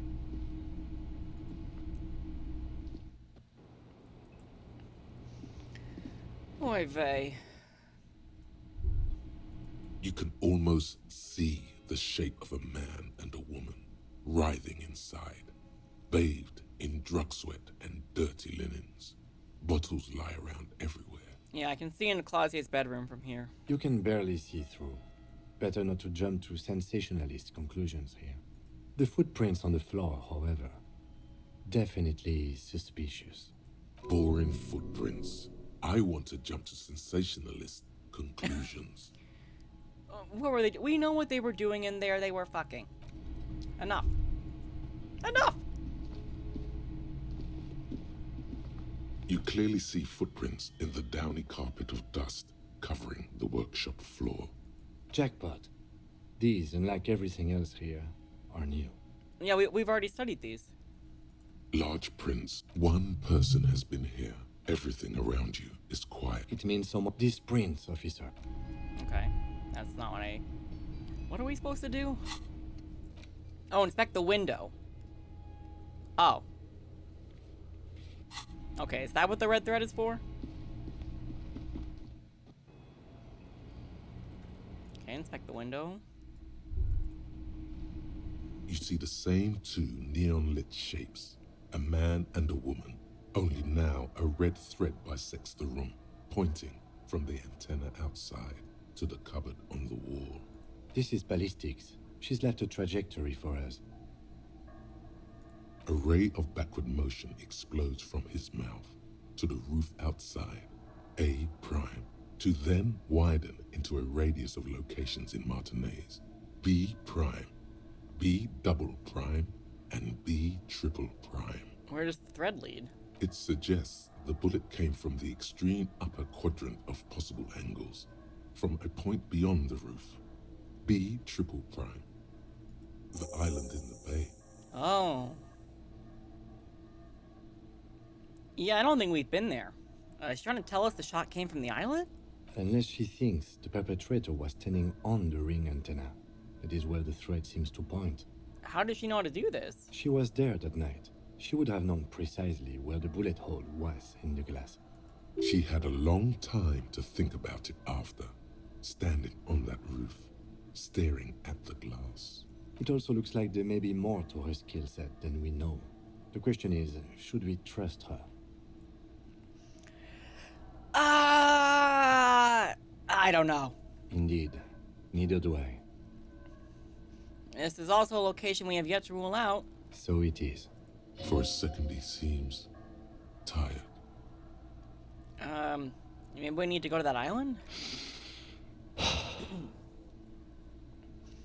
Kim, let's go to the fucking island. Okay, let's go to the fucking island. How do we get there? Joyce Messier had a sloop, but she's gone. Lillian, the net picker? She's tarring her bow? Ah, yes, of course. The village. Let's go. Okay. Well.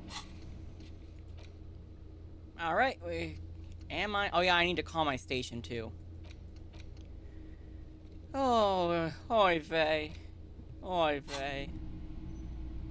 What a disaster. I'm gonna walk downstairs and like everyone's gonna be, almost everyone will be gone and dead, or dead and gone. Well, Kim, this went terribly, but sometimes that's just how it happens in real life, huh? Hi, Gart. Oh, you're up. It's good to see you back on your feet. Did you like your room? I cleaned it for you. I did, thank you. That was a big improvement. You're welcome. I thought it would be nice for you to wake up in a clean place after you, let's be fair, defended this establishment and its clientele from gunfire.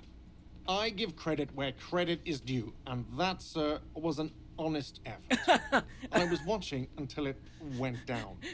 Crawled inside then. Bullets started flying. Anyway. It was an honest effort. You see, that's the way he says you tried your best. It was really fucking bad, though. He really wants you to realize that he was also on the balcony looking by, in the danger zone, so to say. I wish you a quick recovery. Also, you and your partner are staying here free now. Oh. This establishment supports cops. The stay is free, the drinks are not. It just felt I needed to specify that. Gart, you don't need to make this the... I'm not even gonna fucking say it. Jesus Christ. Where'd everyone go? Oh, you know, people don't tend to stick around after shootouts. Turns out they're not good for business. Are Lena and Morell still in town? Ah, them. Nice people, but no. Lena said they were going back to Jamrock. I saw them pass by outside. This was before the fight started. I'm glad she got out of here before all that. Bullets flying and stuff. People inside were quite terrified, you know. I had to take action and step outside too. But we weren't done looking for the phasmid. Well, yeah, it's for the best. Yes, you know. And I went outside and took care of it. Everybody calmed down. Felt like the right thing to do. He's almost completely forgotten what this began with. We weren't done looking for the phasmid. I mean, you're a detective. Perhaps you can track them down. Shouldn't be that hard. Exactly, but all in due time. Crypto business is not a priority right now. Well, no, cryptid business. Yes, crypto, no. Fuck that shit. You'll see her again one day. You know it. Things went like they did for a reason. Oh, fine, hero cop. Lena left a forwarding address. Aww. 1113 Tabernacle Road in Jamrock. If you see them again, do give them my best. What happened to the man in sunglasses? I don't remember everyone who comes here. And many people wear sunglasses inside lately. Must be a fad. Okay, so I have to mention, when it happened, you were right out there on the balcony. Yeah, I was. Yeah. That's because I'm a bad ass. Sure, Gart. It really took courage. Don't pick at him. You're right. I make fun of you, but you were literally like in the line of gunfire. You say it's two different words, like there's something wrong with you. No, just be nice. Just nod. He nods back at you, even more stoically. Just two badass men nodding stoically. Make that 3. Yes! The lieutenant is nodding too. Hands crossed. We're all just nodding at each other. Yeah, Oh, it was. shit. Yeah. That. It I accidentally really hit it took again, courage. sorry. He nods. Just two. Make that 3. The lieutenant is nodding too. We're all just Hands nodding crossed. at each other. Okay, sorry. Alright, thank you. No problem. They'll come back. They always do. Farewell. How can a bar be out of vermin? Well... Hi again, gendarme. Okay, thankfully you seem to be fine. Bye-bye, gendarme. Bye-bye. Glad nothing bad happened to you. I'm sorry. I'm sorry, guys. I don't know what to say, man. Seeing you approach, the bruised man raises his beer can in welcome. Oh, it's you. Didn't think we'd see you walking anytime soon. Elaine, look. It's the cowardly cop. Excuse you? Huh? What? He's very, very drunk. Our condolences for your losses.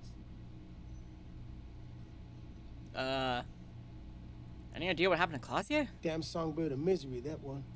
And do you have any information on this songbird of misery? God said she took off sometime before the firefight. That's all. Trying to remember if there was anything. Oh yeah, he said she seemed to be in a real hurry. She's gone. Face it. Is he okay? Does he look like he's okay? No. He does not. His unshaven face is almost grey, and he reeks of piss, sweat, and booze. While still alive, he has abandoned his own body to decomposition. How badly was he hurt? He wasn't. That's the thing. Titus, Theo, Dennis, Angie, they're all gone. But he got away without a scratch. There's nothing left. Nothing. He has lost the will to live. Damn. It's survivor's guilt. He feels like he should have died with the others. He may kill himself if he doesn't find a new purpose, or else go on in this way. Not dead, but not really living either. None of these feel like a good thing to say, but I have no choice. I have to choose one. This is terrible. I don't think I can go on living after this. Shit's tough, but you need to get off your ass and finish this. What? Cornell, oh god. Nothing, just thinking out loud. The flicker of light in his eyes goes out, and he collapses back on the table. I don't want to encourage more violence, man. There's been too much murder. Oh, what's gonna happen to the Hardy Boys now? Titus is fucking dead. What's gonna happen to the Hardy Boys? Look around you, man. This shit is done. There are no more Hardy Boys. You're just gonna go back to hauling containers in the harbor? No, man. I don't know. I guess the Union will still be policing the neighborhood, but who's gonna do it now? Why not? Why not you, Eugene? Me? No, man. I'm not a leader. You know, Titus only recruited me because I play the guitar. Said the team could use the morale boost. You can do it. Eugenie Boys has a nice ring. What? Fuck no. If I'd stay, we'd keep the name to honor Titus. That's a noble thought. You're gonna do all right. No one's born to lead. Titus was, but thanks for the vote of confidence. If I don't stick around, it's all over. So, I guess I sort of have to now. Yeah, and out of the last ones left of you living, you seem to have your shit together the most. Yeah, man. You know, you got this. You got this. I haven't got shit, Al. There's something there. A germ of determination. He knows he has no choice but to rise to the occasion. This is not completely ludicrous. Him and Titus were the only detectives of the bunch. Titus more, but Eugene at least knew how to think alone. Well, take care, guys. I'm sorry. I'm sorry I did so bad. Yeah, you too. It's a rough world out there. It's not easy being a cop. We were too hard on you. I won't say anything. Both of you. We shouldn't have fucked with you like we did. You got between us and a lot of bullets in that fight. Matinees owes you one. All right, well, I appreciate that, sir. That's kind of you to say. Take care of your friend, okay? I will. You take care of yours. Yeah, I'm gonna need it. A sharp pain shoots up your side and into your stomach. Ow. You must not look too good. Luckily, it passes. Well, yikes. Let me actually do like I haven't done like a save in a while. New save.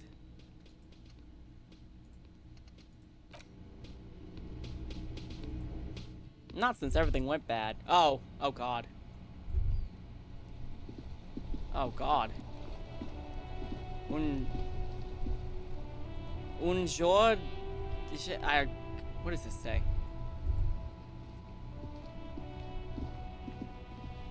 The graffito has been painted over the traces of the fight that took place here. It smells of blood and heavy fuel oil. This was Cindy the Skull. Looks like Cindy the Skull finally found the words for her masterpiece. The lieutenant crouches, touching the fuel oil with his finger. Looks like it, yes. This is still fresh. It wasn't here yesterday. I smell heavy fuel oil. And blood. Some of it is even yours. Oh, joy. Heavy fuel oil. Isn't that flammable? What are you trying to imply, Fingers? You could buy some smokes, light up a ciggy and throw it in there. No. You know, just to see what happens. No. See if it's flammable. It's better that way. Safer. You are just looking for an excuse to smoke. I will not deal with your madness.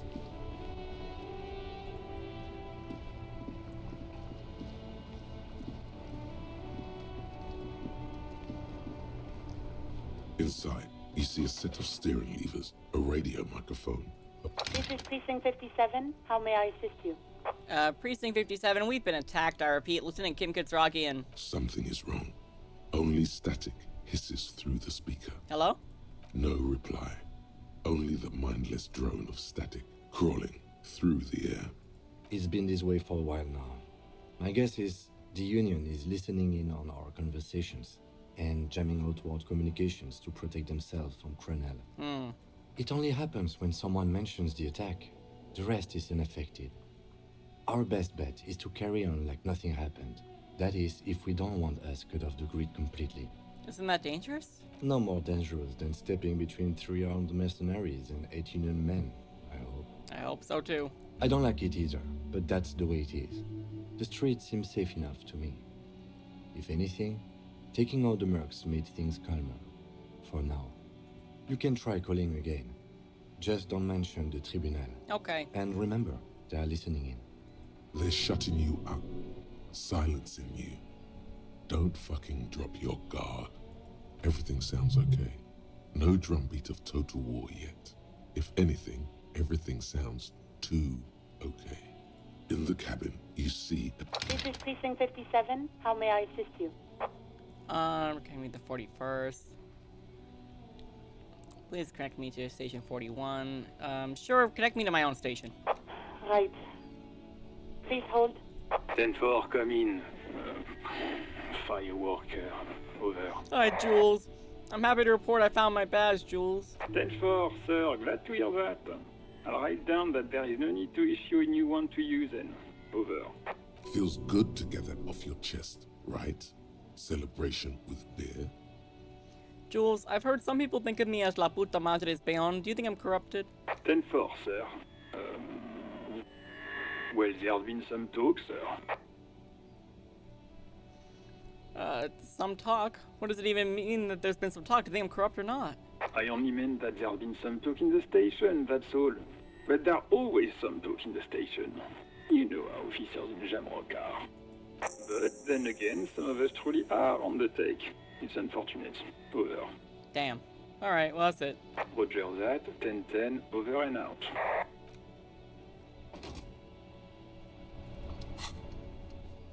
No, we're not doing that. No, we're not doing that. Okay, we need to go to the island. Fuck. Yeah, and like some of the things just like disappeared, like the figure out what's going on with the traps and stuff, but oh, what can you do? Fuck, man. Hey, what are you doing over here? Officer, care to play a game with the lonely old man? The jolliness is gone. Actually, never mind. Wouldn't be the same. Where's Renee? The prick is gone. I can barely believe it. But he's really gone. Gone? Gone where? Hell, most likely. He was an absolute cunt. Was he killed during the mercenary tribunal? Oh, he would have liked that. Violent lives ending violently. That's how he wanted to go. Sadly, it was not the case. Damn. How'd he die? His hungry little heart finally gave out. The dock workers found him in the guard booth this morning. Wasn't even supposed to be working for another week, but he just had to prove how tough he is. Did he feel like he has to prove he can still pull his weight? Doesn't need handouts? Damn, that's sad. Yes, he was about to head home. 'Cause when the dock workers found him, he was wearing civilian clothes and not the Kuketu uniform I saw him in all the time. Sometimes I thought he was wearing it just to piss me off. Now the joke's on him, 'cause he's gonna be buried without it. Do you think our conversation about his job pushed him to go out there? No. René was the most stubborn man in Revachol. Nothing you or I could say would ever push him to do anything. The man was completely immovable. He has doubts, but right now, he just wants to move on and not think about it. Was he really that bad? I repeat, an absolute cunt. Even his old army buddies didn't want him around. He was like an old viper. The only people who could stand to be around him were Jenny and me. She saw something in him when we were just kids, and she never lost sight of it. And I thought if the most beautiful being in the world can love him, then there must be something worth holding on to. Damn, did you love him? We've hated each other our entire lives. So much, in fact, that... Yes, I loved that angry prick. He didn't deserve it, but I did. You know what his last words to me were? Something mean? In Guillaume's time, you'd have been shot without trial. That's what he said to me. He lived a cunt, and he died a cunt.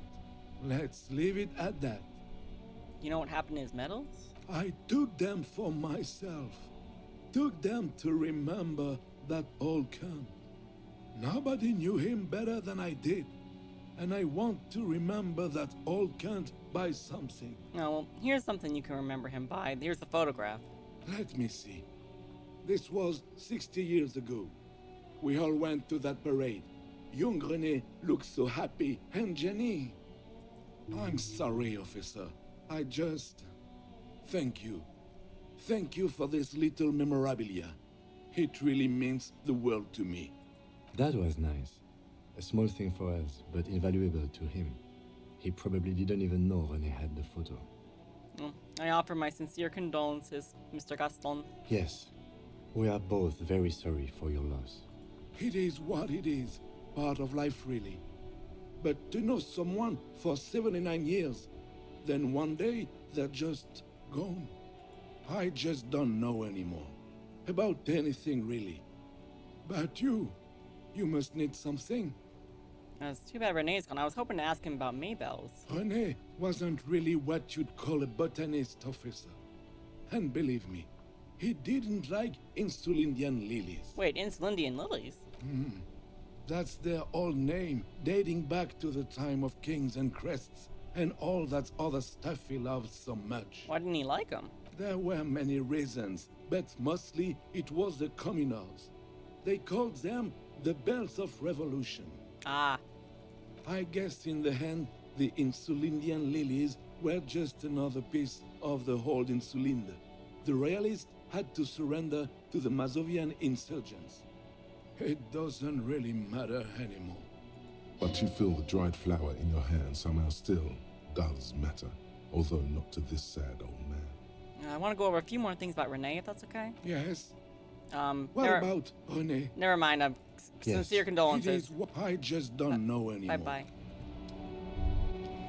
Damn.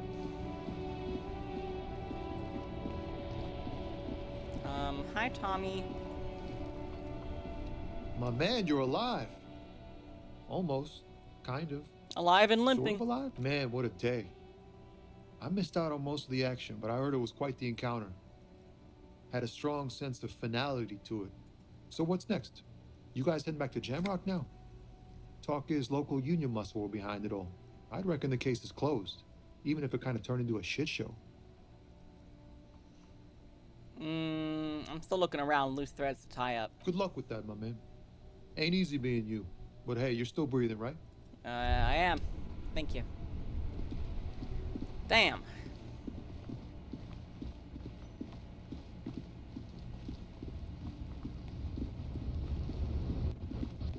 Oh yeah, all the Union strikers went off, huh?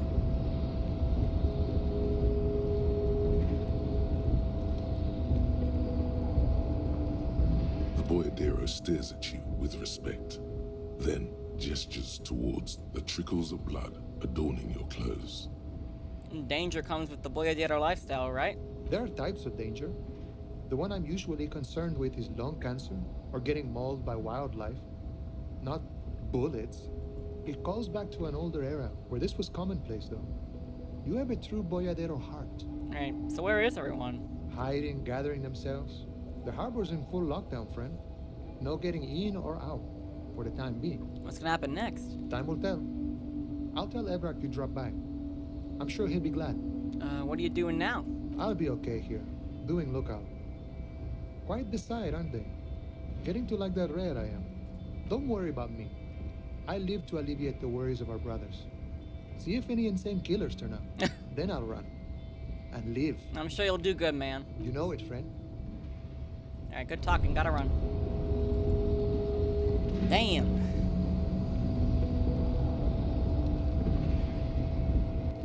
Is Kuno still in town?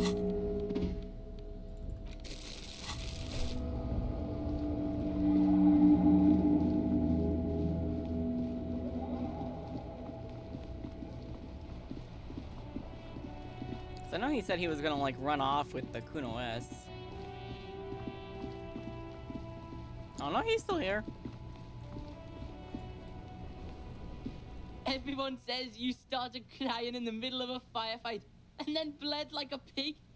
I guess that was cool. Who's saying that? People, they say you'd kind of died for a moment, that you let your shit out already, but then came back. So I guess that's what's cool now. Just don't think because you got half your dick shot off and you're an invalid now, Kuno's gonna treat you different. Kuno doesn't reward weakness. It's business as usual with Kuno. Kuno's cold like that. Feels good for some reason. Alright, I'm off. Watch out, pig. It's a dangerous world out there. But Kuno's got his eyes on you. What's that supposed to mean? Who knows? I got my eye on you gesture. Okay. Hi, Kuno S. I'll die before I squeal, pig. Okay, never mind. I just wanted to say hi, but damn.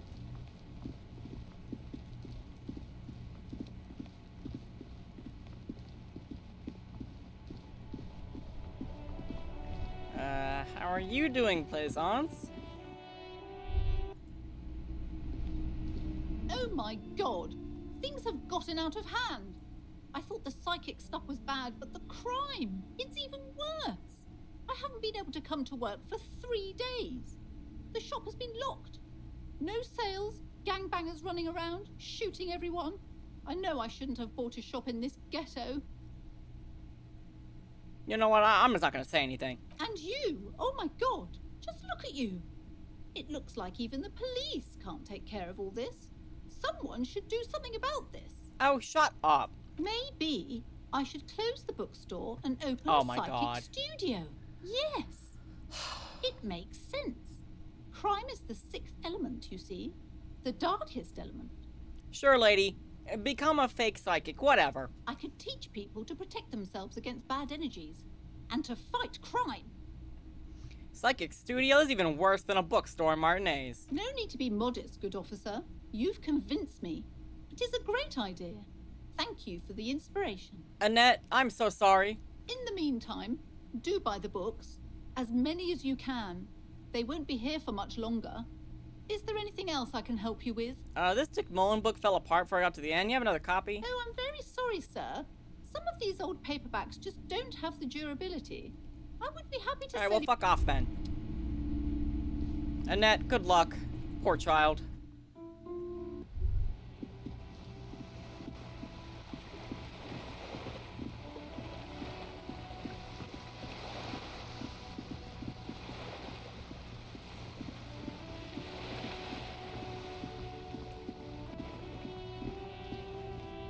Oh, Cindy's not up there.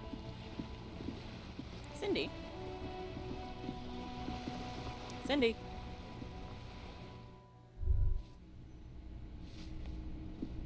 Hello, madam. Give me a moment. Alright, never mind. I don't know where Cindy is. Let me go check on the fishing village, I guess. If I have to walk all the way to the waterfront. I don't think I've ever looked out one of the binocular things over here, actually. Maybe I should do that.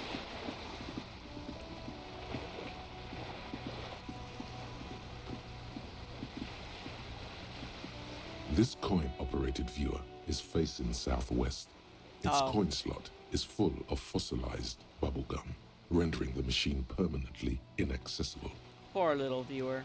The metal feels cold and wet under your palm. It looks unhygienic. A thick layer of graffito covers the lenses. You spell out the word Onug, written on the other side, with N and C scribbled backwards. That's Kuno on the lens. Ah, Kuno!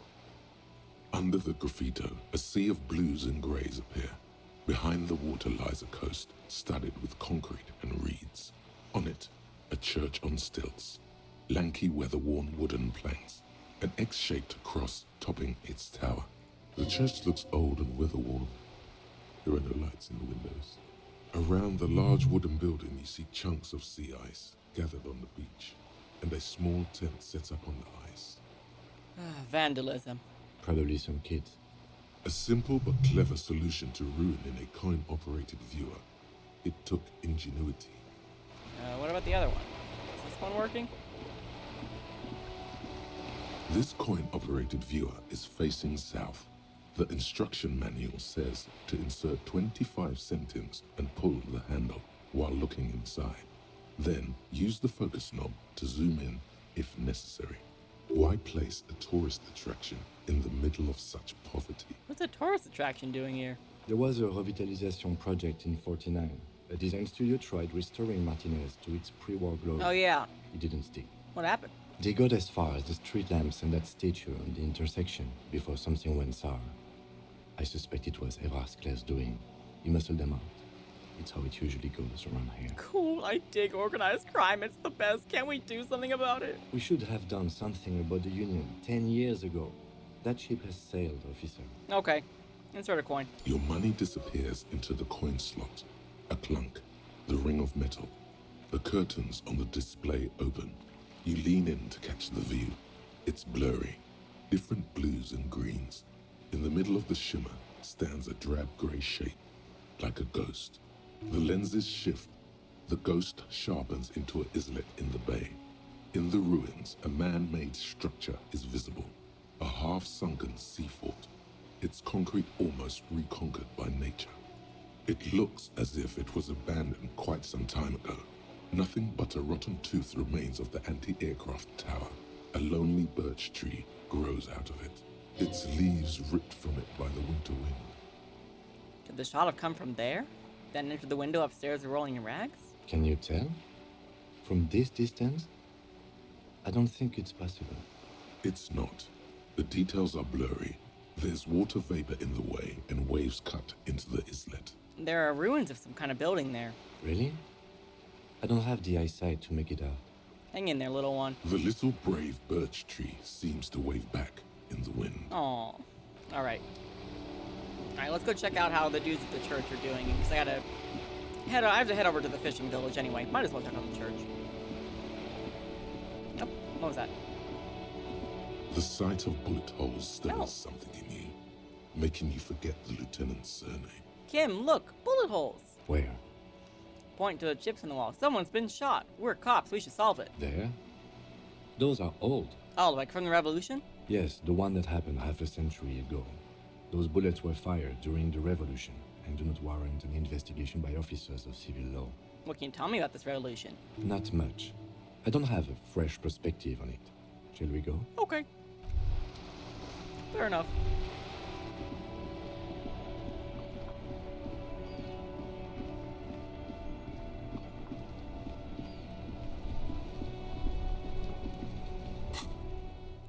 Yes, go to the church. I want to see if they want to say anything to me, like, hey, like, that was really cool, how you were shot. Andre, we've talked about this. This dance of yours sucks. That's right, I'm not supposed to be running. Oh, hey, man. It's good to see you. Nope. Goodbye, officer. No one has anything to say to me? Oh yeah, here's some music.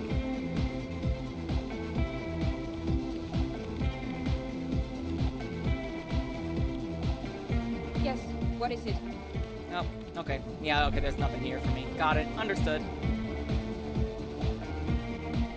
Am I conceptual enough for you, bro? No, man.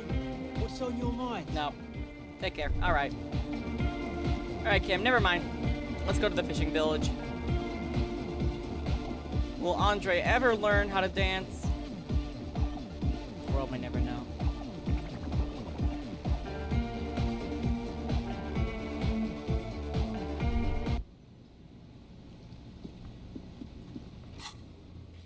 Yeah, take me to the fisherman shacks. You know what? Sure. Do the fast travel.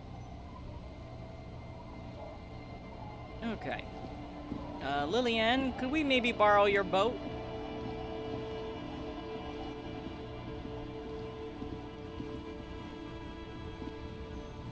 Officer, what happened? You're limping. Why are you limping? You look terrible. Some people hurt me. Is this from the shooting in town? We heard gunshots. Not that we don't hear gunshots all the time, but they were closer than usual. There was an exchange of fire on Rue de Saint-Guylaine. It's nothing to be worried about, madame. Well, the other guys are not all dead, so that's not true. I have a question for you. Of course. Can I help you with something? We need to get to that island. That won't be a problem. It's wind still and the tar just dried. We've got 2 days of relative sunshine ahead. 2 days of sunshine? I've just got a bacterial infection. I'm sad to hear that. Take care of that with ether, will you? Don't get too many RCM men round here. Be sad to lose the first one. That's cool. You boasting your bacterial infection like that. What's on that island? I saw some kind of ruins through the binoculars. Used to be some kind of fortification there before the war. For the communards. An anti-aircraft gun, I think. Bombed to bits in the landing. I haven't been there myself. Always steered clear of it. Hasn't been there herself. Who has then? Okay, you haven't been there yourself? Who has then, if not you? My husband used to drink there. Ah. Him and his drinking buddies. Always seemed like a bad place to drink to me. People died there during the landing, you know. My mother told me. The kids sometimes go there too. I know they do, on rafts. I tell them not to, but they bring back old bullet casings and such. Which kids? The twins.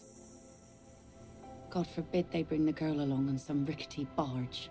Can we maybe ask your twins about that place before we go? Would that be Be my guest. They've a strange way of talking. See if you can get anything useful out of them. I seldom do. Is there anything I should know about getting there? Well, most of it's sunken. Underwater. That means concrete underwater. Cut your boat if you're not careful. Be sure to enter from the south side. Water's deep there. Aye, aye, Captain. Can we borrow your boat? If you promise to bring it back, and no scraping the hull, I just got it nice and yellow, and no drinking on the boat, and no joyriding either. Okay. Of course, man. It's only for a day or two. Official police business. What do I want to rock? Nope, attentive. The crow's feet disappear from the corners of her eyes as she smiles at you. All right, we'll use your skiff to get there then. Please be conservative with the fuel, will you? Just filled her up, but it's a small tank. Okay. First I need to ask your kids. What are y'all doing over there?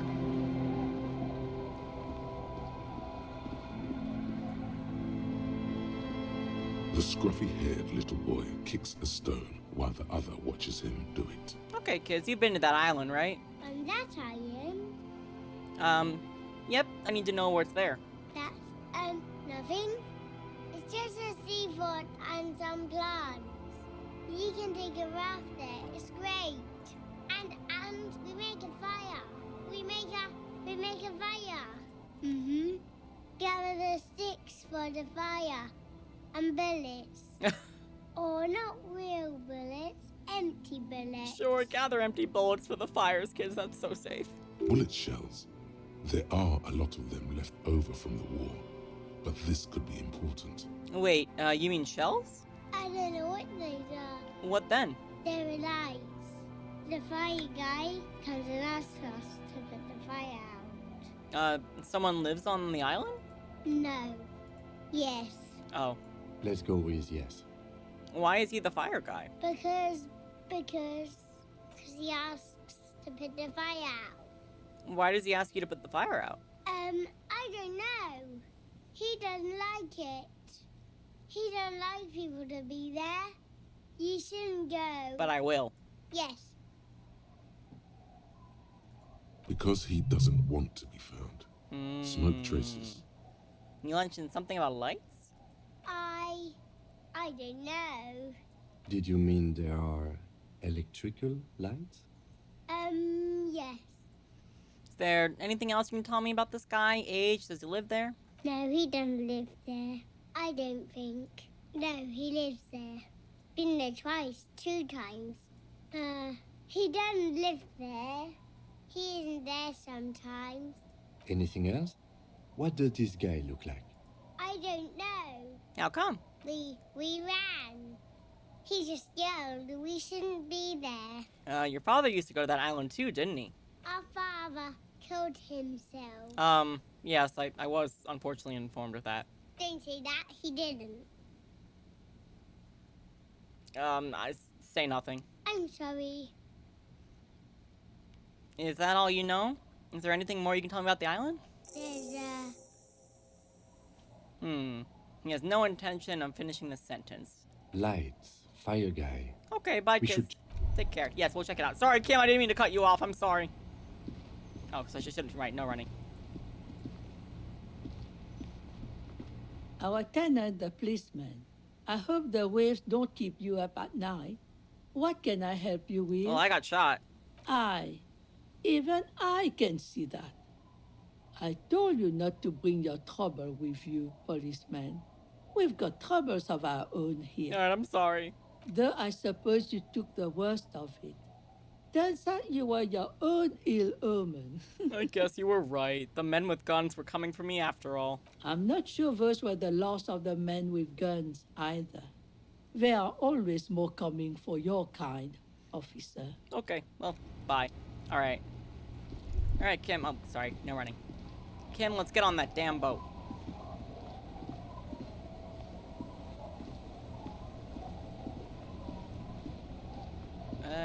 Is the boat set up? Oh, it is. Okay, cool. Okay, Kim. Let's do this. A skiff with a small steering engine in the back floats on the calm mirror of the sea. Its 2 seats are empty. Once you get in, that's it. One pull of the starter handle, and you're off into the bay. A strange trepidation comes over you. Are you sure you want to go now? I don't think there's anything else I can do. Have you made all the necessary preparations? closed all your accounts? Remember what the netpicker said. It's a small tank. You won't be going back and forth on this. Oh, hold on, I'm not ready yet. Okay, another point of no return, basically, is what I'm getting. I mean, yeah, because I'm too stupid to do anything else. Oh, I have a lot of skill points now. So,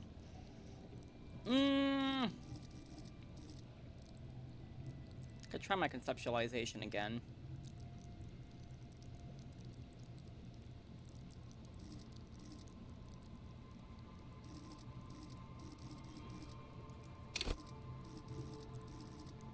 Oh no, I'm at my, that's right.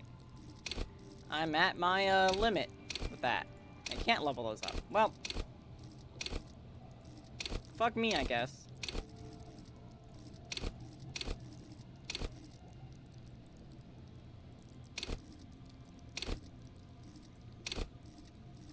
Yeah.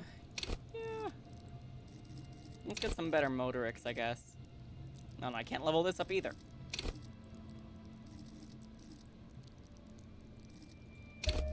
You know what? No. Just wait. Wait till I see what I need. Okay, well. We're gonna quick save. And then do another new save. Or I guess this save. Yeah. Okay. Well, I guess we're going to an island, The skiff Kim. floats. Once you get in, that's it. Have you made all... Remember what the netpicker said.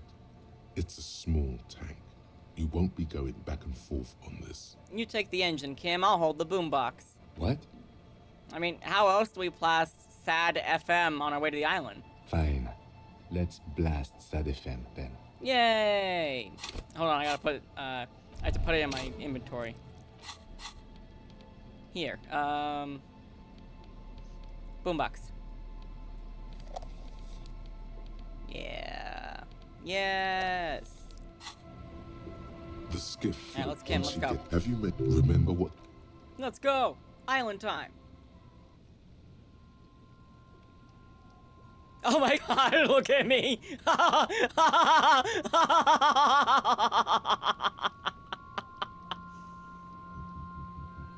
There he goes!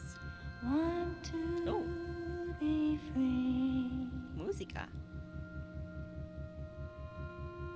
Want to be free. It will last forever.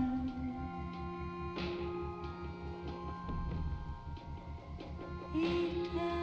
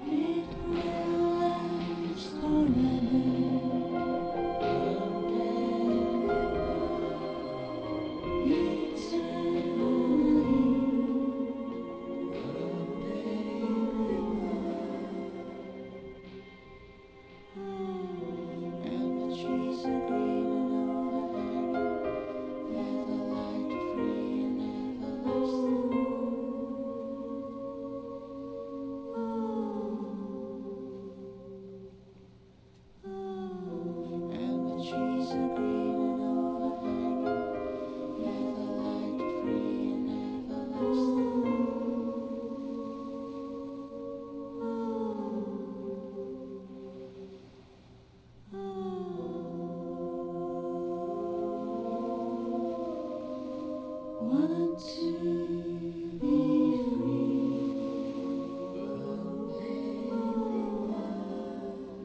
free. Eternity.